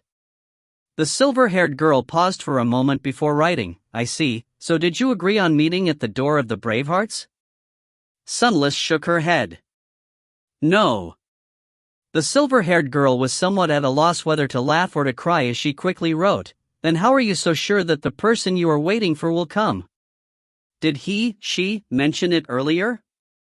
The silver-haired girl could not be sure if the person Sunless was waiting for was male or female, so when she wrote she added an additional she. Sunless shook her head once again. With some hesitation, she whispered, "Not coming is also fine." The silver-haired girl was somewhat dumbfounded, but she could sense a resolute tone in the emotionless voice. Sunless waited without caring if she could manage to wait for him. All she wanted was to wait, and that she had to wait. The person she was waiting for was too important to her. She had to wait for him, and it did not matter if he would come. The silver-haired girl slowly figured this out as her eyes lit up slightly. Her soul of gossip burned intensely as she giggled and wrote, "Is the person Sis Sunless is waiting for someone she likes?" Sunless' dull eyes immediately turned dazed before they turned deep. At this moment, silence was equivalent to acquiescence, with silence beating speech. The silver-haired girl was immediately left more curious. She did not want to disturb Sunless any further, but her thoughts of accompanying Sunless in her waiting became firmer. She was in no hurry to enter the infernal domain and she had plenty of time left. She believed that she could clear the first 30 calamities. What she was eager to know was the person Sunless was waiting for. Who was it? It was unknown if she knew the person or if she had seen the person before. Suddenly, the silver-haired girl felt an extremely dangerous aura as her hair stood up. Immediately, she turned around. Sunless had also simultaneously felt the same sense of danger as she turned. They were looking in the direction of the door of the Bravehearts. Out of the narrow intersection, a graceful figure slowly walked out. On closer look, it was something that made one involuntarily hold one's breath. This was because the person who walked out was an extremely beautiful woman dressed in rainbow-colored robes. Her skin was as white as snow, and her beauty was peerless enough to topple kingdoms. Her body was excellent with a voluptuous chest and slender hips. She was a stunner. However, each strand of hair the beautiful woman had was in the shape of a thin snake. The snake-haired woman walked out of the infernal domain and floated towards the pavilion. Upon seeing her face, Sunless immediately grabbed the holy radiance on the table. The silver-haired girl also raised the book in her hand in a battle pose. Her other hand quickly wrote 3 words on the writing board. Infernal Queen Medusa. Medusa was the name of the beautiful lady walking slowly in front of them. She was the only wife of the infernal king, the mistress of the infernal domain. Her strength was equally terrifying, it was just slightly weaker than the infernal king's. Why did infernal Queen Medusa suddenly appear outside the infernal domain? Sunless and the silver-haired girl immediately turned cautious. The infernal queen slowly walked over and soon reached the pavilion. She revealed a beautiful smile that could overwhelm all men and said, "Don't worry, this queen will not attack you." The infernal queen's voice was pleasing to the ears, but Sunless and the silver-haired girl did not dare to relax. The infernal queen shook her head and laughed. She sat at a stone table a distance away from Sunless and softly said, "This door of the Bravehearts is already in such a rundown state. This queen hasn't seen Bravehearts dare to stay around here for countless years. Don't worry, this queen never kills Bravehearts, because every time they appear, this queen can admire the darling husband's magnificence. To this queen, it is a form of enjoyment." The darling husband the infernal queen was referring to was naturally the infernal king. Sunless and the silver-haired girl remained alert in silence. Although they could not sense any killing intent from the infernal queen, they were not naive to believe that the beautiful snake-haired woman was a harmless herbivore. The infernal queen moved her lips slightly once again as she softly said, "It seems both of you are waiting for someone? This queen's darling husband who makes one lovesick is about to return. You wouldn't mind this queen from waiting in this pavilion for a while, right?" Upon hearing this, Sunless and the silver-haired girl exchanged looks. Both of them were astonished. What the infernal queen meant was that the infernal king was not in the infernal domain. Furthermore, the infernal king was about to return? Sunless and the silver-haired girl exchanged looks once again, but they managed to calm down. They sat back down at the stone table. The method of killing the infernal king to clear the 7th level was something she would attempt sooner or later. Since the infernal king was about to return, it just meant the pushing forward of an intense battle. Sunless sighed. She did not have much confidence in defeating the infernal king. She did not care about winning or losing, nor did she care about clearing the 7th level. All she wanted was to wait for Shi Xiaobai. The heavens seemed to hear her inner thoughts at that moment. Suddenly, across the barren land, 4 figures appeared. Sunless immediately saw an extremely familiar figure among them. Wasn't that black-haired youth Shi Xiaobai? Shi Xiaobai had indeed come. Sunless immediately stood up from her seat. The silver-haired girl also noticed the 4 figures walking from the horizon. Similarly, she first noticed Shi Xiaobai from the group. She had encountered Shi Xiaobai back in the second level when they were protecting the city. Back then, Shi Xiaobai had given up the honor of being first to clear the level by selflessly using 500 of his points to heal the city's tree. It had shocked and touched her. "Brother Xiaobai, we have finally met again." The silver-haired girl stood up with a smile as well. Sunless and the silver-haired girl stood up spontaneously as they walked out of the pavilion. But there was a figure that was even faster than them, and more urgent than them. The Infernal Queen was walking in front of them. At the same time, a coquettish and mesmerizing voice resounded in front of the two girls. "Darling, you finally came back? If you find any errors, ads pop up, ads redirect, broken links, non-standard content, etc., please let us know. Report chapter so we can fix it as soon as possible." Chapter 386, Did I Make a Mistake? Chapter 386, Did I Make a Mistake? "Darling, you finally came back?" The Infernal Queen had a sultry voice that sounded like lingering piano music. Her tone was filled with the coquetry and melancholy of a woman that felt lovesick. It was pleasant to the ears and moving. It caused one to feel distraught. The Infernal Queen took light steps with an elegant posture. Under her gorgeous dress was a voluptuous and curvy figure. Her beauty was stifling. When Sunless and the silver-haired girl saw the four figures walking from the horizon, they immediately recognized the familiar black-haired youth. They had spontaneously headed forward, but the Infernal Queen was faster than them. Upon hearing the Infernal Queen say such words with a petty pout, Sunless and the silver-haired girl felt a jolt through their minds. They could not help but come to a stop as they cast their gazes at the Infernal Queen. The only person that could be so intimately addressed by the Infernal Queen as darling was the Infernal Domain's Infernal King. And at that moment, the Infernal Queen had apparently said those words to the Infernal King. The Infernal King was back. Sunless and the silver-haired girl looked over warily, but the direction the Infernal Queen was heading in was where the four figures were coming from.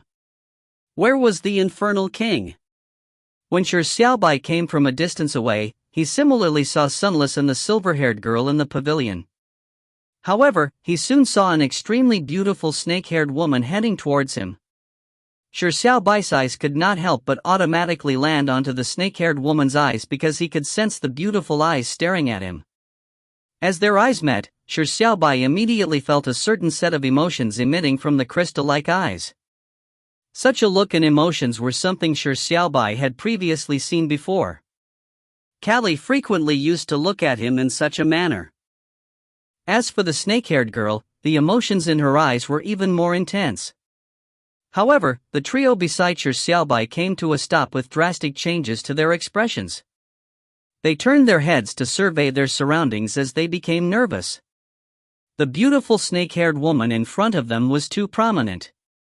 The trio immediately recognized her with a glance. Infernal Queen Medusa.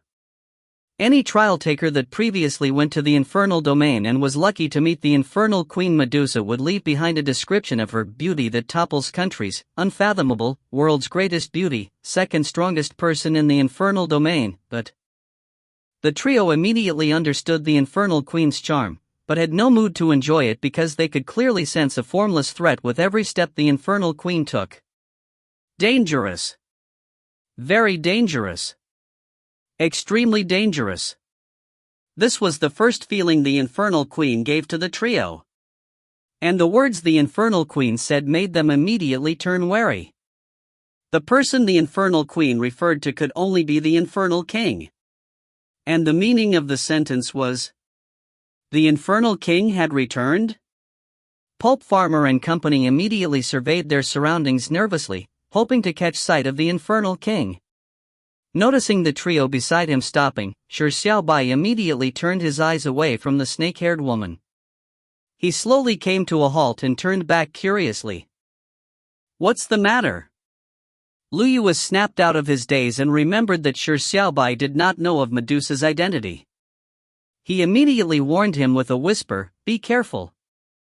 This snake-haired woman is the wife of the Infernal King, Infernal Queen Medusa. Shi Xiaobai was surprised as he turned to look at the graceful snake-haired woman who was still walking over. The woman suddenly appeared 3 meters from him when she was a few hundred meters away just an instant ago. Shi Xiaobai's heart jumped slightly, but he did not sense any hostility from the woman. As such, he did not make much of a reaction. As for Pulp Farmer and company, they jumped out of their skin as they took on a battle stance. But at this moment, the Infernal Queen swept her eyes across the trio. The trio immediately turned their heads away, to the point of even turning their entire bodies. Legend said that the Infernal Queen Medusa's stare could petrify enemies that looked into her eyes. The trio did not dare to risk it and immediately chose to avert their gazes. "Darling, are these 3 people your friends?" The Infernal Queen's sultry voice sounded as the trio turned their heads in surprise. What was the meaning of those words? Shi Xiaobai was slightly surprised because when the Infernal Queen was saying that, she was clearly looking at him. He said with a frown, "Are you talking to this king?" A look of consternation appeared on the Infernal Queen's face. She asked curiously, "What does darling mean? Would I call anyone else darling?" With that said, everyone was stunned. Pulp Farmer and company widened their eyes while the silver-haired girl gaped. Even Sunless could not help but utter an ah. The Infernal Queen actually addressed Shi Xiaobai as darling. Heavens, what the hell is going on? As the party in question, Shi Xiaobai appeared rather calm. He looked at her and said calmly, "This king has never seen you before, so how can he be your husband?" When the Infernal Queen heard this, she frowned slightly and said sadly, "Darling, what's the meaning of this? You have been away from home for several days, making me long for you. And the moment you come back, you pretend not to know me?" Shi Xiaobai said helplessly, "Think again carefully. This king is really not your husband, . The Infernal Queen said with scoff, "Darling, are you testing me? You change guises every time when out in the external world, but I have accompanied you by your side for such a long period of time. Even if you disguise yourself as a wizened old man, I would be able to recognize you with a glance, much less you being a youth. Darling, stop pulling my leg." After the Infernal Queen said this, she took a step towards Shi Xiaobai. As a knee-jerk reaction, Shi Xiaobai immediately took a step backwards as he said with a deep voice, "You are truly mistaken. This king is not your husband." The Infernal Queen came to a stop as she gaped slightly before lowering her head. She said softly, "Did I do something wrong?" The look of her who was about to cry was one that made anyone that saw her to love and pity her. Shi Xiaobai frowned slightly. The snake-haired woman's expression and demeanor did not look fake. It did not look anything like acting. But this was really the first time he was seeing the snake-haired woman, so he was obviously not the woman's husband. Furthermore, Lu Yu had just warned him that the woman was the Infernal Queen, the wife of the Infernal King. If the Infernal Queen addressed him as her husband, wouldn't that make him the Infernal King? Shi Xiaobai was rendered speechless. He was clearly here to kill the Infernal King, so how did he suddenly become the Infernal King? Mistaken identity? Or was it a conspiracy? But with the Infernal Queen's identity, how could she use the term darling as part of a plot? He isn't. A cold voice echoed at that moment. Sunless walked from afar and calmly walked past the Infernal Queen, coming beside Shi Xiaobai. Then, she turned around and looked straight into the Infernal Queen's eyes, saying with absolute certainty, "He is not the Infernal King." The Infernal Queen turned her melancholic gaze from Shi Xiaobai and gave Sunless a serious look. She softly said, "The person you have been waiting for in front of the door of the Bravehearts is my husband?" Sunless nodded before shaking her head. She said seriously, "It's him, but he's not your husband." Sunless, who was always a person of few words, revealed a rare desire to obtain victory in this dispute. Pulp Farmer and company also snapped out of their daze. However, they did not know what to say. They obviously did not believe that Shi Xiaobai was the Infernal King, but they similarly did not think that the Infernal Queen would use the Infernal King's name for acting. What the hell was the situation? Shi Xiaobai sighed and looked at the Infernal Queen before saying, "You must have been mistaken for some reason. This king isn't the Infernal King, nor does this king know you." The Infernal Queen sighed similarly and said faintly, "Shi Xiaobai, you have a red mole beneath your right armpit, and a birthmark on the left side of your chest. Try explaining, did I make a mistake? If you find any errors, ads pop up, ads redirect, broken links, non-standard content, etc. Please let us know. Report chapter so we can fix it as soon as possible." Chapter 387, I know every inch of your body. Chapter 387, I know every inch of your body. Shi Xiaobai, you have a red mole at the bottom of your right armpit, and a birthmark on your left chest. Try explaining, did I make a mistake?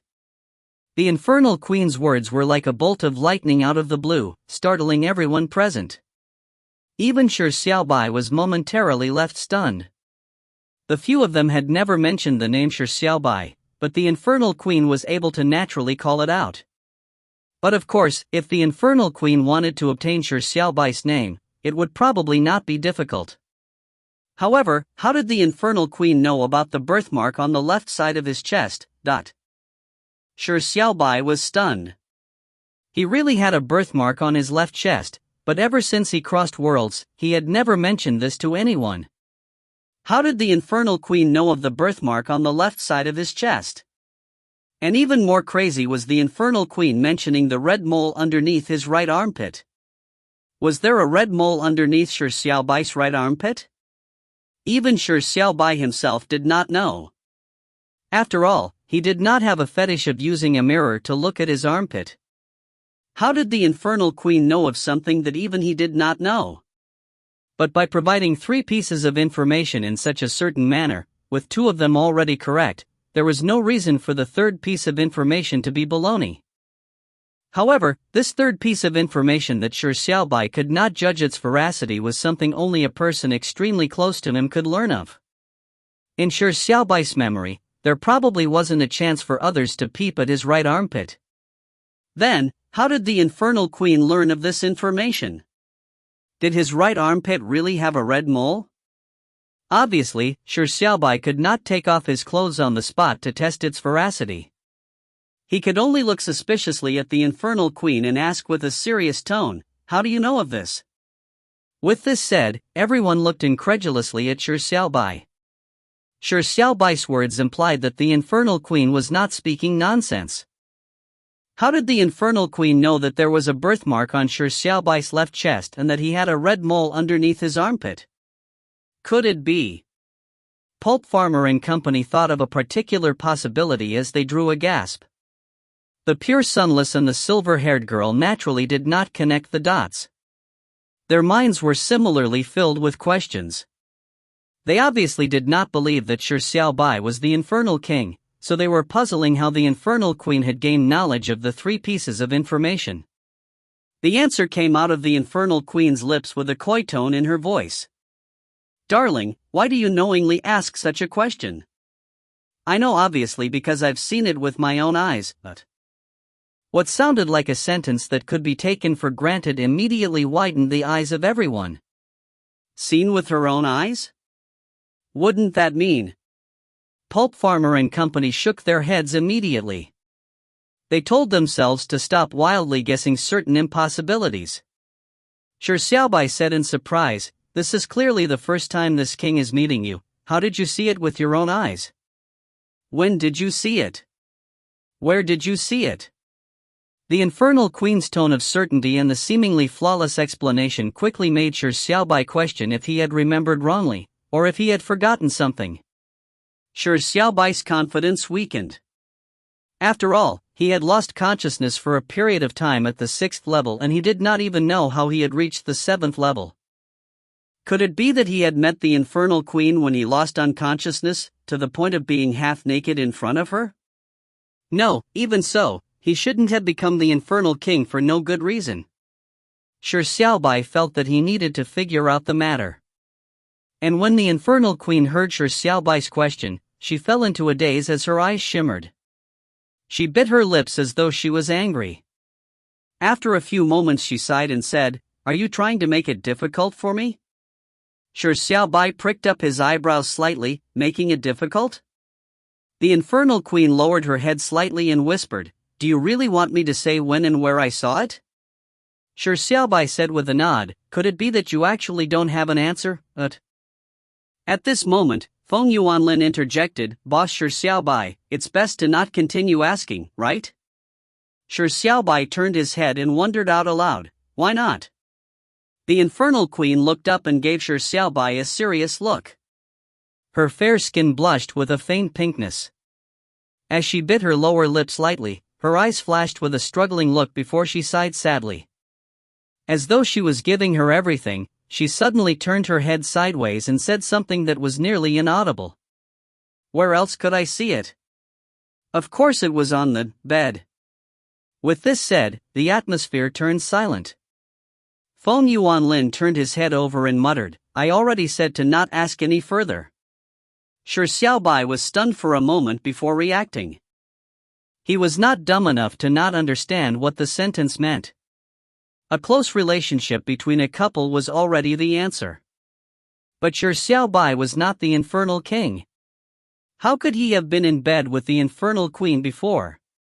Shi Xiaobai fell silent for a moment and looked at the Infernal Queen before seriously saying, "In the end, all this is because you mistook this king for your husband, and that this king is the Infernal King.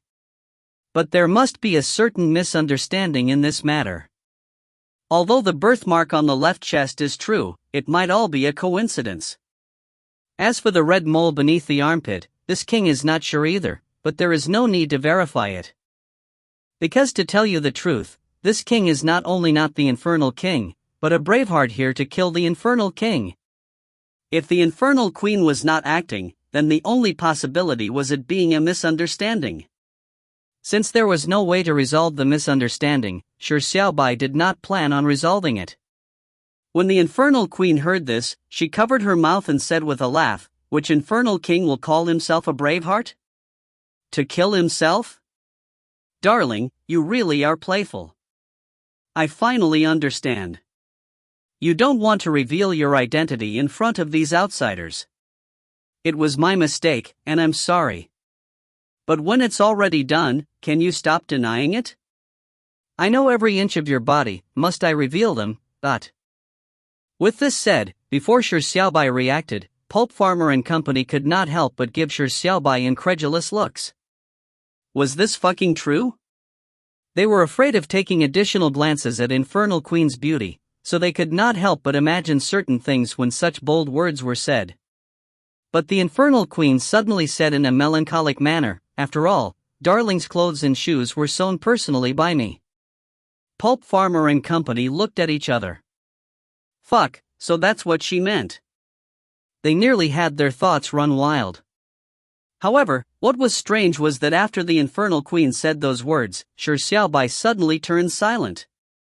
His eyebrows were knitted together, as though he was contemplating something. There was a strange silence once again. The Infernal Queen looked quietly at Shi Xiaobai. Pulp Farmer and company looked at each other. Why was Shi Xiaobai so silent at the moment? Could it be? Lu Yu suddenly said, "There are only 7 bravehearts that can reach the 7th level. This penniless priest is the 7th, and in the 6 people before me, there wasn't Shi Xiaobai." Feng Yuanlin stared with widened eyes and exclaimed, "That can't be?" Pulp Farmer turned his head towards Lu Yu and said in disbelief, "Are you telling me that this could be a fake Shi Xiaobai? There were only 7 bravehearts, but this Shi Xiaobai that suddenly appeared claimed to be the 8th braveheart, while the Infernal Queen insisted that Shi Xiaobai was the Infernal King. Then there was only one explanation. The Shi Xiaobai in front of them was not the real Shi Xiaobai, but a disguise of the Infernal King. Against such doubts, Shi Xiaobai remained silent. It was an eerie silence. Real one. Sunless, who had been silent for a long period of time, suddenly spoke, "You are the real Shi Xiaobai. Aura cannot be faked." Sunless looked at Shi Xiaobai quietly. The sword aura from Shi Xiaobai that she liked a lot could not be faked. He had to be the real Shi Xiaobai. Pulp Farmer added on at that moment, back in Transcendence, Shi Xiaobai had saved my life. The Infernal King would not have done that. He's not the Infernal King. Feng Yuanlin nodded and said, Boss, Shi Xiaobai's performance at Transcendence is something I'll remember for life. I absolutely cannot believe that he is the Infernal King. Certainly not. Lu Yu frowned. This penniless priest does not believe it either.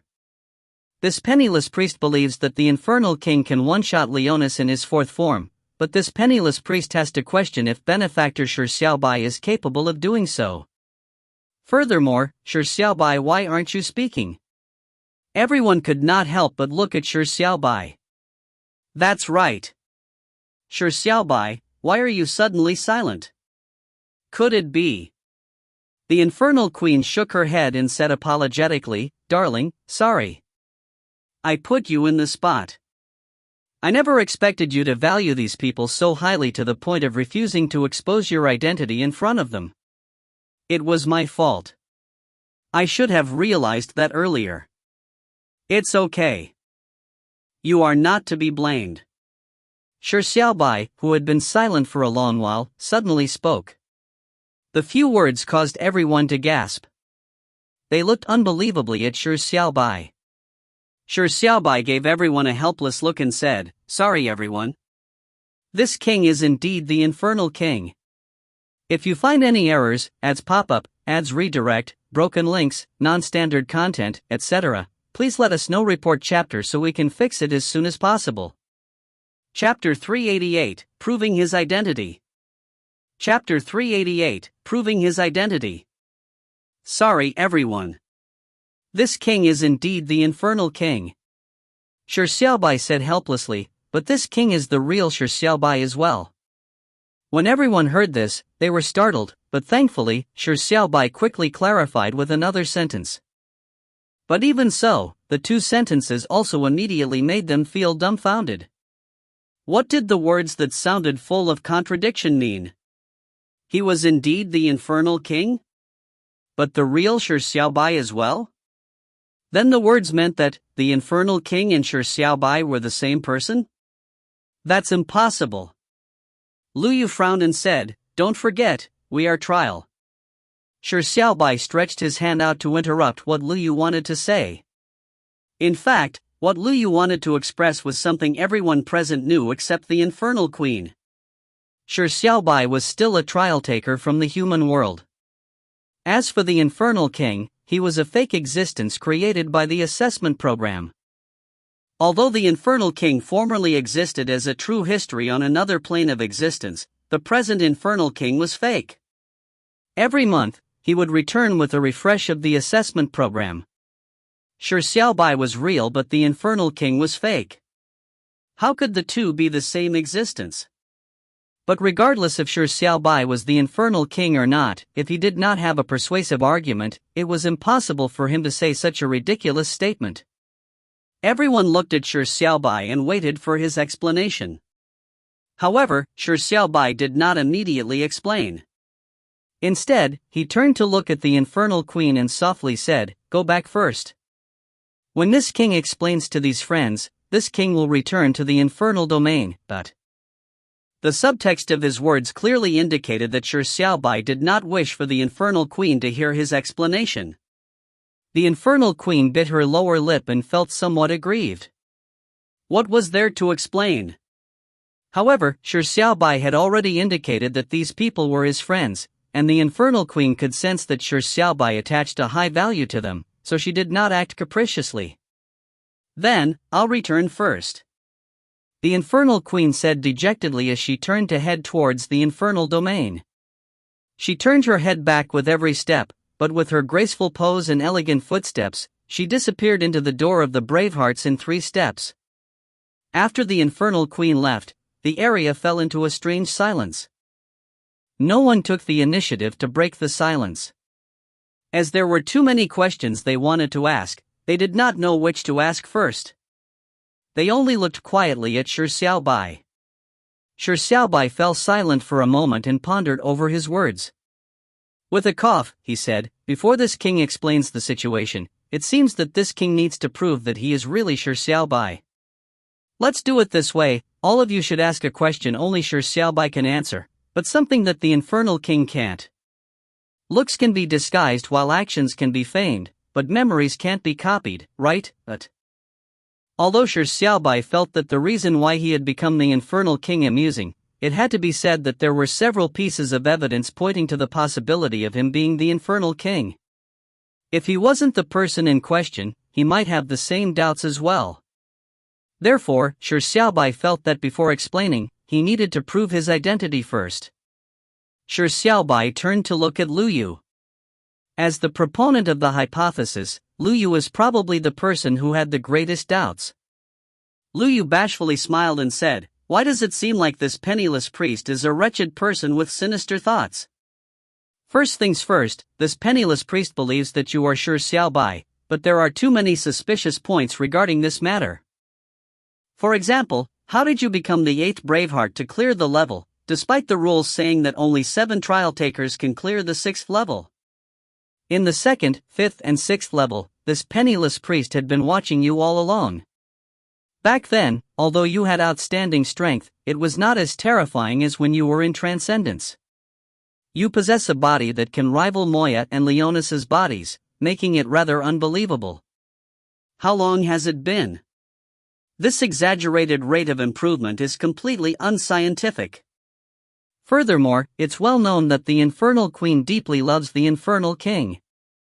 She is extremely faithful, so it's impossible for her to destroy her reputation to address another person as her husband. The reason why she would do so is because she is absolutely certain that you are the Infernal King. Also, your knowledge regarding the 7th world is severely lacking. Furthermore, you did not immediately clear the level after defeating Leonis, which goes against common logic. You being targeted by the assessment program is rather far-fetched as well. There are too many suspicious points, so many that this penniless priest can't help but feel suspicious, even if your character, habits, and looks are all identical to the Shi Xiaobai this penniless priest knows. However, this penniless priest hasn't known you for long, so it's impossible to be absolutely certain. Therefore, even if such suspicion is rather unfriendly, this penniless priest has no choice but to play the devil's advocate.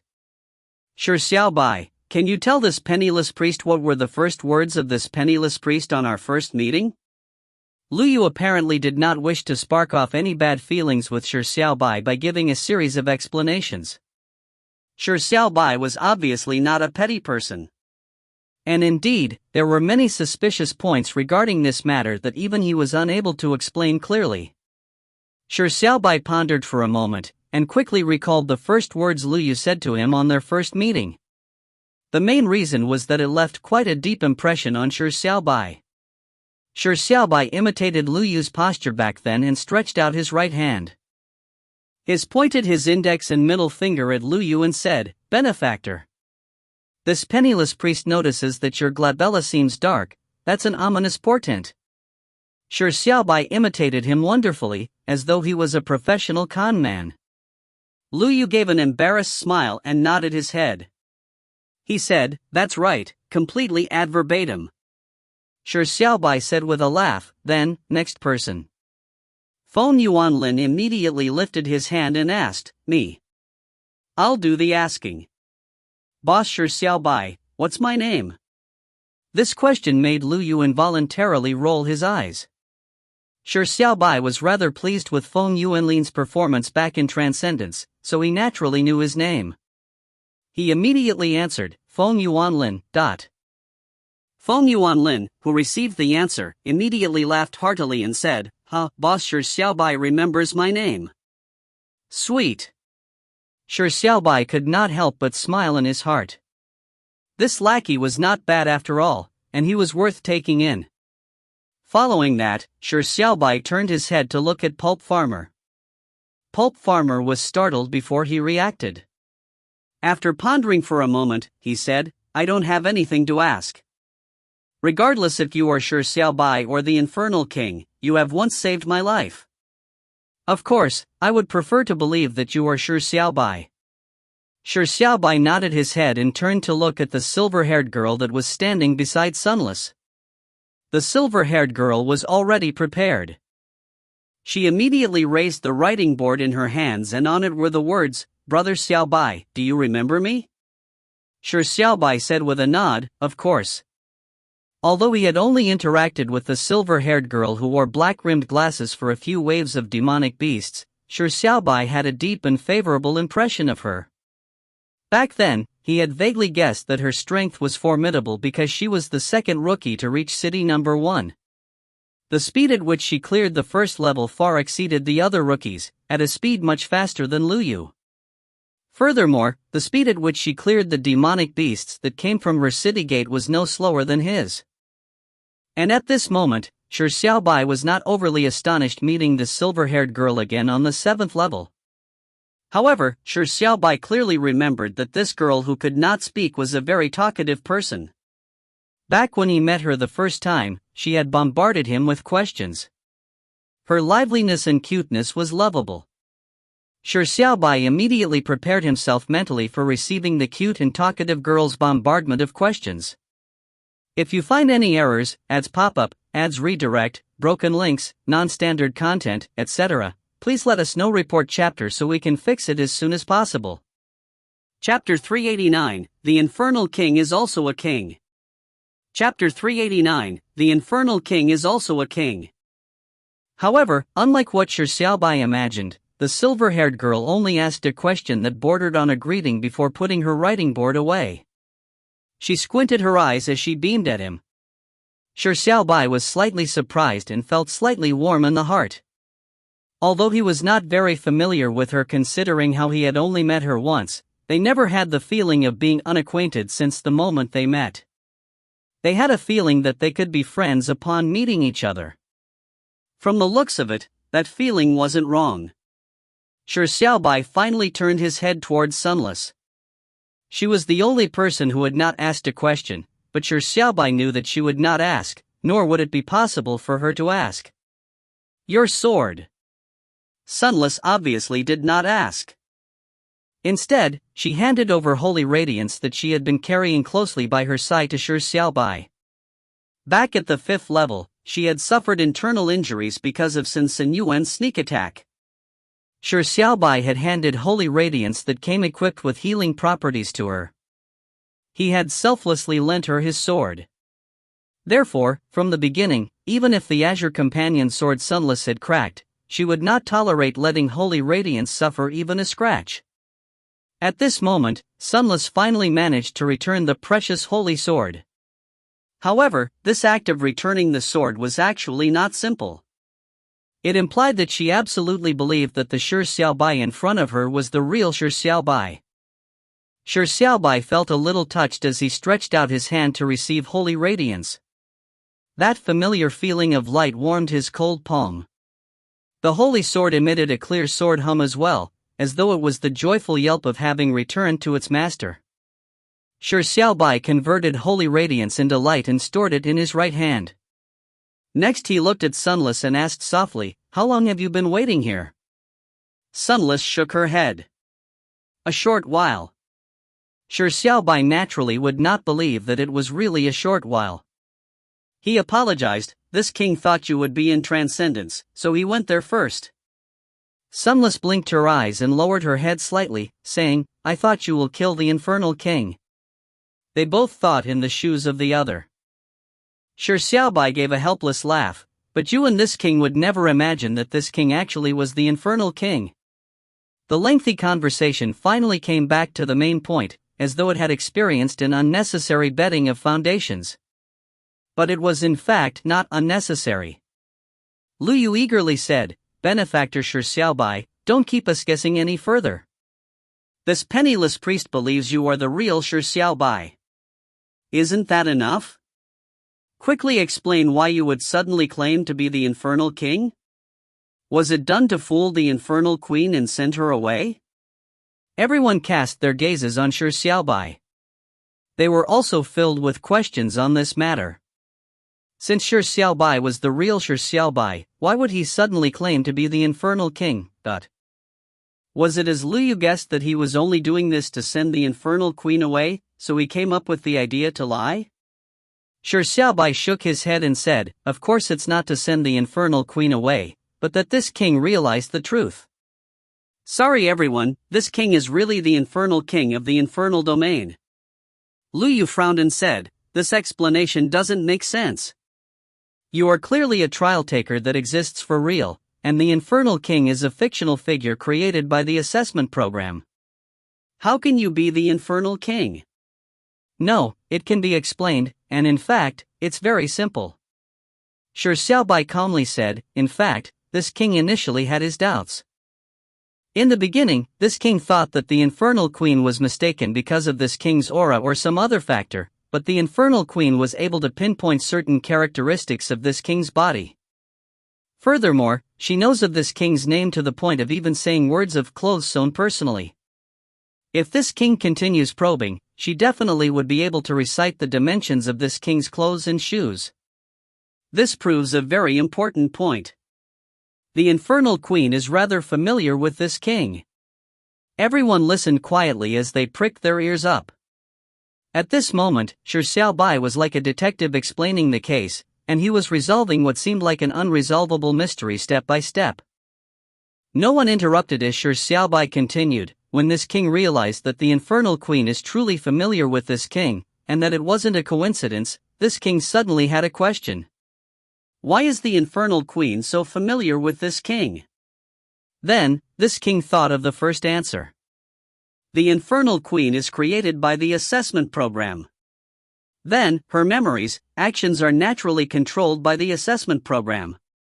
In fact, this king had previously been unconscious for a moment. This king's clothes were changed by someone.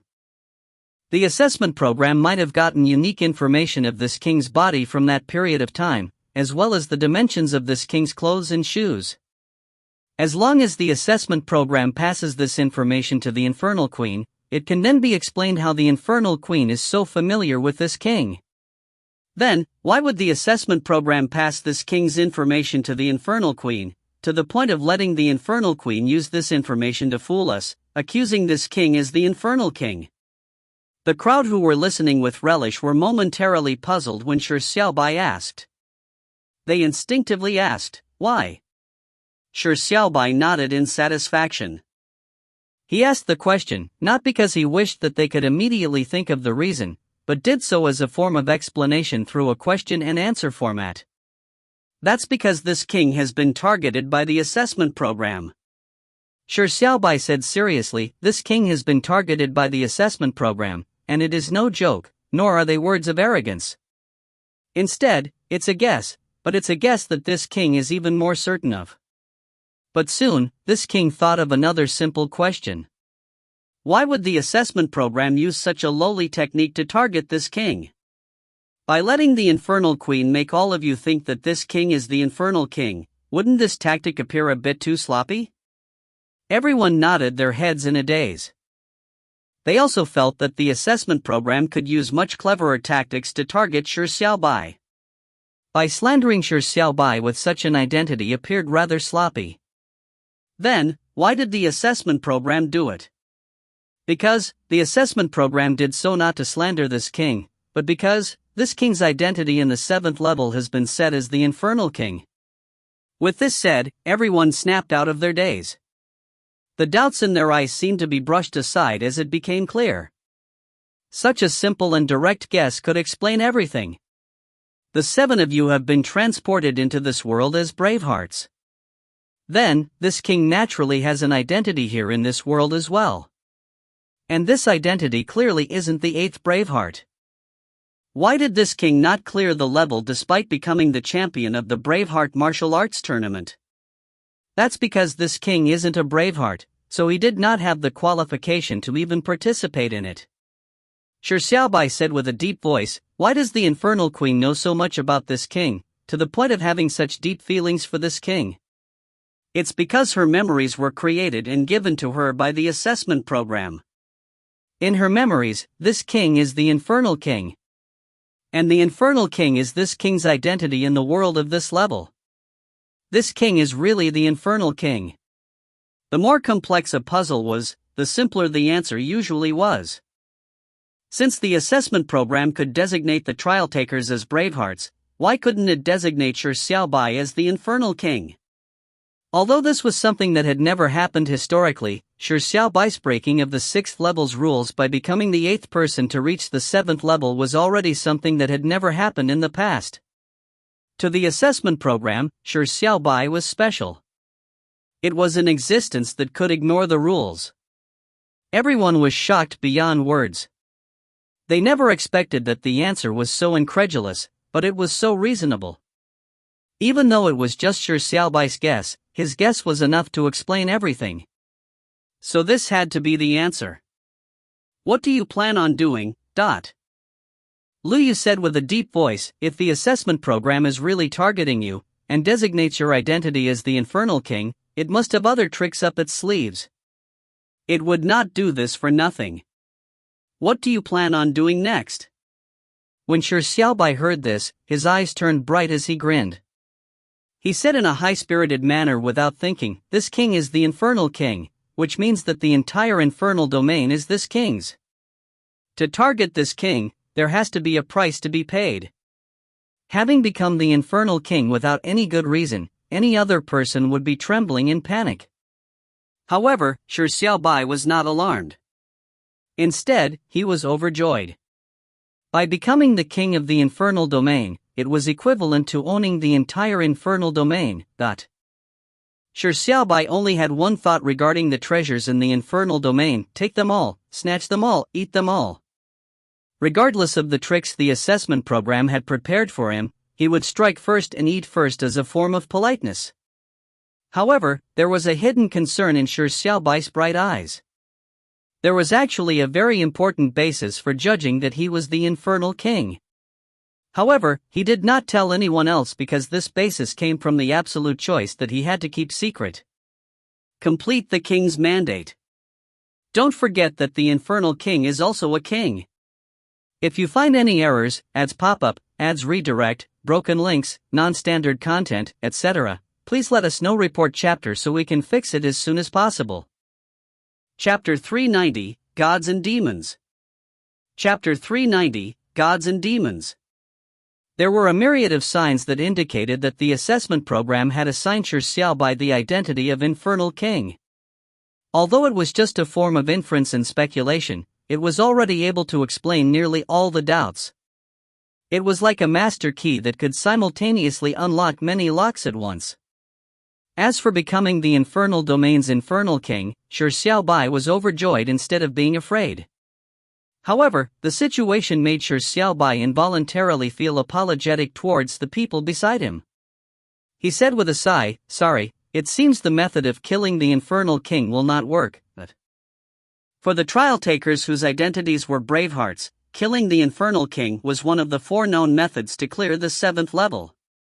However, if Shi Xiaobai was really the Infernal King, it was definitely impossible for the people in front of him to choose this method.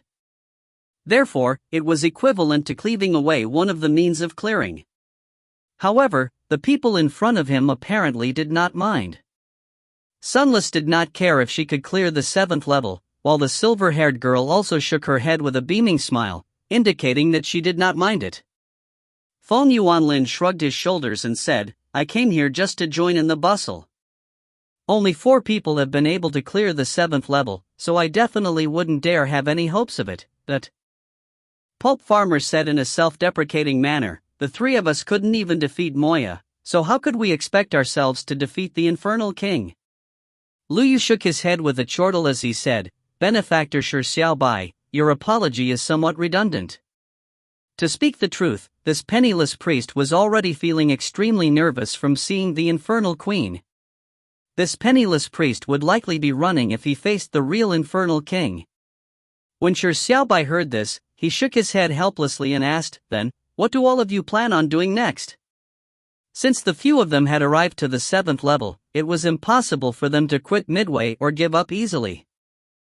They would definitely try their best in an attempt to clear the level, so as to not leave any regrets even if they failed. However, the Braveheart martial arts tournament had already finished, and Shi Xiaobai had for some reason become the Infernal King.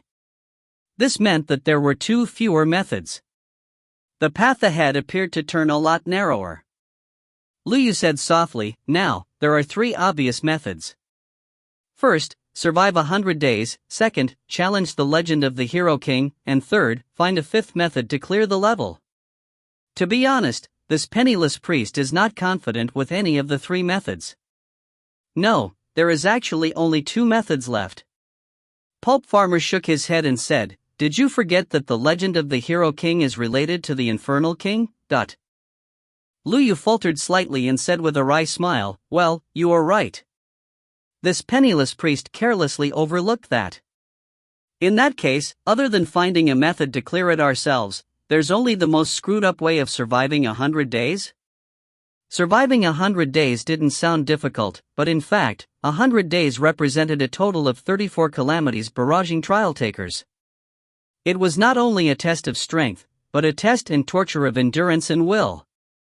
Typically, only trial takers who failed to find any other method or failed the other methods would finally choose the last method of surviving for 100 days.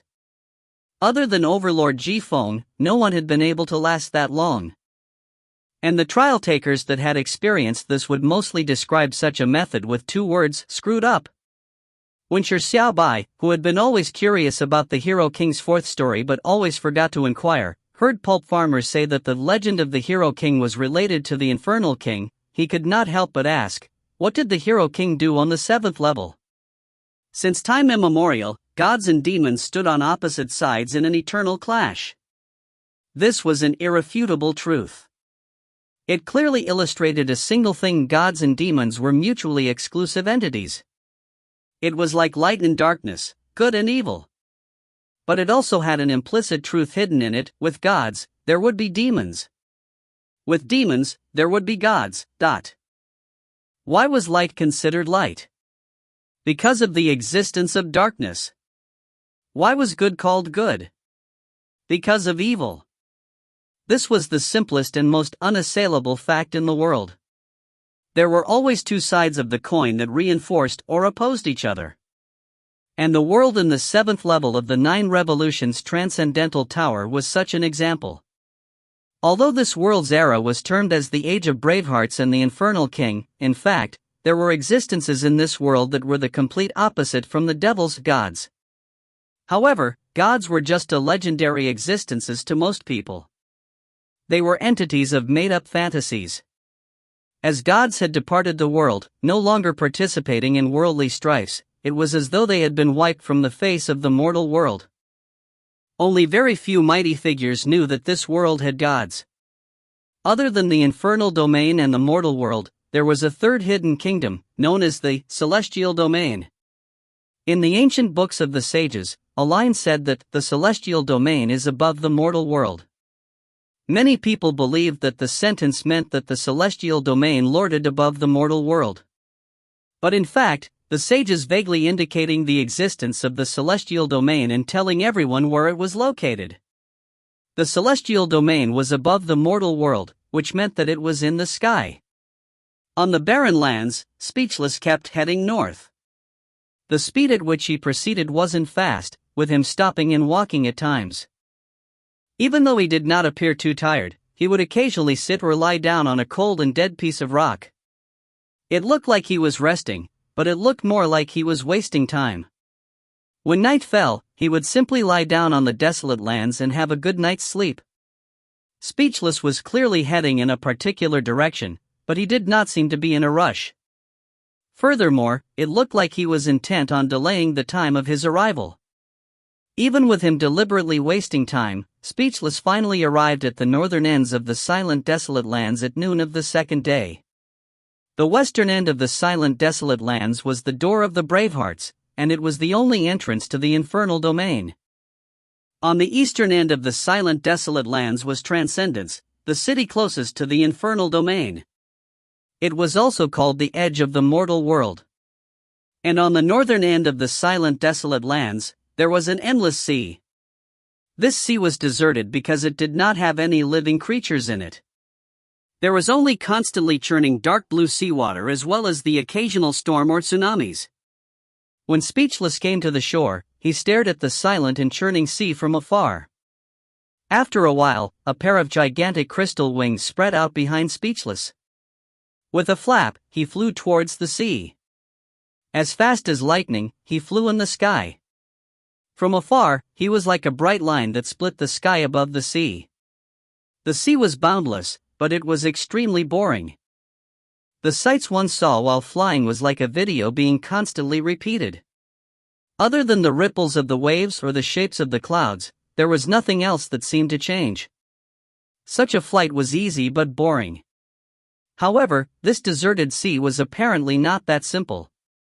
After Speechless flew for half an hour, an enormous change suddenly took place in front of him. The clear and bright sky suddenly turned dark. Billowing thunderclouds covered the entire sky, as though night had fallen. There was the occasional deafening thunder rumbling and bright flashes of lightning that illuminated the darkness. Speechless was still flying, but instead of slowing down, he increased his speed. A few bolts of lightning grazed past him, having nearly struck him. Speechless remained expressionless as he calmly flew forward. Suddenly, during a brief instance of a flash, a horrifying picture appeared. Across the vast sea, a spiraling sea current a few hundred meters across flowed from bottom to top, piercing straight into the sky, into the thunderclouds. The sea current that surged into the sky was like a heavenly pillar.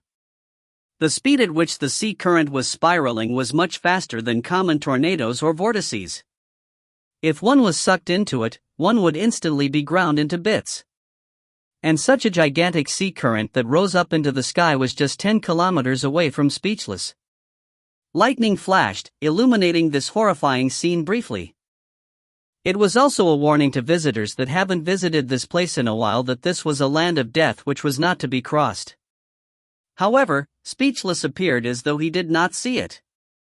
He did not even change his direction. Within a kilometer from the rising sea current, winds raged. And even closer, space even seemed to distort. The spiraling power from the sea current was just the tip of the iceberg, but it already possessed the power to rip apart any ordinary lives. But in the raging winds and distorted space, Speechless still did not change his direction, nor did he slow down. He flew straight without stopping, plunging straight into the skyward vortex column. If you find any errors, ads pop up, ads redirect, broken links, non-standard content, etc., please let us know. Report chapter so we can fix it as soon as possible. Chapter 391, I'm only waiting for you. Chapter 391, I'm only waiting for you. The celestial domain is in the sky, and the only way to enter the celestial domain is through a terrifying skyward sea current. The sea current is in a dead sea, and only by using the current's skyward flow would one be able to enter the celestial domain. The existence of the celestial domain is a secret unknown to the inhabitants of this world. But to human trial takers like us, there have been people who have already discovered the existence of the celestial domain over countless exploratory trials. There have been people who have done deep research on the celestial domain's location and method of entry, but of course, even if it's known, almost no trial taker has been able to really enter the celestial domain because the speed of the spiraling sea current is too horrifying. It's a force no human body can withstand, and it would rip a person to shreds upon entry. Only a few lucky ones with special abilities or amazingly strong freaks of nature have a chance at heading to the celestial domain. Lu Yu said, and back then, the Hero King was one of the extremely few trial takers who successfully entered the celestial domain. When Lu Yu said this, he paused slightly. Shi Xiaobai immediately motioned for Lu Yu to continue. He never expected that the world had such an interesting historical background. Not only were there devils and the infernal king, there were gods that isolated themselves. If he knew of the existence of the celestial domain, and that the difficulty of entering it was so high, Shi Xiaobai might have attempted it first. Lu Yu clearly liked to keep people hanging with his storytelling skills. He came to an abrupt stop for 10 seconds before saying, the Hero King successfully reached the celestial domain through the skyward sea current, and with his impressive strength, he obtained the recognition of the race of the gods, the Celestials, where he was given a grand reception. Even the distinguished Celestial King hosted a banquet for him. Lu Yu gave a sly smile and suddenly said, benefactor Shi Xiaobai, try guessing what the Hero King did next. Shi Xiaobai rolled his eyes and after a little thought, he came up with the simplest answer: kill the Celestial King? Or defeat the Celestial King, and after that became the new Celestial King? This was the easiest answer to think of, but it was clearly not the real answer, or Lu Yu would not have made Shi Xiaobai guess. However, Shi Xiaobai could not be bothered and said the answer Lu Yu wanted to hear. Lu Yu shook his head in a happy mood before saying, "You guessed wrong. The Hero King did not challenge the Celestial King, but on the day of the banquet, he stole the most precious celestial jade from the Celestials." Ah! Shi Xiaobai was truly astonished. Even though he did not know the deeds of the Hero King, a man who created the Age of Heroes was imaginably a righteous hero. Why would he steal a treasure of the Celestials? He believed that even if it was not a duel with the Celestial King, he must have done something that made one's blood boil. But it was unexpected that the Hero King entered the Celestial Domain to steal a treasure? Shi Xiaobai murmured, "It must not have been this simple." Lu Yu immediately said with a laugh, "Of course it's not that simple. Not only did the Hero King steal the Celestial Jade, he even gave the Celestial Jade to the Infernal King. After that, he stole the Infernal King's infernal sword and rushed to give it to Leonis. Finally, through a technique stolen from the Celestials, he destroyed half the foundation of the Transcendence Holy Tree. All of this was accomplished by the Hero King within 3 days. It was such a short period of time that the 3 kings failed to react in time. By the time they reacted, they realized that their treasures were in the hands of another. They mistook it for the other party stealing their treasures. Therefore, this was how war that broke out in the Celestial Domain, the Infernal Domain and the Mortal World, was instigated. Shi Xiaobai was dumbfounded when he heard this. By stealing the treasure of the Celestial King and pushing the blame to the Infernal King, he later stole the Infernal King's treasure to push the blame on Leonis, and then pushing the blame to the Celestials by destroying the Transcendence Holy Tree. The Hero King had directly sparked a trifecta hatred relationship between the 3 races. To be able to accomplish such a difficult feat in 3 days was astounding. However, wasn't this the act too despicable? By instigating a war between the 3 domains, wasn't it cold-blooded and ruthless? Was the Hero King that pioneered the Age of Heroes a hero that shouldn't be admired? Shi Xiaobai asked in a deep voice, "This was what the Hero King did? This is the most interesting story out of the 4 stories on the 7th level of the Transcendental Tower?" Lu Yu chortled and said, "That's right. It's the most interesting story, one of the legendary stories of the Hero King." Shi Xiaobai fell silent before his eyes lit up slightly. The story hasn't ended. This was not the legendary story that he had in his mind. It wasn't even considered interesting, so how could it be called legendary? There was certainly more to the story. Of course. Lu Yu grinned and said, "The story has only just begun. What sort of existence was the Celestial Domain?" Speechless had a clear imagination of the place through countless pieces of information. It was an imagination he was even sick of. But when he truly arrived in the Celestial Domain, he had the mistaken feeling that it was both familiar and unfamiliar. It might have been a result of him being giddy after the constantly spiraling sea current, but he felt that he had come to this place thousands of times, but it also felt like he had never ever been here before. This contradictory illusion made him feel a hazy sense of reality. Speechless closed his eyes and rested for a while before slowly opening his eyes and taking slow steps forward. Beneath his feet were snow-white clouds. Walking on the clouds felt like he was stepping on cotton. Occasionally, there would be a hole in the clouds, allowing him to see the distant ground through it. It was a deep abyss that did not seem to have an end. One needed to be careful while walking on such clouds. But Speechless began to increase his walking speed. Before arriving, he did not want to arrive too quickly. But after arriving, he began to feel eager. What a fool! Speechless gave a self-deprecating laugh. After walking on the ground made by clouds for a few minutes, he finally came in front of a gigantic stone door in the expanse of whiteness. The door was the entrance to the celestial domain. I'm finally here. Speechless felt mixed emotions as he looked at the door. Suddenly, Speechless' pupils contracted slightly as a flicker of surprise flashed in his eyes. There was a figure standing beside the stone door. A person had reached the celestial domain before him. Although Speechless had deliberately wasted a lot of time on his journey here, it was still a surprise that someone reached the celestial domain before him.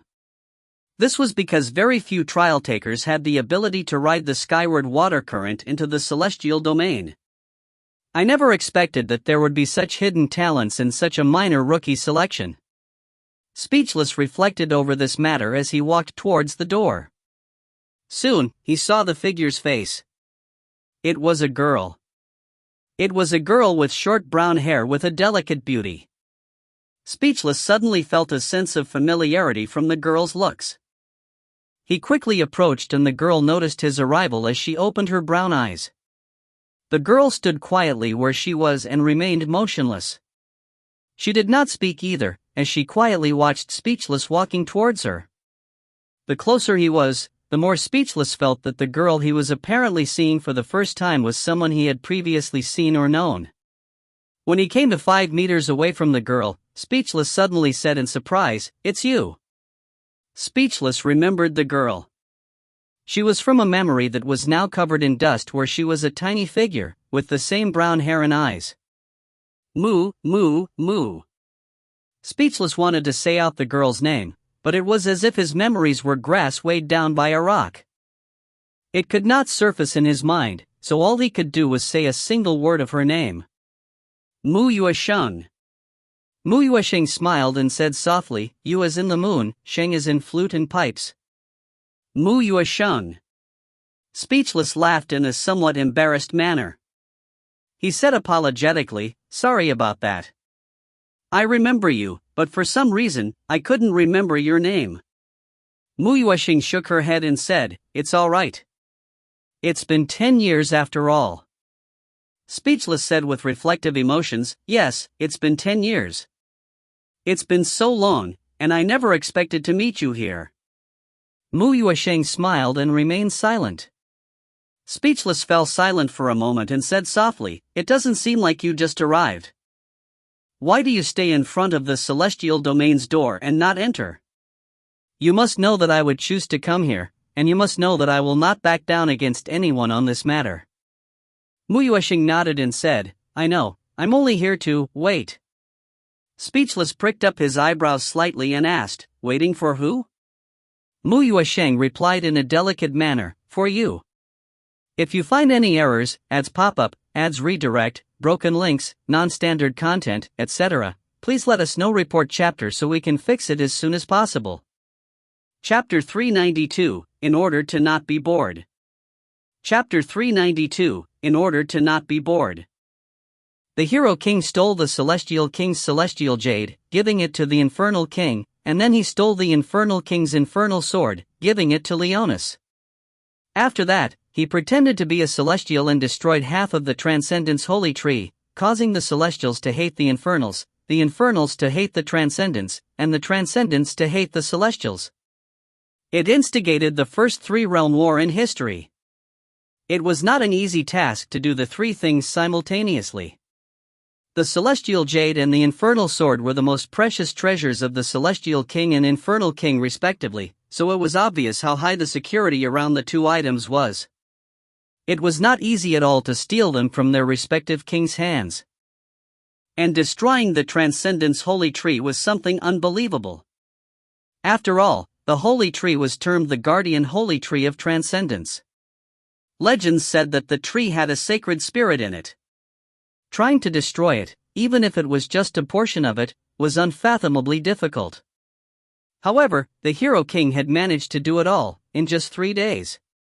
It was truly something admirable, which was understandable that the feat would gain the assessment program's approval, but why did he do so? Why did he use such a despicable method to instigate a 3-realm war that was destined to cause death and destruction?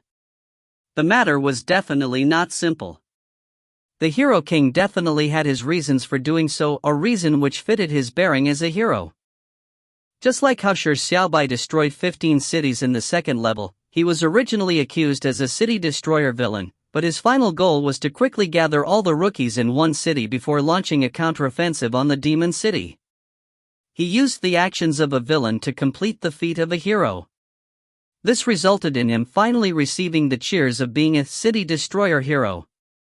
The deeds of a man, who had the title Hero King, ought to conform to the word hero. This was what Shi Xiaobai believed, so he said with great affirmation, "The story hasn't ended." Lu Yu's answer was, "The story has only just begun." Shi Xiaobai's eyes immediately lit up slightly as he quietly waited for Lu Yu to continue his story. The Celestials had isolated themselves from the world, and did not participate in the conflict between the mortal world and the infernal domain, but in fact, it serves as a balancing weight between all three factions. The reason why the Infernal King does not dare to rashly attack the mortal realm, and the reason why the mortals use Bravehearts to challenge the Infernal King as a means of defeating him instead of forming an army is because of the existence of the Celestial Domain. The Infernal Domain and the mortal realm are both afraid that the Celestial Domain would benefit from their internecine struggle, so they did not dare to risk beginning a full-out war. And what the Hero King did completely disrupted the delicate balance of the three factions. Lu Yu said without any haste, "Once upon a time, the war that broke out between the three races, three most powerful factions, was obviously brutal. Nearly all life was snubbed out, and the war was a massacre. The flames of war that raged in the battlefield where it was in its most intense state was originally a green and lush plain. In less than a year after the war, it turned into a desolate and barren desert, which is the area we know as the Silent Desolate Lands that is situated in between the Infernal Domain and Transcendence. However, the new war that should have been called a nightmare only lasted for 3 days before coming to an end." Benefactor Shi Xiaobai, can you guess what happened? Upon hearing Lu Yu's question, Shi Xiaobai pricked his eyebrows up slightly and could not help but ponder. A three-sided war was different from a battle between two sides. If one side was overwhelmingly strong, it was possible to still call it a country after 3 days, and it could even cause a race to unconditionally surrender. However, a three-sided war would definitely begin with a probing period, as well as an awkward situation where each party held back the other, so how could it end in 3 short days? Was it because the three kings realized how tragic war was? So they ended the war through peaceful negotiations? Or could it be that the three kings realized something was amiss, and that the Hero King had despicably sown discord? As Shi Xiaobai was pondering, a voice suddenly shouted out, "It's because the Hero King killed the Celestial King, the Infernal King and King Leonis." Shi Xiaobai felt a jolt as he turned his head and saw that the voice came from Feng Yuanlin beside him. Lu Yu's grumbling voice immediately shouted, "Feng Yuanlin, how can you give a spoiler? The wise words of the sages, spoilers are a moment of happiness, but result in eventual death. Feng Yuanlin, you are committing a grave sin." Feng Yuanlin rolled his eyes, "I'm not giving a spoiler, but preventing your shameless act of wasting time. It's such a simple matter, but you managed to drag it on for so long. If this goes on, the sky will darken."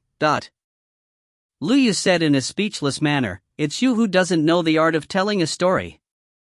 Heavens, this penniless priest was able to go on for another half an hour, but your simple sentence has destroyed this penniless priest's line of thought and interest."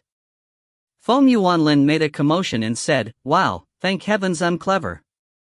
If I listened to you dragging out another half an hour, I would probably have fallen asleep." Lu Yu said in an exasperated manner, "Speaking to you is simply preaching to the wrong audience." Shi Xiaobai gave a helpless smile and interrupted them, "Don't argue, let this king finish hearing the story." Feng Yuanlin immediately turned his head and gave a placating smile, "Boss Shi Xiaobai, don't blame me for giving you a spoiler. Actually, the story after this isn't complicated at all. That fellow Lu Yu insisted on going in circles, but a few sentences would explain everything. The story is described in primary school textbooks.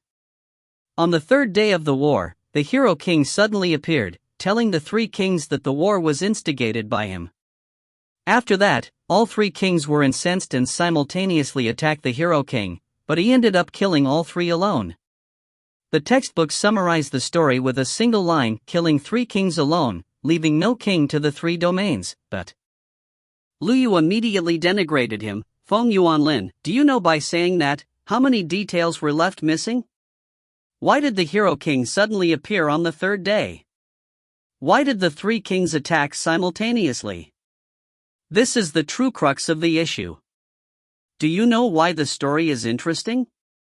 It's because of the unnatural development of the plot, and it was machinated by the hero king alone. His goal from the beginning was to fight all 3 at once.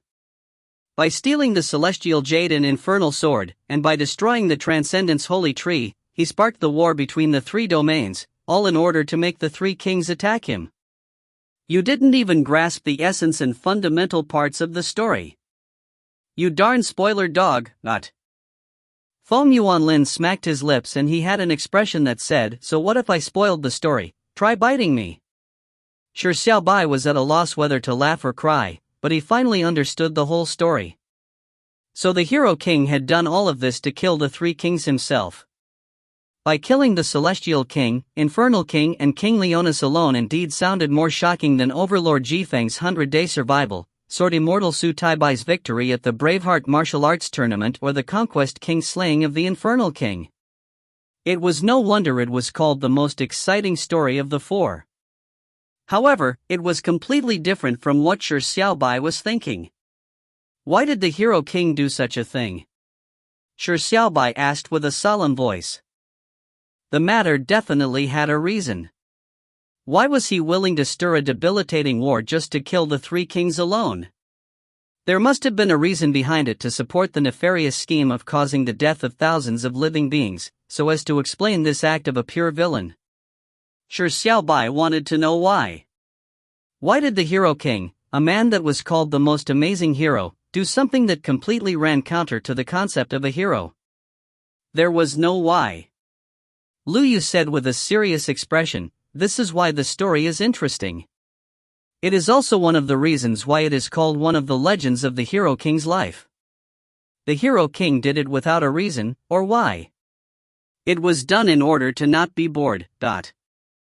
If you find any errors, ads pop up, ads redirect, broken links, non-standard content, etc., please let us know. Report chapter so we can fix it as soon as possible. Chapter 392-2, Yesterday's Villain, Tomorrow's Hero. Chapter 392-2, Yesterday's Villain, Tomorrow's Hero. There was no why. Lu Yu said with a serious expression, this is why the story is interesting. It is also one of the reasons why it is called one of the legends of the hero king's life. The hero king did it without a reason, or why. It was done in order to not be bored. Shi Xiaobai was left surprised for a few moments before he slowly turned silent. It was done in order to not be bored? Because he was bored, he instigated a brutal war that would end countless lives? Are you disappointed? Lu Yu said with a chuckle, back when this penniless priest first heard of the hero king's story, this penniless priest was just like you, extremely disappointed. That's because what the hero king did could not be considered heroic. It was even worse than a villain's act. He instigated a war, killing the 3 kings alone because surviving 100 days, becoming champion of the tournament or challenging the Infernal King was too easy for him. It did not pose a challenge for him. The hero king was one of the most amazingly talented people in all of human history.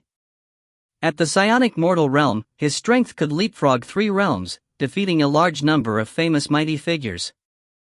He machinated it in such a way that made the Celestial King, Infernal King and King Leonis attack him together, so as to prevent boredom during the trial of the 7th level. This clearly sounds selfish and ruthless, but why would such a person be called the hero king? Benefactor Shi Xiaobai, do you have such thoughts on your mind? Shi Xiaobai nodded silently. Shi Xiaobai believed that there would be a reversal to the story, that the hero king had a hidden motive for his actions, but he never expected that the reason would be so disappointing. At that moment, Lu Yu said, Benefactor Shi Xiaobai, you are destined to be disappointed, because this story does not have any reversals at all. It's the story of a selfish and cold-blooded genius. But why is such a story widely known to the point of it entering the textbooks? It's because this is the only stain on the Hero King's life. Back then, the Hero King was extremely young, and you could even call him naive. His worldview and fundamental values had not taken form, and all he did from the moment he was born was cultivate and engage in battles. But during the 3 days, for some reason, or maybe it was because he witnessed the tragic and devastating effects of war, or maybe something stirred him, the Hero King, who was like a cold cultivating machine, suddenly possessed feelings. The sprouting of the thoughts of being a hero was a result of a foolish sin in his youth. Therefore, this story became the Hero King's most important turning point. He was young, rash, and foolish. A cold machine that only knew how to cultivate.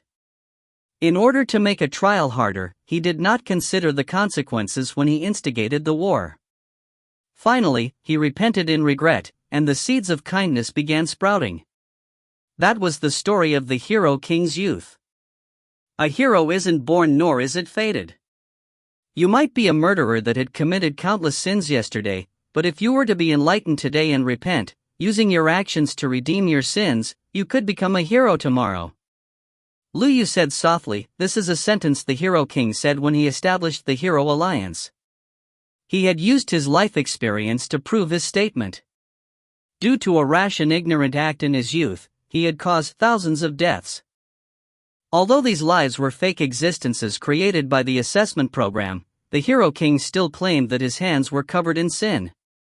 However, in the Hero King's life, he saved more than thousands of times the thousands of lives that were lost in the world.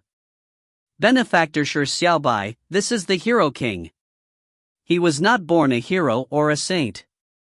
He was once ignorant and heartless. But because of that, what he did in his entire life appeared grander. Shi Xiaobai gaped slightly, momentarily at a loss as to what to say.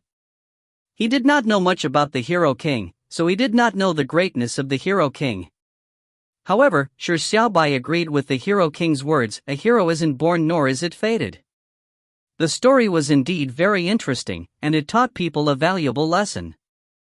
At that moment, Feng Yuanlin interrupted. Regardless of the case, whatever the Hero King did was truly amazing. How can anyone succeed in slaying 3 kings alone?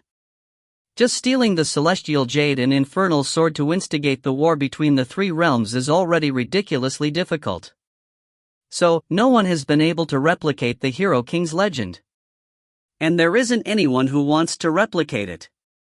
At least, no ordinary person would try to replicate whatever the Hero King did in the 9 Revolutions Transcendental Tower. Therefore, we can forget the 4th clearing method. Now, we should think about the only remaining method left to clear the level, and that's to survive 100 days. What Feng Yuanlin said made Shi Xiaobai suddenly recall of something strange.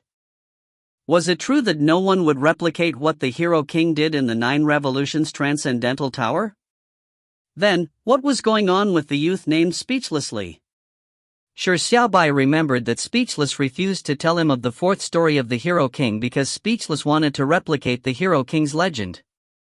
Furthermore, Speechless believed that Shi Xiaobai would also choose the same path after hearing the 4th story. Shi Xiaobai frowned slightly. After hearing the 4th story, he did not have any thoughts of attempting to replicate the story. Fighting the 3 kings alone sounded really challenging, but to instigate a war that would wipe out life, that was way too heartless. Why was Speechless planning on doing this? Why did Speechless think that he would do the same? Shi Xiaobai's mind was immediately filled with questions. At that moment, a faint voice echoed from a distance. Darling! Shi Xiaobai turned his head in shock as he saw the Infernal Queen walked out of the door of the Bravehearts. There she stood alone in the distance. Only then did Shi Xiaobai realize that the story had gone on for too long. The Infernal Queen could not wait any longer in the infernal domain. Shi Xiaobai immediately suppressed the questions in his heart and turned to look at everyone. He said, "This king plans on heading into the infernal domain. If there is nothing pressing for you, why don't you accompany this king and enter the infernal domain?" Since he was now the king of the infernal domain, it would not be a problem for him to invite the people beside him as guests. With Shi Xiaobai saying this, Lu Yu's eyes immediately lit up. He said, "Great. This penniless priest happens to have such thoughts." To be honest, the goal this penniless priest had for coming to the infernal domain was to attempt if he could secretly enter the infernal library in the infernal domain. It's said that there are all sorts of valuable secret manuals stored in there. Shi Xiaobai immediately grinned and said, "Everything in the infernal domain is this king's." Feng Yuanlin hurried said as well. I want to see the infernal king's arsenal, can I?" Shi Xiaobai said with a nod, "No problem. You can take any weapon." Shi Xiaobai turned to look at the others. Pulp Farmer nodded his head to indicate that he did not mind. He did not make any demands. Sunless and Shi Xiaobai looked each other in the eye, before Sunless whispered the words, "Sword manual." Shi Xiaobai nodded with a smile. The silver-haired girl lifted her writing board as well. It read, "Then I'll join in the fun and see if there are any delicious delicacies in the infernal domain." With that, the people present agreed to head into the infernal domain with Shi Xiaobai. The infernal queen, who was standing afar, was stunned when she heard this. Why did she suddenly have an ominous feeling? 3 minutes later, Shi Xiaobai and company entered the infernal domain. The poor infernal domain still did not know that it had just ushered in a group of bandits that entered in broad daylight. If you find any errors, ads pop up, ads redirect, broken links, non-standard content, etc., please let us know. Report chapter so we can fix it as soon as possible. Chapter 393, Because You Want to Be Speechlessly. Chapter 393, Because You Want to Be Speechlessly. In front of the stone door to the celestial domain. Waiting for me? Speechless eyebrow pricked up. Mu Yuesheng nodded and said, "I never had a chance to thank you for what happened when I was little. Brother Speechless, thank you for standing forward to plead for me." Speechless faltered for a moment. Some faded but never forgotten memories began to surface as he realized which matter Mu Yuesheng was referring to. Immediately, he said with a wry smile, "Why is there a need to thank a meaningless request? I was too young at the time." They heard what I said, but they completely ignored it. It was like they were listening to an unruly kid's tantrum. "Sorry, I didn't manage to help you, not one bit." Mu Yuesheng shook her head and seriously said, "How could it be meaningless? Back then, my parents faced it in silence. The elders that always loved me also remained silent. Only you stood up. In my saddest and most despairing moment, you warmed up my nearly frozen heart. As for whether it served any purpose, how can I blame it on you? Offspring who fail to make the mark are driven out of the country, sent to collateral relatives. The rules of the Mu family have always been ruthless. The only thing to be blamed is my low mind expanse, and how I awakened my superpowers too late. It's all bullshit rules." Speechless said with a sneer, "So what if your mind expanse is low? A bunch of idiots who only know to talk about talent. Over the past 100 years of the Mu family, how many of their descendants have been able to reach the 7th level of the 9 Revolutions Transcendental Tower? As for you, just because of a meaningless test you took at the age of 3, you were unreasonably driven out of the family because of failing to meet the mark. Geniuses are not born, nor are they fated. What bullshit rules! This emperor will abolish them sooner or later." Mu Yuesheng smiled slightly and said gently, "You will abolish them, and you definitely will be able to do so. I'll look forward to that day. However, you do not need to be angry for me. In fact, their act was partially for my own good. After all, by being part of the Mu family, we are born to shoulder the responsibilities of the Mu family. We would receive all sorts of training and tests from a young age. With my mind expanse, it is true that I wouldn't be able to catch up with children my own age. That would only increase the suffering. I haven't only suffered once because of my low mind expanse for the past 10 years. The reason why I could reach the 7th level is also because I got to know an impressive friend. If I didn't receive his help, I might never have been able to come to this point." "Oh? Speechless was slightly surprised as he asked, an impressive friend? Mu Yuesheng nodded and said, I'm not sure if you have met him, but I believe that both of you can definitely become friends. That's because both of you are not only the most amazing geniuses I have ever met, but the both of you are the kindest people as well.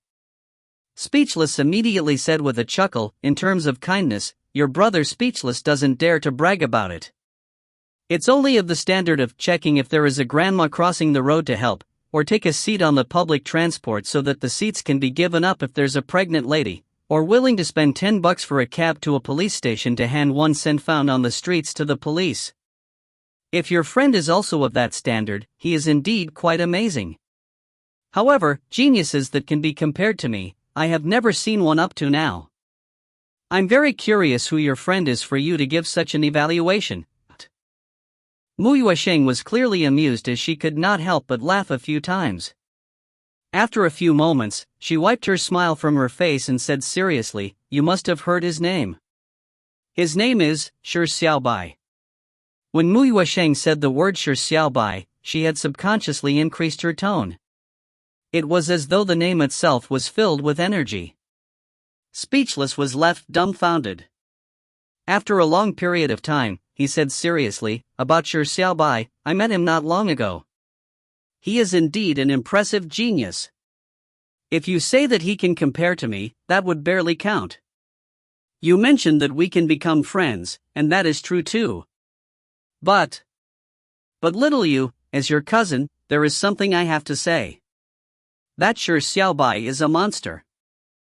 He dares to eat anything, and can eat anything. Heavens, you better stay away from him. What if he loses his mind one day and eats you out of not being able to discern man from beast, what then? Mu Yuesheng was surprised, momentarily failing to understand what Speechless meant. Eat her out? After a moment, Mu Yuesheng came to a sharp awakening and immediately turned red. She said angrily, Brother Speechless, I want to take back the words I just said. You have turned nasty and you are not upright at all. How can you say such shameless words? Shi Xiaobai would definitely not do such a thing.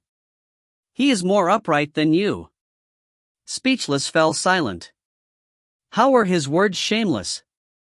Was Mu Yuesheng thinking that he was insulting Shi Xiaobai? Speechless thought to himself. My dear girl, you haven't seen the fellow picking up rocks and eating them like drumsticks or the way he was eating them in relish. However, Speechless also knew that no one would believe it if they didn't see it with their own eyes. He did not plan on harping on this matter. He immediately said, anyway, just be a little more alert. By the way, it couldn't be that you specially rode the skyward sea current into the celestial domain and waited for me in front of the celestial domain's stone door just to thank me, right? When Mu Yuesheng heard this, her agitated heart, which was a result of her embarrassment, gradually calmed down. Her expression turned calm again as she looked at Speechless and nodded her head seriously. She muttered, the reason why I'm waiting here for you is to stop you. Speechless was surprised as he asked, stop me? Mu Yuesheng nodded and said, Brother Speechless, I knew that you would come to the celestial domain, and I knew you would choose to go down the same path as the Hero King. However, I know that you do not wish to do so. How can the kind and upright you be willing to instigate a war that is destined to wipe out life? You would definitely do it because you have to do it. Therefore, I want to stop you, and I have to stop you. If my hindrance can become your reason and excuse, then please do not hesitate. When Speechless heard her, he fell into a prolonged silence. You can't stop me. Speechless said with a smile, no one can stop me. It will not become an excuse because the Li family would not accept such an excuse. You should know that as a progeny of the Li family, and as the most talented progeny in the past few millennia, my destiny has been set from the beginning. By being born from the Li family, the family that bears the same surname as the Hero King, my life has been always about becoming the second Hero King by doing my best to replicate the Hero King's legends in life. Mu Yuesheng shook her head hastily, no, your life belongs to you. Brother Speechless, you hate and resist those rotten rules. You once said that you admire the Hero King, but you do not want to be him. because you want to be speechlessly.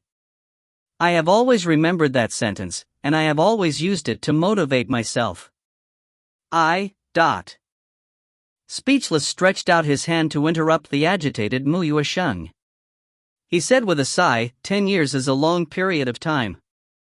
It can change many things. Mu Yuesheng gaped and lowered her head in sadness. She muttered, Do you really plan on instigating the war between the three realms? Speechless said with a chuckle, What do you think? Mu Yuesheng lifted her head once again, with a look of stubbornness in her eyes. She said firmly, If that's the case, I will stop you. I will give my everything to stop you. Yesterday's villain may become tomorrow's hero, but everyone knows that what the Hero King regrets the most is yesterday. I do not wish for you to regret this matter. Just like you came forward 10 years ago to defy the Mu family's rules. This time, it's my turn to step in front of you. Speechless faltered in silence. The stubbornness in her eyes was identical to the one she had in her childhood. Back then, it was that stubborn look that moved him, giving him the courage to step forward. It had been 10 years, but her eyes were no different. Nothing had changed. Speechless smiled, a smile that came from the bottom of his heart. He suddenly took out an envelope and gently said, Silly girl, take a look at what this is.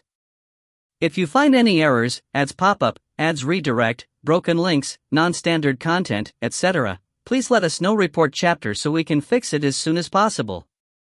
Chapter 394, Darling, do you want to take it off yourself? Chapter 394, Darling, do you want to take it off yourself? Mu Yuesheng suddenly looked up and her gaze landed on the envelope in Speechless' hand. There were two big words written on the surface of the envelope. Challenge letter. Mu Yuesheng exclaimed. Speechless grinned and said, I'm willing to replicate the Hero King's legend because his legend is truly magnificent and I would not go as far as going against the family. However, it does not mean that I'm silly enough to do what the Hero King once did wrong. Is it necessary to instigate a war between the three realms in order to single-handedly challenge the three kings? There is no need for it to be so complicated. I just need to steal the Celestial Jade and leave a letter of challenge for the Celestial King. Following that, I can steal the Infernal King's Infernal Sword, and leave behind a letter of challenge. Similarly, by destroying the Transcendence Holy Tree and leaving a third letter of challenge for King Leonis, everything will be done. Although by doing so, the three kings will not be as angry as after experiencing war, they would unlikely to show mercy to the person who stole or destroyed their treasures. The effect would be the same. Silly girl, do you really think your brother is as stupid as those rotten old men? When Mu Yuesheng heard this, her serious expression slowly turned softer, as a smile slowly suffused across her lips. At that moment, a commanding voice echoed in the clouds. Who dares to cause a din outside the celestial domain, And following that, the sound of stone door to the celestial domain opening was heard. Speechless and Mu Yuesheng turned their heads and saw a 3 meters tall armored wolf-headed guard, who held a spear in hand, walking out slowly from the celestial domain stone door. It was a guard of the celestial domain stone door. Speechless turned his head sidewards and said to Mu Yuesheng, I'll be making a move then. After saying that, Speechless kept the letter of challenge and approached the wolf-headed guard. He said loudly, I come from afar and have defeated all mighty figures in the world and remain undefeatable. I heard that the celestial domain has hidden mighty figures and deliberately came to take a look. Quickly get your strongest person in the celestial domain. A trash like you doesn't even have the right for me to stretch out a finger. Of course, if you want to try without any thoughts for your life, you can go ahead and try. If you can even touch me, I'll concede defeat. These words were what the young and rash Hero King said when he previously came to the celestial domain. Back then, the wolf-headed guard angrily attacked, but the Hero King sneezed and sent him flying. Immediately after that, the divine army of the celestial domain surged out but were no match for the Hero King. They didn't even manage to touch the Hero King, causing a stir throughout the celestial domain. The Hero King wreaked havoc throughout the Celestial Domain and finally forced the Celestial King out. The Hero King deliberately hid his strength to tie with the Celestial King. As the saying goes, friendship grows only when you exchange blows. The Celestial King invited the Hero King as a guest, and hosted a banquet for him. As Speechless recalled the story, his mouth curled into a smile. He was using the Hero King's method, but he would definitely do it better than the Hero King. Speechless slowly sucked in the air, waiting for the wolf-headed guard to angrily attack him, so that he could send him flying. However, what happened next was something completely unexpected for Speechless and Mu Yuesheng. They saw the wolf-headed guard stared with widened eyes, and after a momentary daze, he knelt down in panic, but the wolf-headed guard trembled and said, "Your Majesty, how would this lowly person dare to touch you, the Celestial King? How would I be able to get the mightiest person from the Celestial Domain out? You are the mightiest person of the Celestial Domain. If this lowly person had done something wrong, feel free to punish me." A joke like that is something this lowly person cannot afford. Infernal Domain, Infernal King's Palace. Under the Infernal Queen's lead, Shi Xiaobai and company arrived in the Infernal King's Palace. Along the way, they met several infernal devils. Most of them were ugly as expected, but there was also no lack of beautiful succubi who were palace maids. However, in front of the Infernal Queen, these succubi appeared lackluster. It was like a rice grains in front of a bright pearl. And after entering the Infernal Domain, it had confirmed Shi Xiaobai's guess. He had been designated the role of Infernal King by the assessment program. It was not only limited to the Infernal Queen, even the guards and palace maids immediately recognized him as the Infernal King. They would all bow before him when he walked past. After arriving in the palace, Shi Xiaobai immediately got the Infernal Queen to get the succubus palace maids to take Sunless and company to wherever they wanted to go. He also informed the Infernal Queen to tell everyone in the Infernal Domain that meeting Sunless and company was no different from meeting him. Whoever offended them was no different from offending the Infernal King. The Infernal Queen could sense that Shi Xiaobai thought highly of the humans, so she did not show any signs of neglect. She instantly made the decree. Lu Yu immediately headed for the Infernal Library, and since Pulp Farmer had nothing to do, he followed as well. Sunless wanted to accompany Shi Xiaobai by his side, but Shi Xiaobai said that he had things to do, so she went to the Infernal Library as well, hoping to see if she could find any sword manual that was worth browsing. Feng Yuanlin got his wish of entering the arsenal, which was under heavy guard.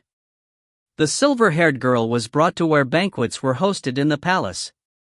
Shi Xiaobai specially ordered the palace maids to get the chefs to make a feast for her. Although it was unknown what the delicacies the Infernal Domain had, it was surely not bad. It was clear along their journey through the Infernal Domain that it did not resemble a dark and horrifying world. Instead, they saw several plantations, with fruit trees and vegetable crops. It looked like a paradise. Soon, there was only Shi Xiaobai and the Infernal Queen left in the palace. Although Shi Xiaobai wanted to taste the delicacies of the Infernal Domain with the silver-haired girl, he did have something important he needed to do. Shi Xiaobai turned to look at the Infernal Queen and softly said, "Let's go.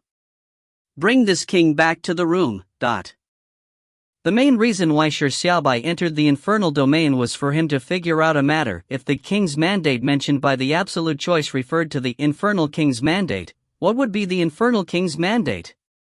Shi Xiaobai had to be clear of the matter.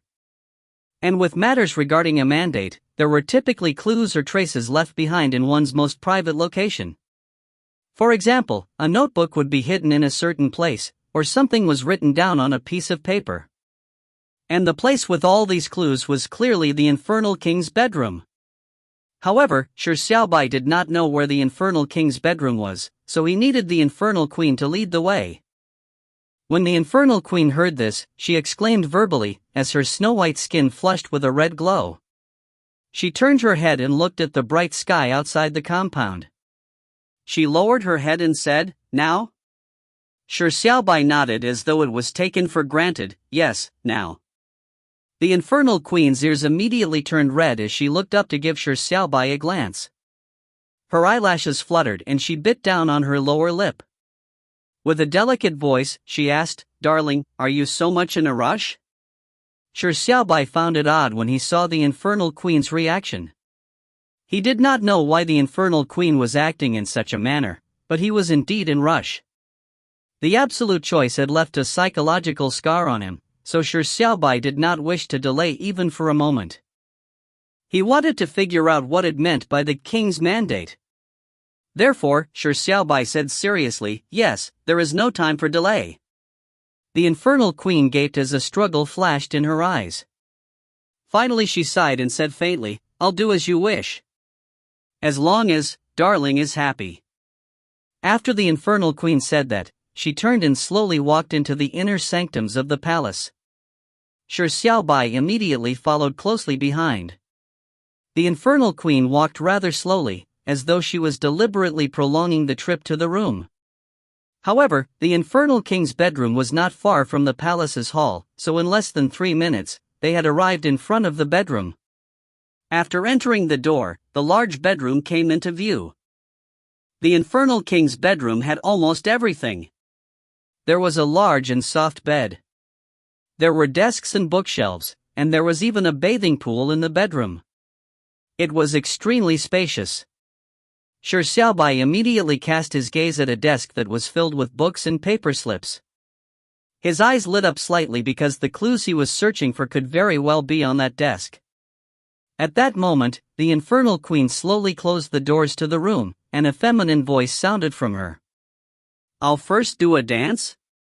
Shi Xiaobai turned to give her a look and saw the infernal queen having her head deeply bowed. He could not see her expression, and did not understand why the infernal queen would talk about dancing the moment she entered. There was ample space in the room, so she could dance as she wished, but he had no mood to watch the infernal queen dance. Shi Xiaobai was eager for the infernal queen to leave so that he could search for the secret of the infernal king in the room. However, he could not find a good excuse to make her leave. Considering how she would be dancing, it was possible that she would not notice that he was rummaging through the desk. Therefore, Shi Xiaobai said with a nod, "All right, go ahead and dance." After saying that, Shi Xiaobai turned and headed towards the desk. At the same time, the infernal queen lifted her toes and began dancing. The infernal queen had a beautiful body with slender curves. Her loose clothes could not hide the proud figure she had. It was truly a beautiful sight when she began dancing. However, Shi Xiaobai's eyes and mind could not appreciate such an act that would make the blood of most males boil to the point of them losing control. He began burying his head into the desk as he began searching. He flipped through the book that was on the desk. It was a book on political governance. Shi Xiaobai was slightly astonished. From the looks of it, the infernal king he was playing was a good ruler that governed the country well? As Shi Xiaobai read it for a while, he immediately felt exhausted. Reading books was truly something not suited for him. Shi Xiaobai shook his head helplessly and instinctively glanced at the dancing infernal queen. He wanted to see if the infernal queen was paying him any attention. When Shi Xiaobai looked up, he was immediately given a fright. "What are you doing?" Shi Xiaobai exclaimed in surprise. It was unknown when the dancing infernal queen had shed her colorful gown. The only thing left on her body was a red bodice known as a doudou. However, it could not hide the two ample breasts and the white undergarment by her crouch.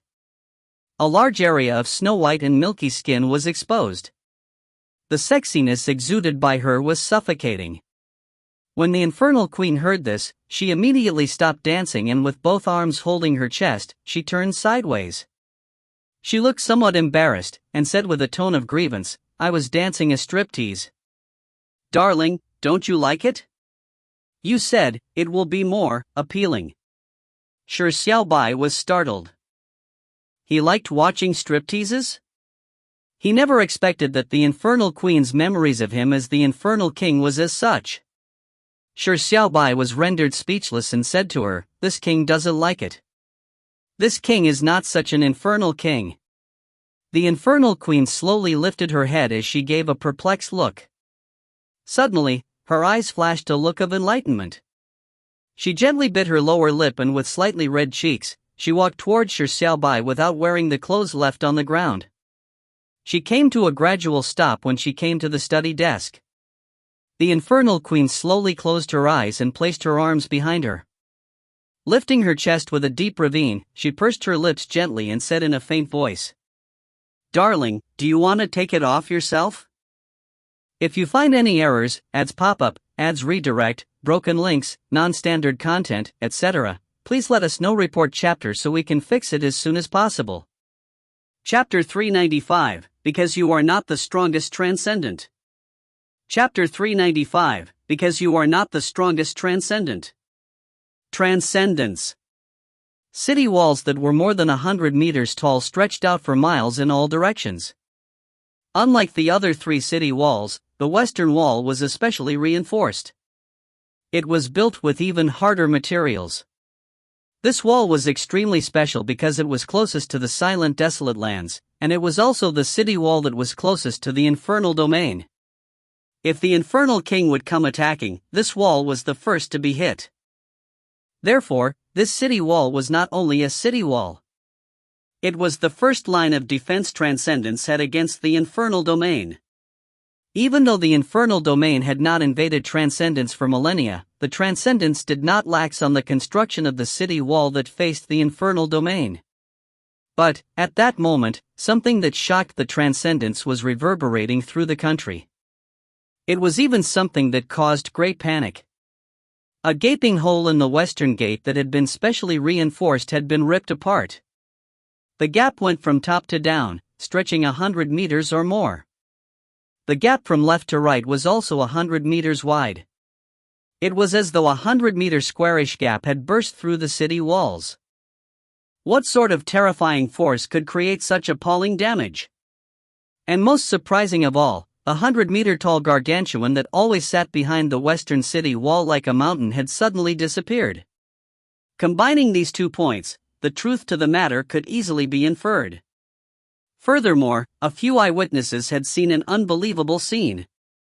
The gatekeeping gargantuan had torn a 100-meter-wide gap in the city wall with his bare hands before leaving Transcendence through the hole. The entire city fell into panic as they discussed the matter. The gatekeeping gargantuan was brought by Leonis a decade ago from the outside world. Back then, the gargantuan was only slightly more than 10 meters tall.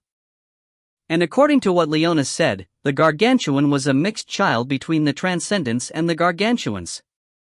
He had happened to encounter the child and brought him back.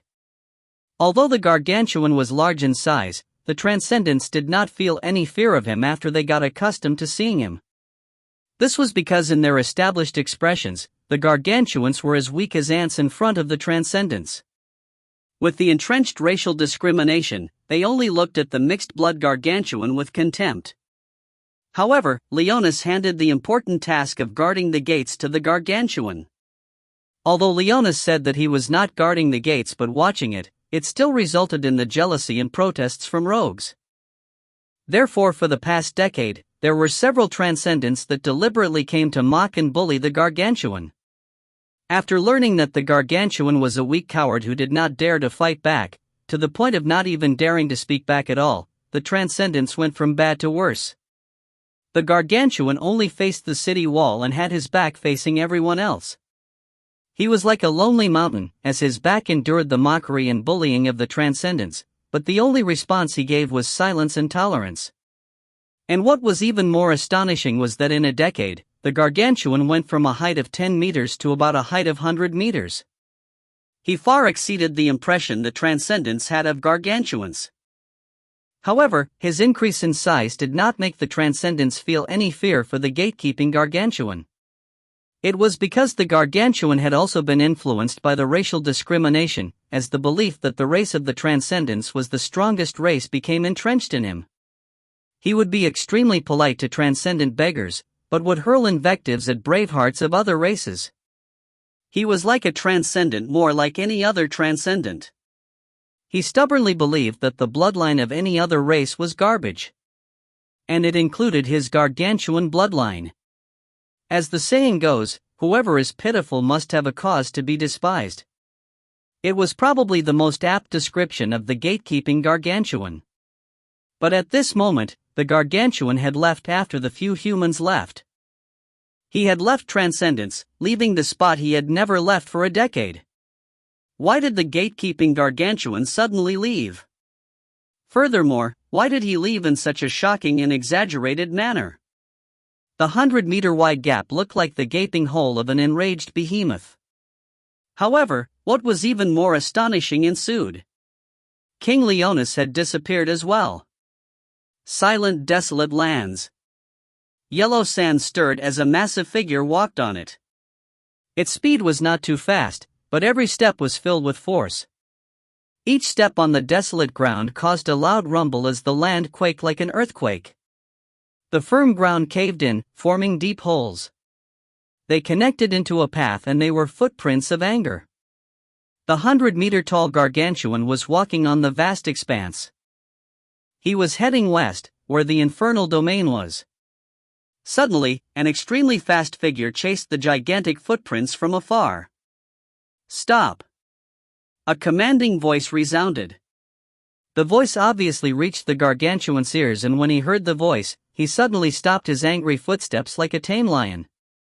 The gargantuan turned back and said with a humble and respectful attitude, "Your Majesty." The person who chased after him was obviously King Leonis. However, Leonis did not seem to look fine. He was chasing after the gargantuan with his third form. However, his trembling feet indicated his weakness and how he could barely maintain his form. When Leonis came close to the 100-meter-tall gargantuan, he looked like an ant in front of an elephant. However, the gargantuan's humble stance of bowing his head made it seem like he was the ant that could be easily trampled. Leonis tried his best to hide his weak pants. It sounded like angry breathing, causing the gargantuan to lower his head even lower. "Why are you leaving Transcendence?" Leonis asked with a solemn tone. However, the gargantuan did not respond. He was silent, like an ice-cold mountain. Leonis's expression turned increasingly gloomy, but he did not force the gargantuan for an answer. Instead, he asked a question: "Where do you plan on going?" The gargantuan remained silent. Leonis narrowed his eyes as he stared at the gargantuan. After a moment, he said with a deep voice, "So do you think that you have grown up and can now think independently?" The gargantuan finally looked up and slowly opened his mouth. But he did not answer any of Leonis's questions. Instead, he used a firm, but somewhat crazy voice to say deeply, "The race of the Transcendence is the strongest race in the world." Leonis faltered slightly as a wry smile suffused across his lips. He said, "This king had once thought so too, but this king has lost. He has lost to a human. Child, this king still believed that the race of the Transcendence is the strongest race in the world, but maybe there should be a prefix of one of ... The gargantuan shook his head and decisively said, "No, there is no one of. You once said over and over again that the race of the Transcendence is the strongest race in the world, and that I, who have gargantuan blood flowing inside me, is more wretched than transcendent beggars. I believed in every word you said. Furthermore, I completely embraced it. I even tolerated the humiliation of transcendent beggars, but if you tell me that everything isn't real, and that my decade of concession and tolerance was worth nothing, I will not be able to accept it. Neither can I accept it. The race of the Transcendence has to be the strongest race in the world, not one of the strongest." When Leonis heard this, he fell into a prolonged silence. He took a deep breath and slowly said, "Child, this king was afraid that you would cause trouble and wished that you would keep a low profile. That is the reason for those words. You have done well for the past decade, but this king's concern for you has been lacking to not know that you had suffered such humiliation. It is the fault of this king. But when you are down a path of mistakes, stopping is also a form of progress. Child, this king wants to correct his mistakes. The race of the Transcendence isn't the strongest race in the world. Be it the infernal king or that human, they can defeat this king. You do not need to remain humble against any transcendent, including this king. The gargantuan fell silent for a moment before the humility in his eyes gradually vanished. He said in a deep voice, "Your defeat does not represent the defeat of the transcendents, because you are not the strongest transcendent. If you find any errors, ads pop up, ads redirect, broken links, non-standard content, etc., please let us know. Report chapter so we can fix it as soon as possible." Chapter 396, Why Don't You Die Now? Chapter 396, Why Don't You Die Now? Leonas's pupils contracted slightly as he said coldly, "So the reason why you left Transcendence in such a hurry is because you want to defeat or even kill that human? You want to prove that you are the strongest person in Transcendence?" The gargantuan shook his head slowly and said, "There's no need to prove it, because you and I both know very well that 10 years ago, you were already not my match. I have always been the strongest person among the Transcendents. But don't you worry. I will never defeat the human that defeated you. Because if that happens, everyone will know that I'm stronger than you. And that is the reason why you have always wished for me to remain a silent watchdog of the city gates. You do not wish to lose your position, and I will never vie for it. However, I need to prove that the race of the Transcendents is the strongest race in the world because it has been a faith that I have always devoted myself into believing in order to tolerate the acts against me. So, I want to kill the Infernal King and destroy the Infernal Domain, so that everyone will understand that the Transcendents are still extremely strong." When Leonas heard this, he turned pale as he said with a trembling voice, "You are out of your mind. Yes, you are stronger than me. You were in the fourth form of the Transcendents at your birth. And you can even use the fifth or even sixth form. You can very likely be really stronger than the Infernal King, but in the Infernal Domain, your enemy is not only the Infernal King, but also the unfathomably strong Infernal Queen, the 3 Infernal Generals that can fight this king, as well as the entire Infernal Army. By heading there alone, there is no chance of survival." The gargantuan said in a deep voice, "So what if I were to die? I'm different from you. I'm not afraid of death." Leonas's expression was livid as his hideous face looked like rage was consuming him. However, Leonas eventually sighed as his expression turned soft. He asked softly, "Why are you in such a hurry? When this king hands the throne over to you, you will be able to be the king of the Transcendents, and even the king of the world. When the time comes, you can call on the strongest army in the world to attack the Infernal Domain. If you can become the king of the world and the Infernal Domain, then everyone will have to admit that the race of the Transcendents is the strongest race." The gargantuan was left stunned as his gigantic eyes lit up slightly, as though he was attracted by the proposal. He could not help but ask, "Then, when will you hand over the throne to me?" Leonas sighed and muttered, "When this king dies." "Shut up, Dot." The gargantuan said angrily, "Are you kidding me?" Leonas lowered his head slightly, "Child, this king's days are numbered, why must you be in such a hurry?" "Since your days are numbered." The gargantuan's voice suddenly turned cold, "Why don't you die now?" "My dear father." Infernal Domain. Infernal King's bedroom. "Darling, do you want to take it off yourself?" Such ambiguous words that made one fantasize were said by the Infernal Queen in a shy voice but with bold undertones. Furthermore, with her ample breasts and her hands behind her back, the charming pose that seemingly gave her husband free rein over her body truly boiled the blood of any man who saw her. It was a test of self-control. The abdomen that did not have a hint of cellulite, the slim waist that could be gripped with one hand, the fair thighs that had a pinkish glow to them, and the curvaceous bodyline as well as every inch of her skin were all breathtakingly beautiful. The Infernal Queen, who was wearing only a red doo-doo and white underpants, was truly an epitome of beauty that could make one go crazy for. Shi Xiaobai finally realized what was happening in front of him, as well as the strange changes the Infernal Queen had undergone after entering the bedroom. He was now the Infernal King, and the Infernal Queen was his wife.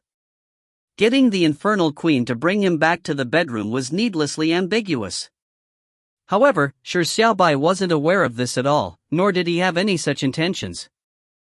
But as he looked at the top beauty who was within reach of him and about to fully expose herself, Shi Xiaobai felt a little thirsty as his body slowly heated up. Shi Xiaobai was a youth that had never partaken in the acts of humanly pleasure, but he was also a male creature that was biologically normal. While facing such a fatal attraction, Shi Xiaobai instinctively turned fidgety. This was a biological instinct of a male, and it would get out of hand if not curbed. However, Shi Xiaobai was never a person who gave in to instinct. He could easily overcome his instinctual fear, so he naturally would not be defeated by his instinctual unease. Shi Xiaobai's eyes shimmered for a moment before they returned to their original clarity. He used a calm pair of eyes to look at the beauty in front of him who had her eyes closed and cheeks red. Even her ears were completely red. Immediately, Shi Xiaobai felt a headache. The infernal queen had even taken off her clothes, so what reason could he come up with to refuse her? Darling! Just as Shi Xiaobai was suffering from his headache, the infernal queen had opened both of her eyes and she had lowered her head slightly. Her hands wrapped around her chest once again, as she said hesitantly, "It's still a little early. I'm a bit, why don't we defer it to the evening before we..." The infernal queen, who looked charming and enchanting, was actually a very conservative woman.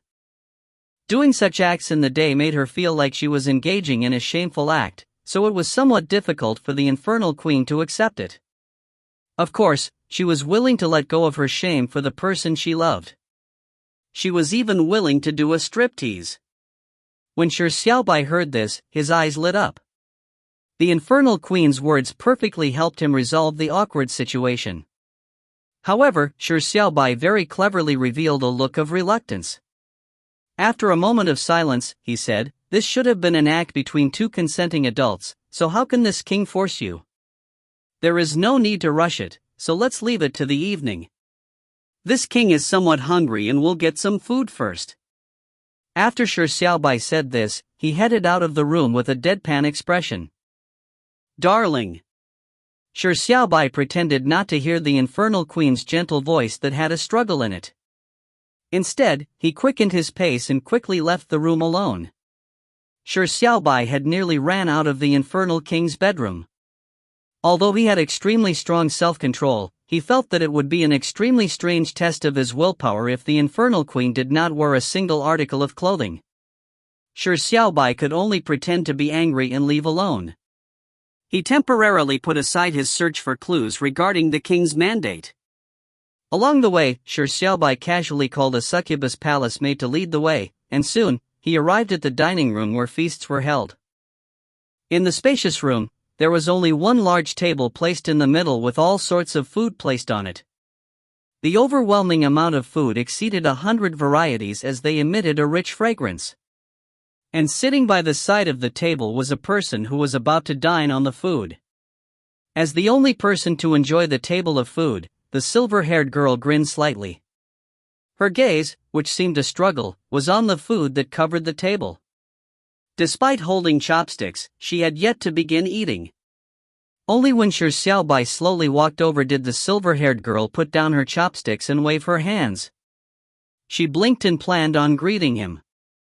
When Shi Xiaobai saw that the table of food had yet to be touched, he puzzledly asked, "Why aren't you eating? Does it not match your appetite?" The silver-haired girl shook her head and wrote on the writing board, "There's too much food.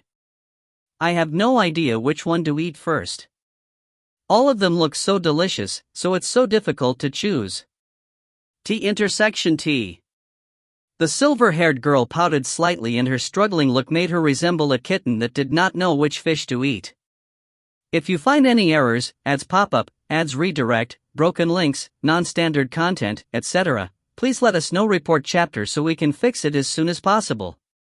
Chapter 397, and ouch. Chapter 397, and ouch. Shi Xiaobai was somewhat surprised as he said, "Won't you know if you just try one mouthful of each?" The silver-haired girl immediately rolled her eyes and wrote on the writing board, "Eating too much is fattening." Shi Xiaobai could not help but laugh as he shook his head. After a moment of consideration, he looked towards the succubus palace maid and asked, "Which of the dishes here are the most delicious?" The palace maid hurriedly said apologetically, "These dishes are the best dishes of the palace chefs. This slave does not have any right to eat them, so she doesn't know which are the most delicious ones." Shi Xiaobai nodded his head nonchalantly when he heard this. He obviously would not blame the palace maid. As he glanced at the silver-haired girl who was staring at the table full of food while in a struggle as to which to eat first, he laughed with a shake of the head as he grabbed a pair of chopsticks. This king happens to be hungry as well. Let this king try and see which tastes better. When he said that, the palace maid standing by the side stared with widened eyes. The distinguished infernal king was taking the initiative to be a food taster. It was something that made them momentarily unable to believe their ears. The silver-haired girl was also slightly surprised, but she quickly squinted her eyes and gave a sweet smile. She wrote, "Brother Shi Xiaobai, you are really the best." Shi Xiaobai smiled slightly. In fact, he wasn't hungry, but he had a craving. The aroma from table of food was tantalizing, and in his opinion, it was even more attractive than the infernal queen, who had nearly stripped completely. Shi Xiaobai stretched out his chopsticks and grabbed a piece of grilled meat that was oozing with aromatic juices. It was unknown which creature the meat came from, but it looked fresh and delicious. Shi Xiaobai placed the piece of grilled meat into his mouth without hesitation as he began chewing. The grilled meat was slightly hot, and as he chewed at it, the meat juice was like a bubble that burst as its aroma filled his mouth, and an intoxicating fragrance went straight to his head. As for the grilled meat, it was very chewy, but it was not vexing to chew on it. The doneness was perfect. Delicious. The piece of grilled meat was no doubt a delicacy. However, Shi Xiaobai frowned. It was a delicacy, but it was a dish that failed his standards because the piece of grilled meat's nutritional value was nearly negligible. The nutritional value referred here was different from the common nutritional value people understood. Ever since he fell unconscious in the 6th level, Shi Xiaobai realized that he had become odd. Not only did he have a baffling sense of hunger, he was able to eat anything. He could even taste the flavor of chicken from a hard piece of rock. Shi Xiaobai knew that it was not an illusion caused by hunger, but because his physique had undergone a baffling change. And the most obvious manifestation was how Shi Xiaobai could clearly feel how much energy each food he consumed had. He could even give a value to measure the energy contained in different foods, which is the value of the food.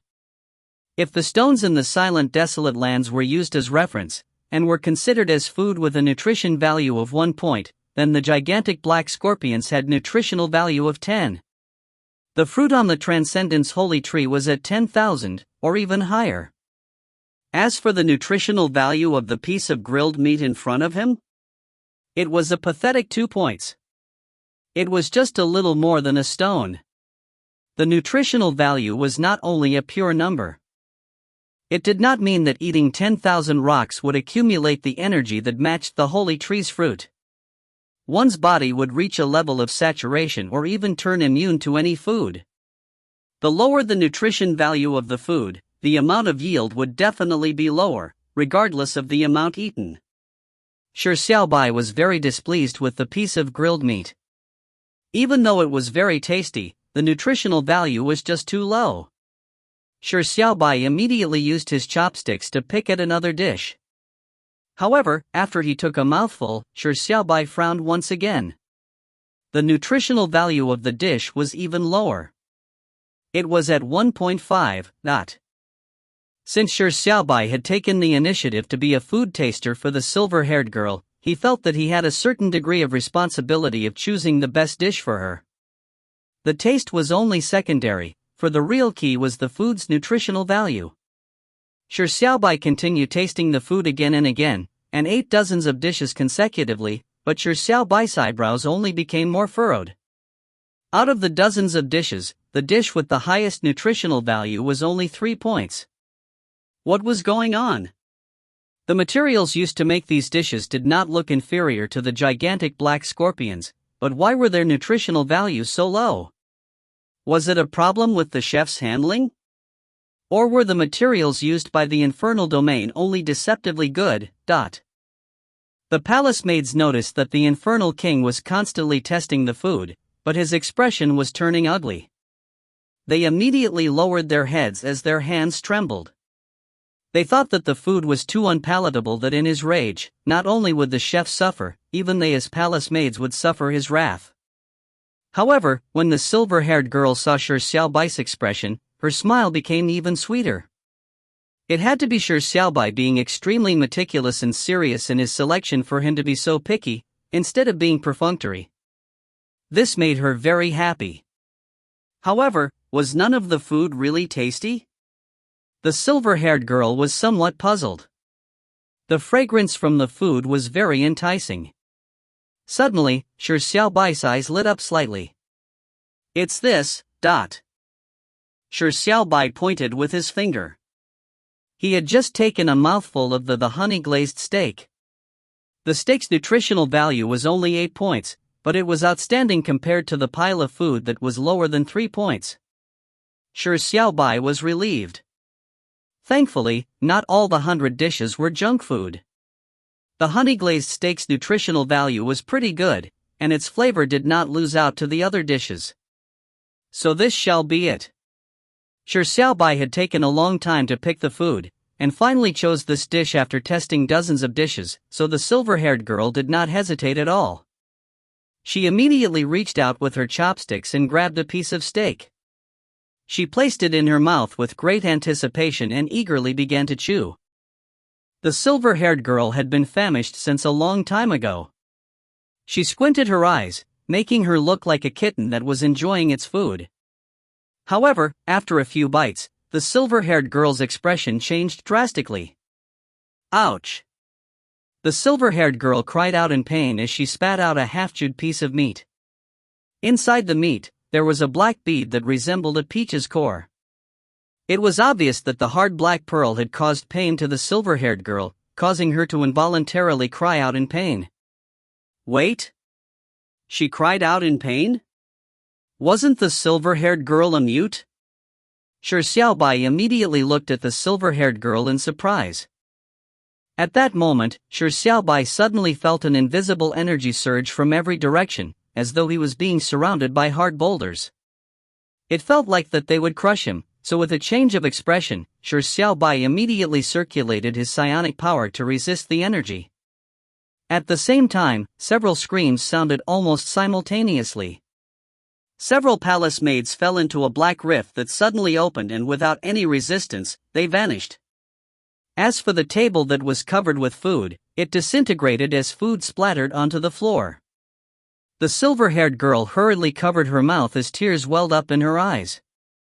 If you find any errors, ads pop up, ads redirect, broken links, non-standard content, etc., please let us know. Report chapter so we can fix it as soon as possible. Chapter 398, How can it be put into the mouth just like that? Hands had to be washed first. Chapter 398, How can it be put into the mouth just like that? Hands had to be washed first. Tears welled in her eyes before streaming down her fair cheeks. The silver-haired girl covered her mouth with all her might, forcing herself not to cry. She looked like she had her mouth blocked. Even her cries were choked back. The invisible and raging energy finally disappeared. And the empty room was already in ruins. The floor and walls had holes in them or they were cracked. The table of food and the plates it was holding were all shattered to the ground. And worst of all, the 4 palace maids that were standing by the side had been sent into a spatial rift, leaving nothing of them behind. Why did such a situation suddenly happen? From the silver-haired girl's reaction, the conclusion could be easily drawn. The invisible energy came from the silver-haired girl when she instinctively cried out ouch. In pain. The silver-haired girl was not a mute, but a simple ouch created damage blindly. So how could the kind-hearted girl dare to speak? Shi Xiaobai instantly understood the situation. He once found it strange and pitiable that the silver-haired girl was a mute despite having such a talkative personality. Now, he realized that she was not a mute, but because she had no choice but be a mute. She liked chatting, but she could not speak. It was not because she couldn't, but because she did not dare to speak. Seeing the silver-haired girl that was trying her best to cover her mouth while being sad and feeling remorse, but was afraid that she would make a sound from her cries, Shi Xiaobai felt his heart pain for her. If she could not escape the devil-like voice, she would only live in more pain the more kind she was. Shi Xiaobai could not help but take a step forward and hug the silver-haired girl into his arms. He let her head rest on his chest as he gently stroked the girl's back and said softly, "You did not do it on purpose." If she could make a sound, the girl would have been muttering about how she didn't mean to do it. However, she could not even speak, not even her sobs could be uttered. "It's not your fault." Shi Xiaobai whispered gently into the silver-haired girl's ears, "It was a mistake of this king. The dish was chosen by this king for you. If this king was more careful and realized that there was something wrong with the dish, this would not have happened. If there is anyone to blame, it should be on this king." Shi Xiaobai's eyes flashed a hint of remorse. The words he said were not only to comfort the girl, but because he truly felt that he should have discovered something wrong with the dish. Why did the dishes that were at best 3 points in nutritional value suddenly have a dish with 8 points of nutritional value? Shi Xiaobai only believed that his luck was good, and did not go a step further to think of the reason. And now, the reason was revealed. Inside the steak, there was a demonic beast core. The reason why the other dishes had low nutritional value was because the chef had specially removed the demonic beast's core when handling the dishes. As for this dish, the chef had been careless and did not remove it. It caused the silver-haired girl to accidentally munch onto the demonic beast core. Back when Shi Xiaobai was eating the gigantic black scorpions and steel rhinoceroses, he had directly eaten the demonic beast cores. They were no different from biting on toffee sweet. However, the silver-haired girl was an ordinary person. She had bitten on a demonic beast's core that was harder than steel without any warning, so it was obvious she would cry out in pain. The silver-haired girl immediately shook her head vigorously when she heard his words before sinking her head into Shi Xiaobai's chest. Her hand was still tightly covering her mouth and her trembling shoulders made her seem like she was sobbing in grief, but she did not make a sound. Shi Xiaobai said with a sigh, cry out verbally. "This king will be fine." The girl obviously refused. She shook her head vigorously once again as she buried her head deeper, as though she wanted to hide into Shi Xiaobai's chest and escape the tragic reality. Suddenly, Shi Xiaobai's nose scrunched up, as he frowned. He smelled a hint of blood. Shi Xiaobai's heart missed a beat as he released his arms and took a step back. He stretched his hand out and raised the silver-haired girl's head up. His pupils could not help but constrict violently. He noticed that there was shimmering blood in between the girl's fingers that covered her mouth. The silver-haired girl's physique was weaker than Shi Xiaobai imagined. After she bit down on the demonic beast's core, she had shattered a tooth. Shi Xiaobai forcefully pulled the girl's hands away, and even continued by opening her mouth. He saw her oral cavity completely covered in blood. The hole where her tooth had cracked was still seeping with blood. The girl wanted to dodge and shake her head to indicate that she was fine, but it was impossible for Shi Xiaobai to forget it. The girl frowned in pain as she tried her best to not make a single sound. It truly wrenched one's heart. Without any hesitation, Shi Xiaobai immediately used his left hand to open the girl's lips. He stretched his right hand's index and middle finger right into the girl's oral cavity and gently covered the bleeding gums. With a foreign object inserted into her sensitive oral cavity, the girl's eyes widened when her soft tongue touched the unfamiliar fingers. She looked incredulously at Shi Xiaobai. The girl instinctively struggled. "Don't move." Shi Xiaobai whispered, "Your wound needs to be treated." The girl was appalled, but she quickly realized that the painful wound that she could hardly endure was healing. The pain was also subsiding. Shi Xiaobai's fingers were emitting a warm energy that healed her wound. The girl was startled. Although she knew that Shi Xiaobai was doing it for her own good, such intimate contact made her feel shy and embarrassed. However, Shi Xiaobai's forceful attitude did not give her a chance to reject him. Furthermore, she did not have any means of making a sound to refuse Shi Xiaobai's good intentions. As Sunless had already returned Holy Radiance to him, Shi Xiaobai's right hand once again possessed Holy Radiance's power of light. Shi Xiaobai's first thought was to use the healing powers of Holy Radiance to treat the girl's wound. Therefore, he had inserted his fingers into the girl's oral cavity without any hesitation. When he stuck them in, Shi Xiaobai somewhat regretted. Shi Xiaobai gave the girl an apologetic looks. He thought to himself, this king should not have done it. How could he do such a thing? How could he be so reckless? Hands had to be washed first. The girl noticed the apologetic look in Shi Xiaobai's eyes and thought to herself, brother Shi Xiaobai did so unintentionally. He's only worried for me. The girl closed her eyes as her cheeks turned red. The power of light covered her gums. The tender flesh began to slowly heal as an unbearable itch immediately rushed to the girl's head. The girl subconsciously used her tongue to lick the itchy spot but accidentally licked Shi Xiaobai's fingers. The girl retracted her tongue in shock as her ears suddenly turned red. She felt like her head was on fire. As she was opening her mouth, saliva began to gather naturally and secrete after a long period of time. The sticky liquid began dripping out of her mouth, and naturally stained Shi Xiaobai's fingers. The silver-haired girl was so embarrassed that she would rather die. If this was a punishment from the heavens, wasn't it a bit too cruel? However, should the sinful her supposed to gladly endure the hardship? The silver-haired girl's mind was in chaos. At that moment, a cold voice like a winter wind sounded.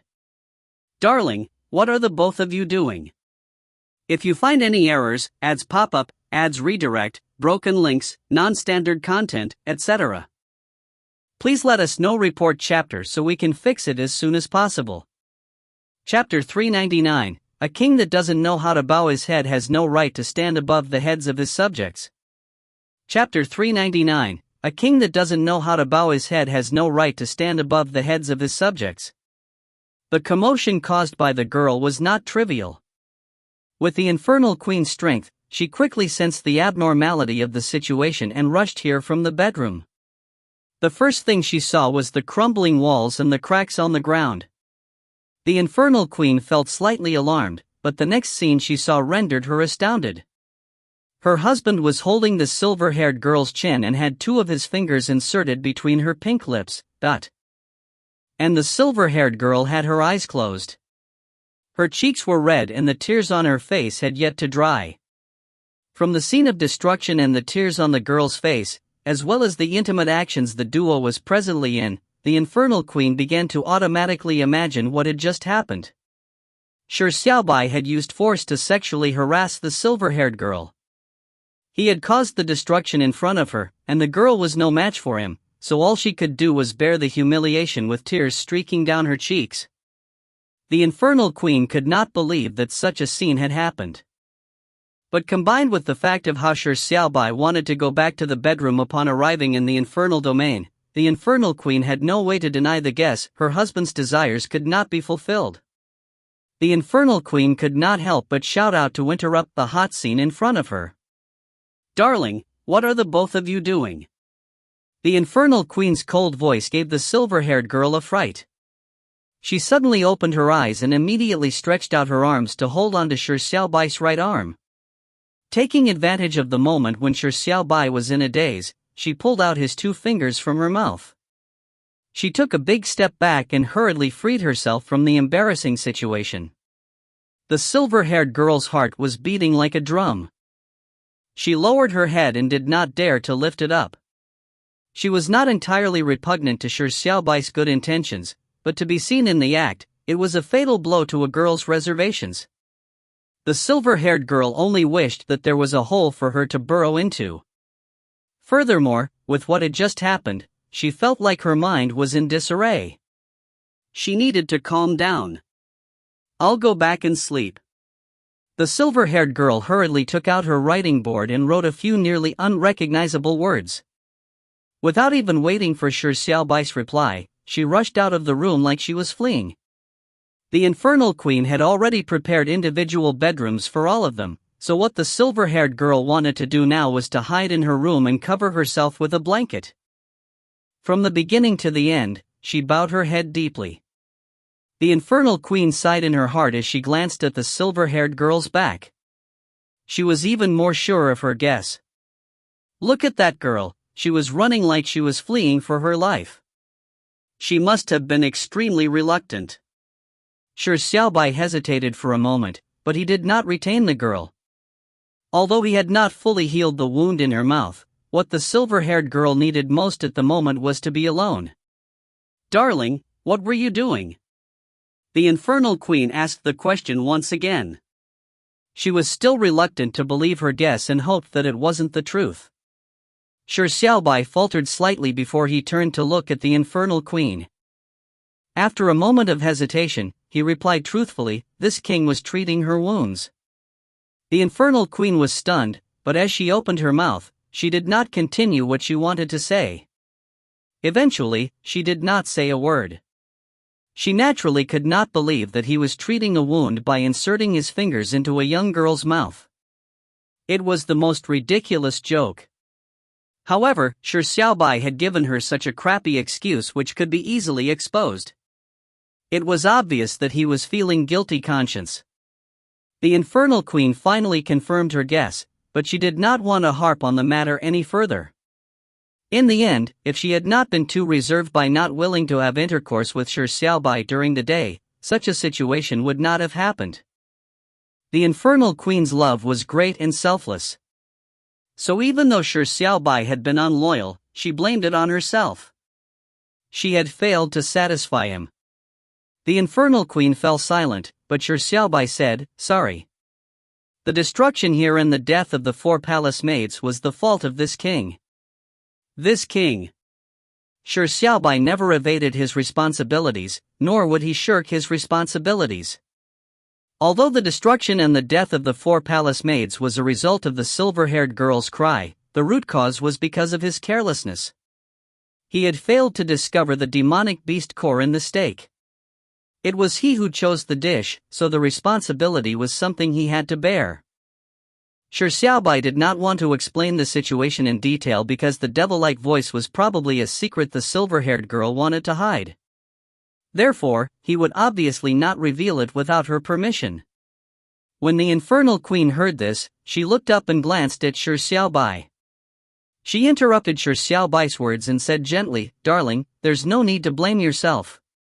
If not for Darling, the infernal domain would not be enjoying its current peace and happiness. Every citizen in the infernal domain is willing to die for Darling, much less the 4 palace maids. Leave this to me. The relatives of the 4 palace maids will receive the compensation they deserve." When Shi Xiaobai heard this, he could not help but fall silent. The Infernal Queen's words gave him a deep sense of the Infernal King's status in the infernal domain. In fact, after he entered the infernal domain, the devilish citizens he encountered along the way looked at him with fervent awe. It was as if he was their religion. Shi Xiaobai did not doubt the words of the Infernal Queen. Although the citizens of the infernal domain were willing to die for him, this only gave him a heavy sense of pressure. He was not the real infernal king. He did not make any contribution to the infernal domain, so he was not worthy of the 4 palace maids' sacrifice for him. However, he did not have any other means. He could not save lives that were lost. In front of death, he was equally helpless. "This king wants to personally apologize to their families," said Shi Xiaobai earnestly.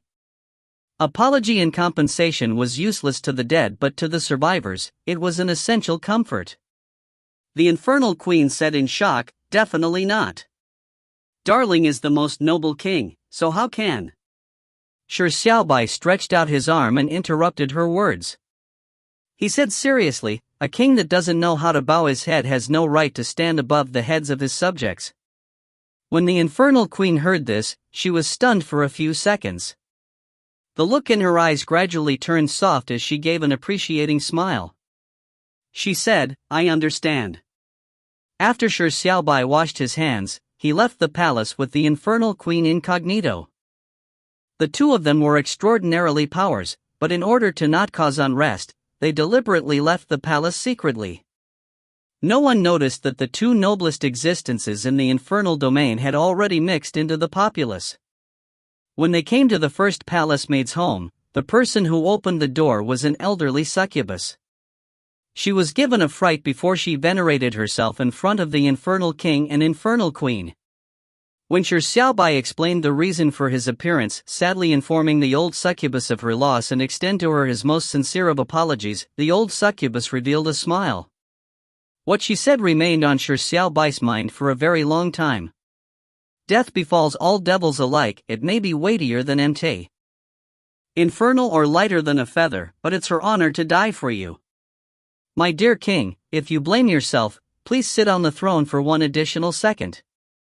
By just doing so, her death will be filled with value. Shi Xiaobai could tell that the old succubus was not forcing a smile, but that she truly felt that her daughter had a worthy death. He said that it was his fault and did not even tell her how the palace maid had died, but the old succubus did not inquire any further.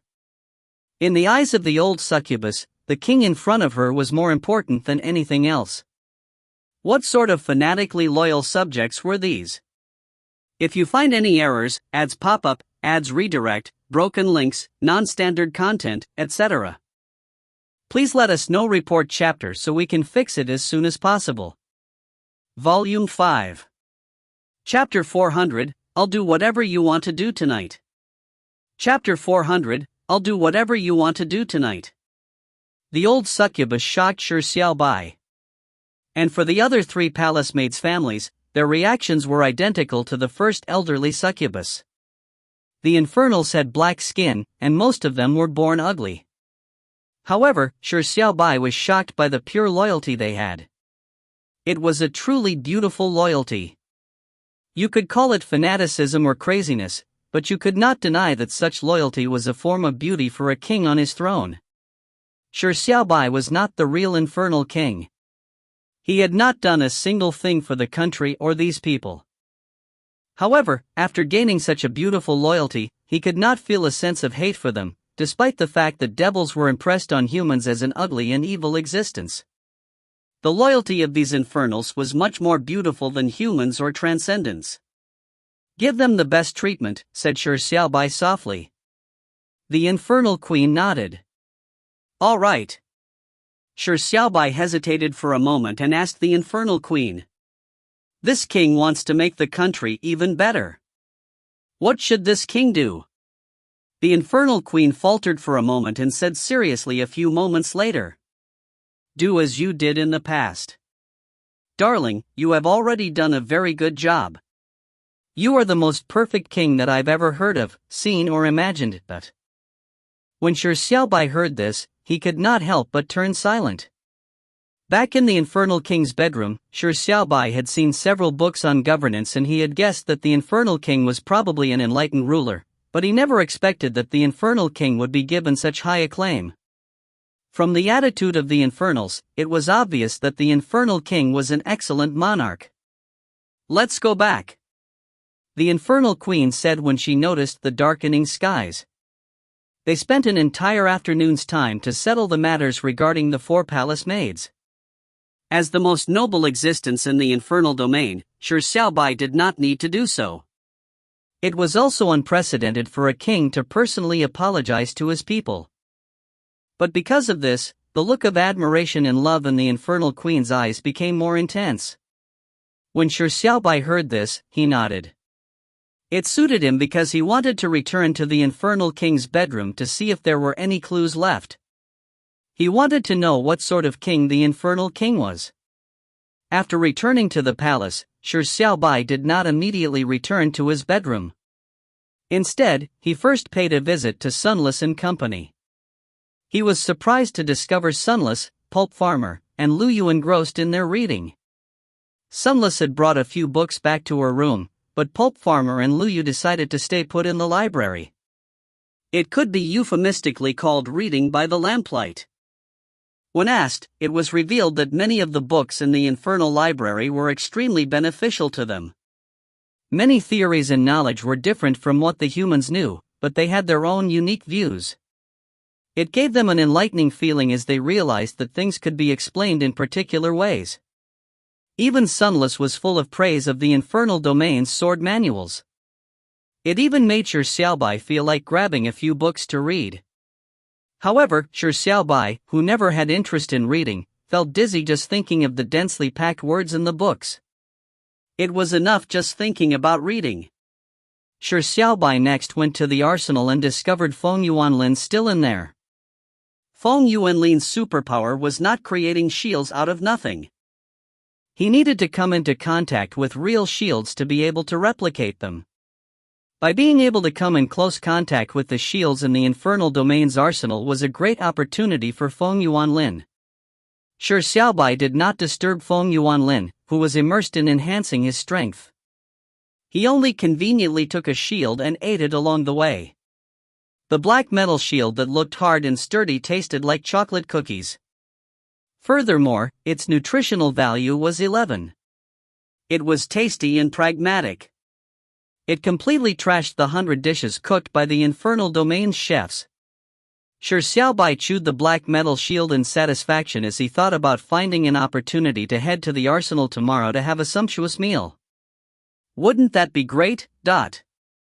When Shi Xiaobai walked past the silver-haired girl's room, he knocked on it gently, but the girl did not open the door. Shi Xiaobai did not disturb her any further as it was likely for her to be asleep. After going his rounds, Shi Xiaobai finally returned to his bedroom. Shi Xiaobai pushed the door and entered.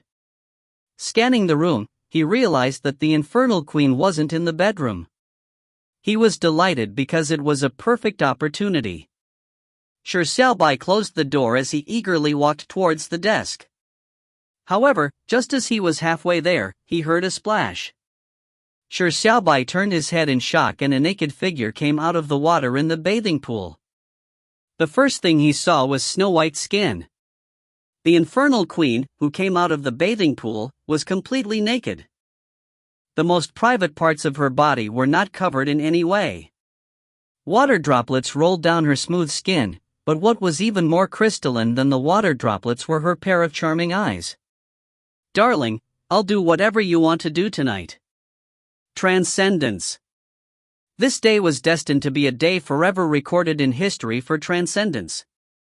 In the afternoon, the western city wall had been destroyed. The gatekeeping gargantuan had left and King Leonis had disappeared. But in the afternoon, the gatekeeping gargantuan returned. And what was most astonishing was the head in the gatekeeping gargantuan's hand. It was King Leonis's head. Leonis was dead.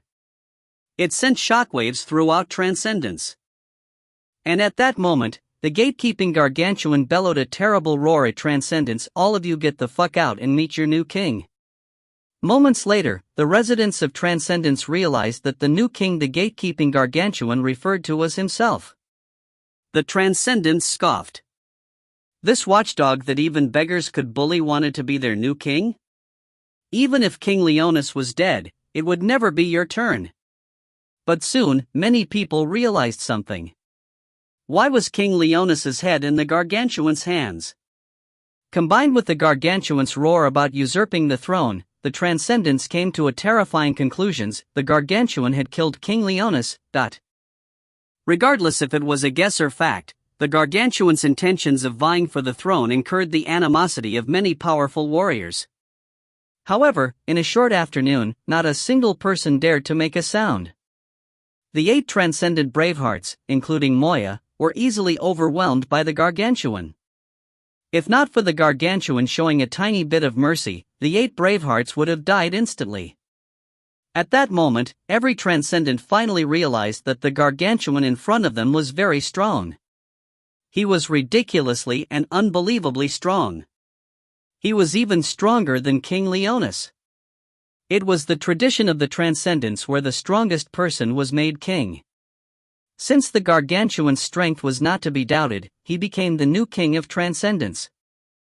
And in that cold night, the gargantuan suddenly announced a chilling decree. Inform all countries that Transcendence will be declaring war on the infernal domain. All bravehearts must come to Transcendence tomorrow or their titles as bravehearts will be removed. If they dare to use the title of Braveheart after having their titles denounced, this king will personally kill the person as well as destroy the person's country. The gargantuan's words made every transcendent panic. Having suffered another abject defeat, Moya, who could only swear allegiance, said aghast, "My esteemed king, do you want to launch a war?" The gargantuan sneered and turned to look at the infernal domain. He said coldly, "War has already begun.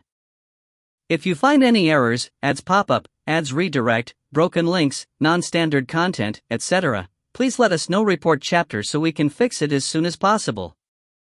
Chapter 401, War has already begun.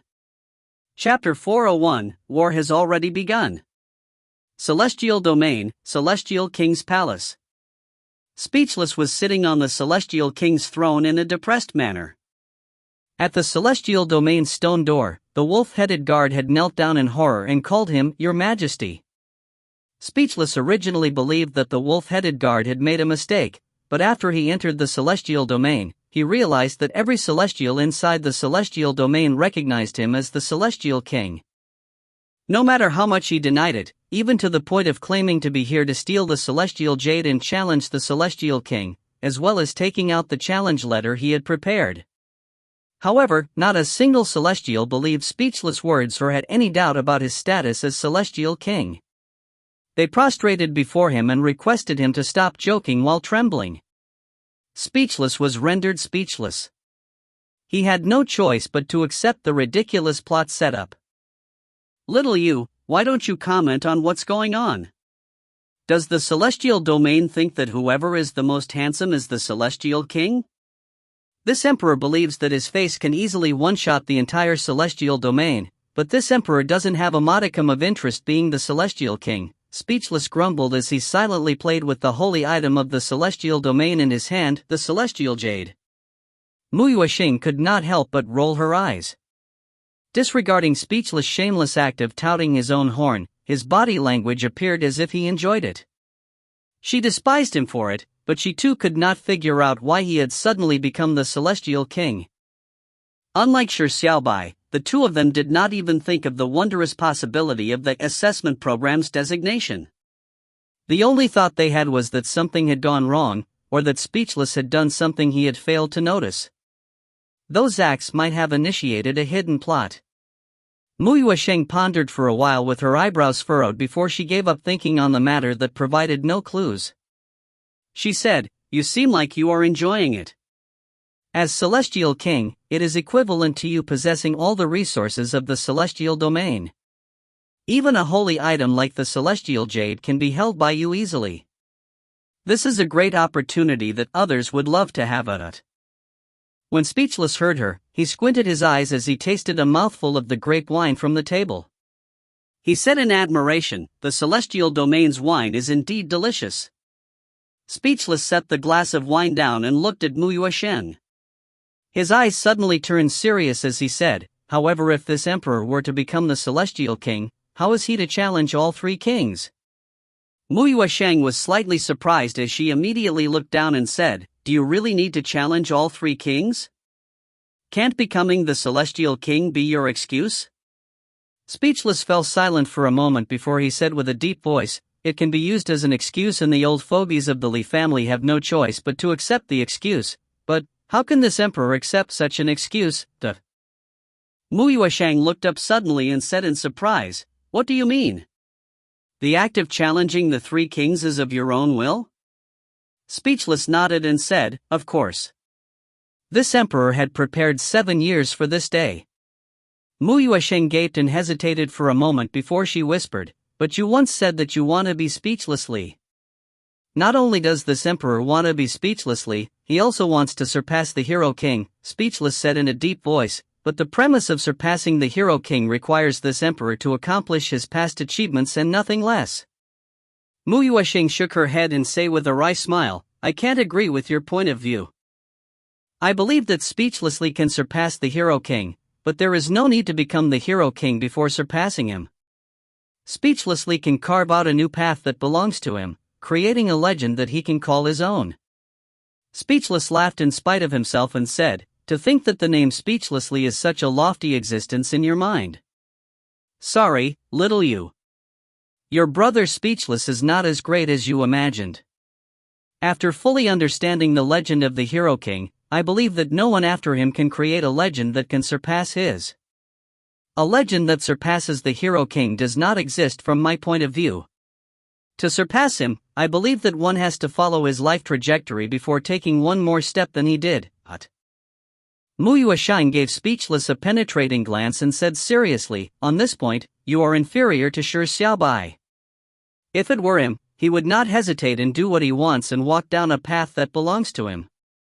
Brother Speechless, do not let the Hero King be your shackles that restrict your own expression. Speechless was stunned when he heard this. He said with a chuckle, what you said is very reasonable. I have nothing to offer to your viewpoint.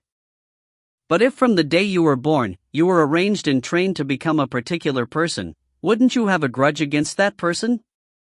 Would you think of telling this world and telling the people who designated your fate that you can surpass that person? Do you understand? What I want to do and the path I want to take is to follow the Hero King's footsteps and go even further than him. Mu Yuesheng gaped as she lowered her head slightly. She no longer spoke. Speechless sighed and fell into silence. The atmosphere turned heavy and oppressive. At that moment, the sound of footsteps broke the heavy silence. The two looked up and saw a bull-horned celestial guard who was 3 meters tall enter the palace. Although the bull-horned guard wore a guard's uniform, he looked rather majestic and had an extraordinary bearing. It was obvious at a glance that he was no ordinary guard. Is there something? Speechless asked curiously. The bull-horned guard bowed his head but he did not kneel. He said in a deep voice, Your Majesty, the 1st Division has already begun the mission. Should the 2nd Division be ordered to be on standby? Speechless was stunned. What do you mean? Speak clearly. The bull-horned guard looked up slightly as his eyes had a trace of doubt. However, he quickly lowered his head as he enunciated his words clearly. According to your command, the Celestial Army's 1st Division, the Kamikaze Squad has launched a preemptive assault on the Infernal Domain in the wee hours of the night. They will likely open up a path in the Infernal Domain. Your Majesty, when do you plan on letting the 2nd Division begin the second wave of attacks? Upon hearing that, Speechless and Mu Yuesheng were given a fright as they stood up from their seats. Speechless said in a deep voice, When did this EMP, this king issue such an order? The bull-horned guard immediately replied with a deep voice, 2 days ago, you raised the motion of launching a full-scale attack on the Infernal Domain at the Roundtable meeting. You were unanimously opposed by the 7 elders, but you were insistent on it and determined. You used the will of the king that every celestial king can use once during his reign, forcefully passing the motion of invading the Infernal Domain. According to your plan, a 300-strong kamikaze squad will use their lives to launch a sneak attack tonight so as to open a gap in the Infernal Domain. All of this can be testified by the 7 elders, the 10 divine generals, as well as me. Speechless and Mu Yuesheng looked each other in the face. They had only just arrived in the 7th level 2 days ago. In that case, the command was issued by the real Celestial King? But why would the real Celestial King issue such a command? This situation had never been seen in the history of the trials that humans have seen in millennia. Speechless was left shocked for a moment before he quickly calmed down. Regardless of what the Celestial King had done, he was now the Celestial King. Speechless said to the bull-horned guard it must have been a moment of folly and not the wishes of this king. Quickly pass the order to get the 1st Division to retreat. The plans of invading the Infernal Domain have all been cancelled. The bull-horned guard looked up and gave Speechless a penetrating gaze. He shook his head and said in a deep voice, I'm very sorry. The 1st Division had already launched a sneak attack on the Infernal Domain 3 minutes ago. Most of them should have died valiantly in battle, so it is unlikely that the plans of invading the Infernal Domain can be cancelled. Your Majesty, war has already begun. If you find any errors, ads pop-up, ads redirect, broken links, non-standard content, etc., please let us know. Report chapter so we can fix it as soon as possible. Chapter 402, We Aren't Real. Chapter 402, We Aren't Real. Infernal Domain, Door of the Bravehearts. The whole world believed that there was only one entrance to the infernal domain, the narrow door of the Bravehearts. This was because entry from any other direction would cause one to fall into a maze and lose their sense of direction. Even if one could finally walk out of the maze, one would appear outside the infernal domain and never inside. The door of the Bravehearts was the only entrance that would not lead to a maze. It was also the only entrance that connected the interior of the infernal domain to its exterior. And it was because of this that the infernal domain was easily defendable. Even if one had a million-strong army, trying to gain entry through such a narrow entrance would only result in a battering by the armies guarding the infernal domain. However, there were people who knew of a secret: the infernal domain's mazes were not natural, but a result of several array formations. And these array formations were within the infernal domain. This was one of the biggest secrets of the infernal domain. Mortals would not have any way of knowing, but the Celestials were different. Due to a particular reason, the Celestials knew of this secret.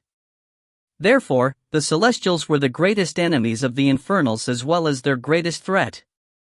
This was because they knew that as long as the maze array formations were destroyed, it would result in a hole in the exterior barrier of the infernal domain. And one maze array formation was all that was needed to have such an effect. As the saying goes, an ant hole can cause the collapse of a great dike. Just a tiny hole would allow the celestial army to directly destroy the infernal domain's exterior barriers.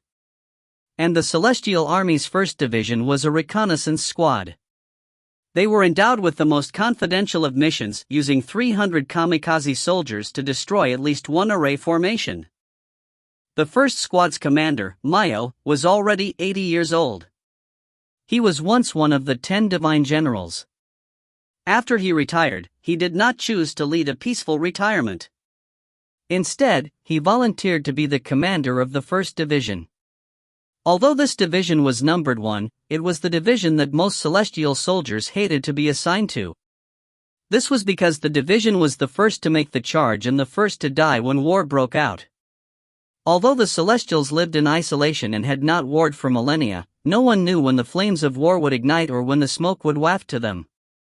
Honor was dear, but life was dearer. Of course, there were people who valued the treatment received by the first division. As the most dangerous division, the wages exceeded the other divisions. Things like pension, medical, unemployment, work injury and maternity insurance, board and lodging, allowances and year-end bonuses didn't exist, but the wages they received every month were twice that of the soldiers of the same rank. Therefore, both honor and life could be given up for money.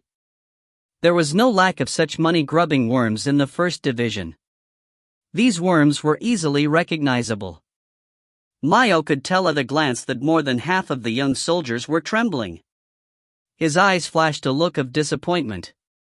However, there was a small minority of young soldiers who seemed to face death calmly in the eye. This made Mayo feel a tiny sense of comfort. If we succeed, would the war begin? A shivering soldier said with a tremble, "Shall we flee instead? For peace?" With that said, there was immediately a number of soldiers that echoed him. Of course, there were other soldiers that laughed derisively. Mayo sighed and said with a heavy voice, "If we fail, there's still the second first division. And if we become deserters, your parents, spouse and children will be chased out of the celestial domain." With that said, all the soldiers fell silent. Mayo looked at the dark sky and said, "Ever since His Majesty used the will of the king, the war has already begun. If the infernal domain is not conquered, the celestial domain will be in danger. For our family, our lives will not be in vain. Children, time is up. Let us send ourselves to our deaths." Infernal domain, infernal king's bedroom. The completely naked infernal queen stood up from the bathing pool. The most private parts of her body were not covered in any way. Water droplets rolled down her smooth skin, but what was even more crystalline than the water droplets were her pair of charming eyes. "Darling, I'll do whatever you want to do tonight. Bold words that had a bashful tone to it came out of her light pink lips. Her soft voice sounded slightly hoarse, which gave it a temptatious allure. The infernal queen lifted her right foot out of the bathing pool as she walked to the middle of the room with water dripping down her body. A splendid scene could be seen from time to time as her thighs separated with every step she took. The full and ample bunnies on her chest bounced up and down in a supple manner. Shi Xiaobai watched in a daze for 3 seconds. This was the first time he had seen the naked body of the opposite sex. Furthermore, it was one that he would consider very beautiful from an aesthetic point of view. Shi Xiaobai could not help but look for an additional 3 seconds. This was a major influence on his pure heart. There were huge differences between the bodies of men and women. And the greatest difference was between the legs. Shi Xiaobai came up with a very scientific conclusion and could not help but ponder over the reason for the difference. Unlike other teenagers, Shi Xiaobai would be dozing off in anatomy classes. He had never seen raunchy stuff before. Even in animations, games, or websites, he would turn a blind eye to the pornographic content. He did not have the desire to delve further into it. And it appeared as though his roommate, Yang Wei, was happy with such a situation happening. He deliberately chose not to inform Shi Xiaobai of the anatomy knowledge that even primary school students would more or less know. Shi Xiaobai knew that there existed the possibility of mating between men and women. He also knew that the term pa represented intimate actions between men and women, but for the actual act or the specific details, they were things Shi Xiaobai did not know. He temporarily did not have the interest to know either. In a world where sex and desires prevailed, there were always people who did not know a thing. They were obsessed with certain things, so they would miss out on some general knowledge. You could call them idiots or retards, and Shi Xiaobai was such a youth. The scene in front of his eyes made Shi Xiaobai ponder. Like the legendary story, Adam and Eve began thinking when they looked at each other's bodies, why were there such huge differences between the bodies of men and women? Such a thought made Adam be instinctively attracted to Eve, and eventually, he tasted the forbidden fruit. And at that moment, Shi Xiaobai was facing a similar test. But it was different from Adam's. What Shi Xiaobai was facing was not the equally ignorant Eve, but the infernal queen, who clearly knew everything. The infernal queen was taking step after step in an enchanting manner as she came to a meter away from Shi Xiaobai. She gave an embarrassed smile and stretched out her slender and soft hands. Placing them on Shi Xiaobai's cheeks, she said gently, "Darling, am I beautiful?" The infernal queen's naked body was in close proximity, but even under such close scrutiny, there was no sign of a blemish on her soft and fair skin. It was like flawless milky jade. Shi Xiaobai had no way but to admit that the infernal queen in front of him was very beautiful. He nodded slightly as his eyes seemed to glaze over slightly. The infernal queen chuckled in joy as she stretched out her hands to hold on to Shi Xiaobai's hands as she slowly pulled them towards her chest. "Darling, I'll do whatever you want to do tonight, as long as you are happy." The infernal queen's eyes were filled with affection and obsession, as though she was willing to give up everything for the person she loved deeply. But just as Shi Xiaobai's hand was about to touch the ample bunnies, Shi Xiaobai suddenly pulled his hands back from the infernal queen's grasp. The infernal queen was left stunned as she asked curiously, "What happened?" Shi Xiaobai slowly took a step back. His eyes were bright and clear as a lake. "You know that this king isn't the real infernal king." The infernal queen laughed in surprise as she said, "Darling, you are joking once again. If I knew that you weren't the infernal king and not my husband, how would I do such a bold and shameless deed?" Shi Xiaobai grinned as his eyes flashed a penetrating wisdom. "You would, of course, do it because you are not the real infernal queen either. If you find any errors, ads pop up, ads redirect, broken links, non-standard content, etc., please let us know. Report chapter so we can fix it as soon as possible." Chapter 403, They Are a Pack of Lone Wolves. Chapter 403, They Are a Pack of Lone Wolves. It was a dark, moonless night with strong winds. The misty night seemed like the heavens had specially prepared it for the first division. The 300 celestial soldiers proceeded in the night. They were all dressed in black stealth clothing. They did not wear a single piece of armor. Even the weapons they chose were black bronze weapons that were of ordinary sharpness. This was in order for them to slink into the night. The squad had a large number of cowardly worms, but few of them were weak. 80-year-old Maya was known in the army as the strict, undying old fart. Although there had been a lack of war for millennia, the standards he imposed on the soldiers under him in their everyday training were higher than normal. If someone in the 1st Division wanted to enjoy treatment 2 times better than soldiers of the same rank, they had to endure the strict training Maya imposed on them. If not, they would immediately be eliminated ruthlessly by Maya. After all, there were many people who envied the 1st Division's benefits. Therefore, in this stealth mission at night, the 300 soldiers showcased their extremely high level of skill and discipline. Even though they were trembling in fear of death, they did their best to curb the production of any sound. The sound of footsteps, breathing, and every other sound was minimized, so as to seamlessly merge into the silence of the night. Maya, who was creeping right in front, came into the narrow path known as the Door of the Bravehearts. The second soldier paused for 3 seconds before he mustered the courage to walk in. The other side of the Door of the Bravehearts was the infernal domain. It was also very likely to be their burial ground. But, who would wish to die? And who would be willing to die? After Maya said, "Children, let us send ourselves to our deaths," he very wisely added another line. "But if we can do it nicely enough, it might not be impossible to survive." A kamikaze squad did not mean that they would definitely die. The mission they were carrying out just had a very high mortality rate. Although the likelihood of dying was extremely close to sure death, there was still a tiny chance of survival. What ignited the most hope in people was not a star-filled sky, but the faint light in the darkness. If one wanted to survive, one needed to do the job perfectly. The 300 celestial soldiers demonstrated their perfect bearing. This was a result of the usual rigorous training they had undergone as well as the hope of them surviving. Maya, who was once one of the 10 divine generals, showed his strong side. Even though he was at the advanced age of 80, he was still like an old horse in the stable that dreamed of heroic exploits. He was first to lead the charge. Before the 2 infernal guards managed to react in time, their throats were slit. With a muffled cry, the infernals that had been somewhat negligent died in pain. The infernal domain that had never faced an invasion for countless years was careless in its defense. At that moment, the weakness was vividly torn apart and magnified. The first line of defense behind the Door of the Bravehearts had 4 patrolling infernals.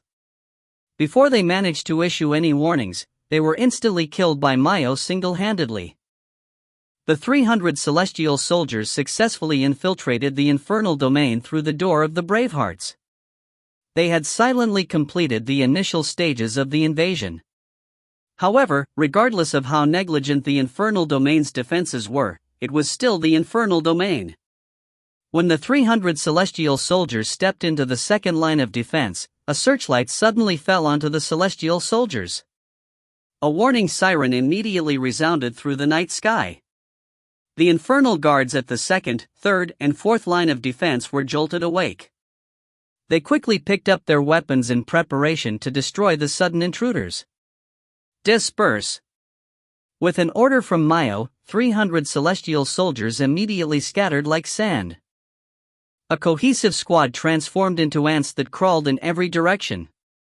And most crucial of all, they still tried their best to repress the sounds they produced while running in every direction.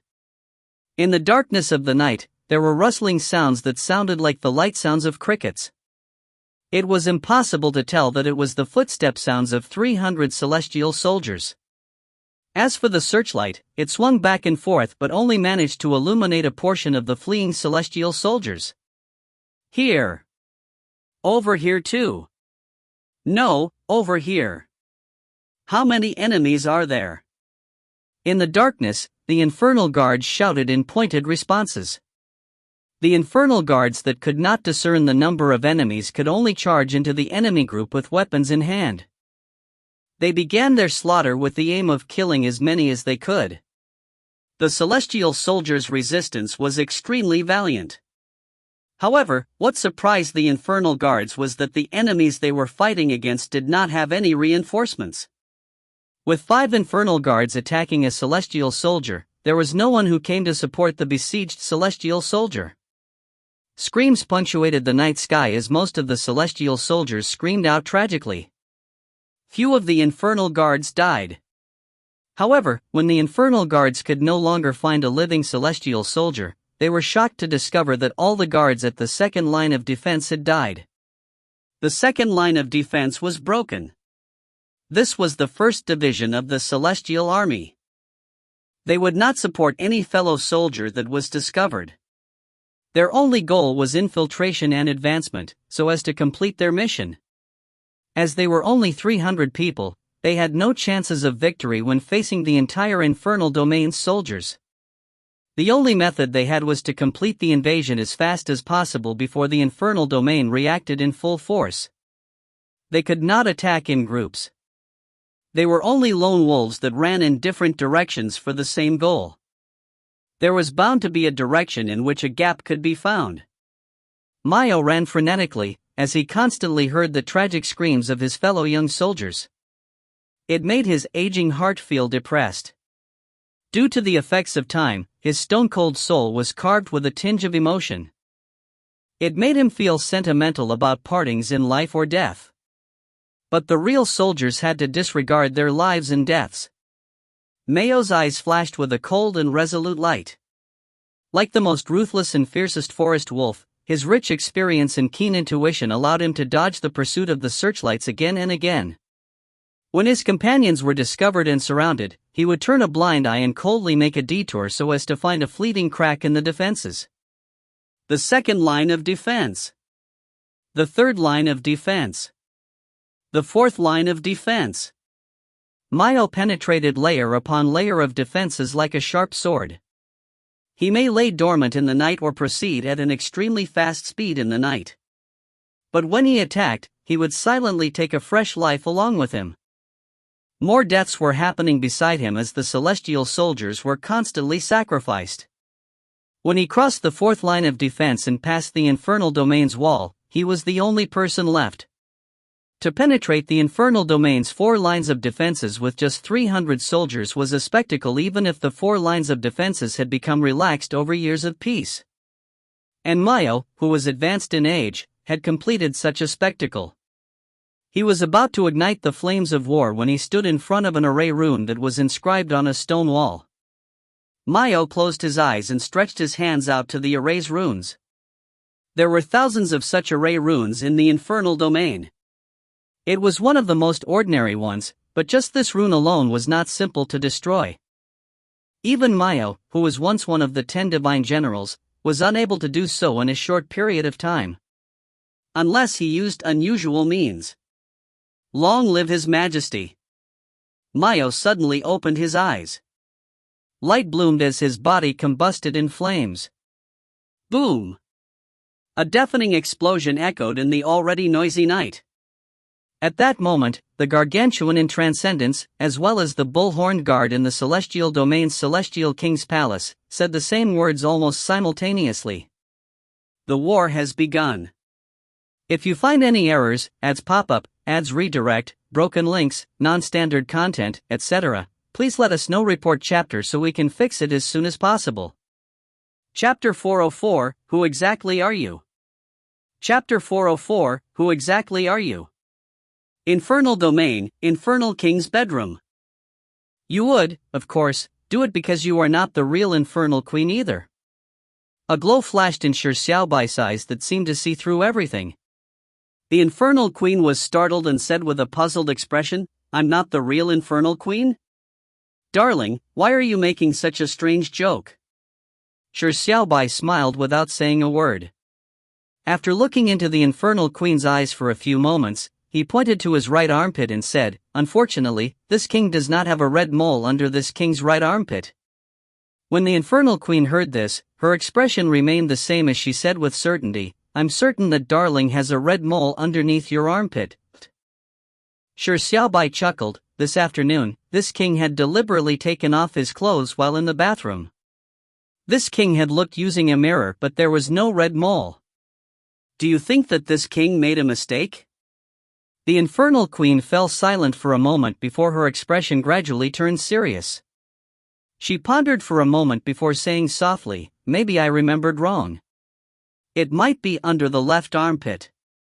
Shi Xiaobai shook his head with a laugh as he said, unfortunately, there was none under the left armpit either. A look of surprise flashed in the infernal queen's eyes as she exclaimed, impossible.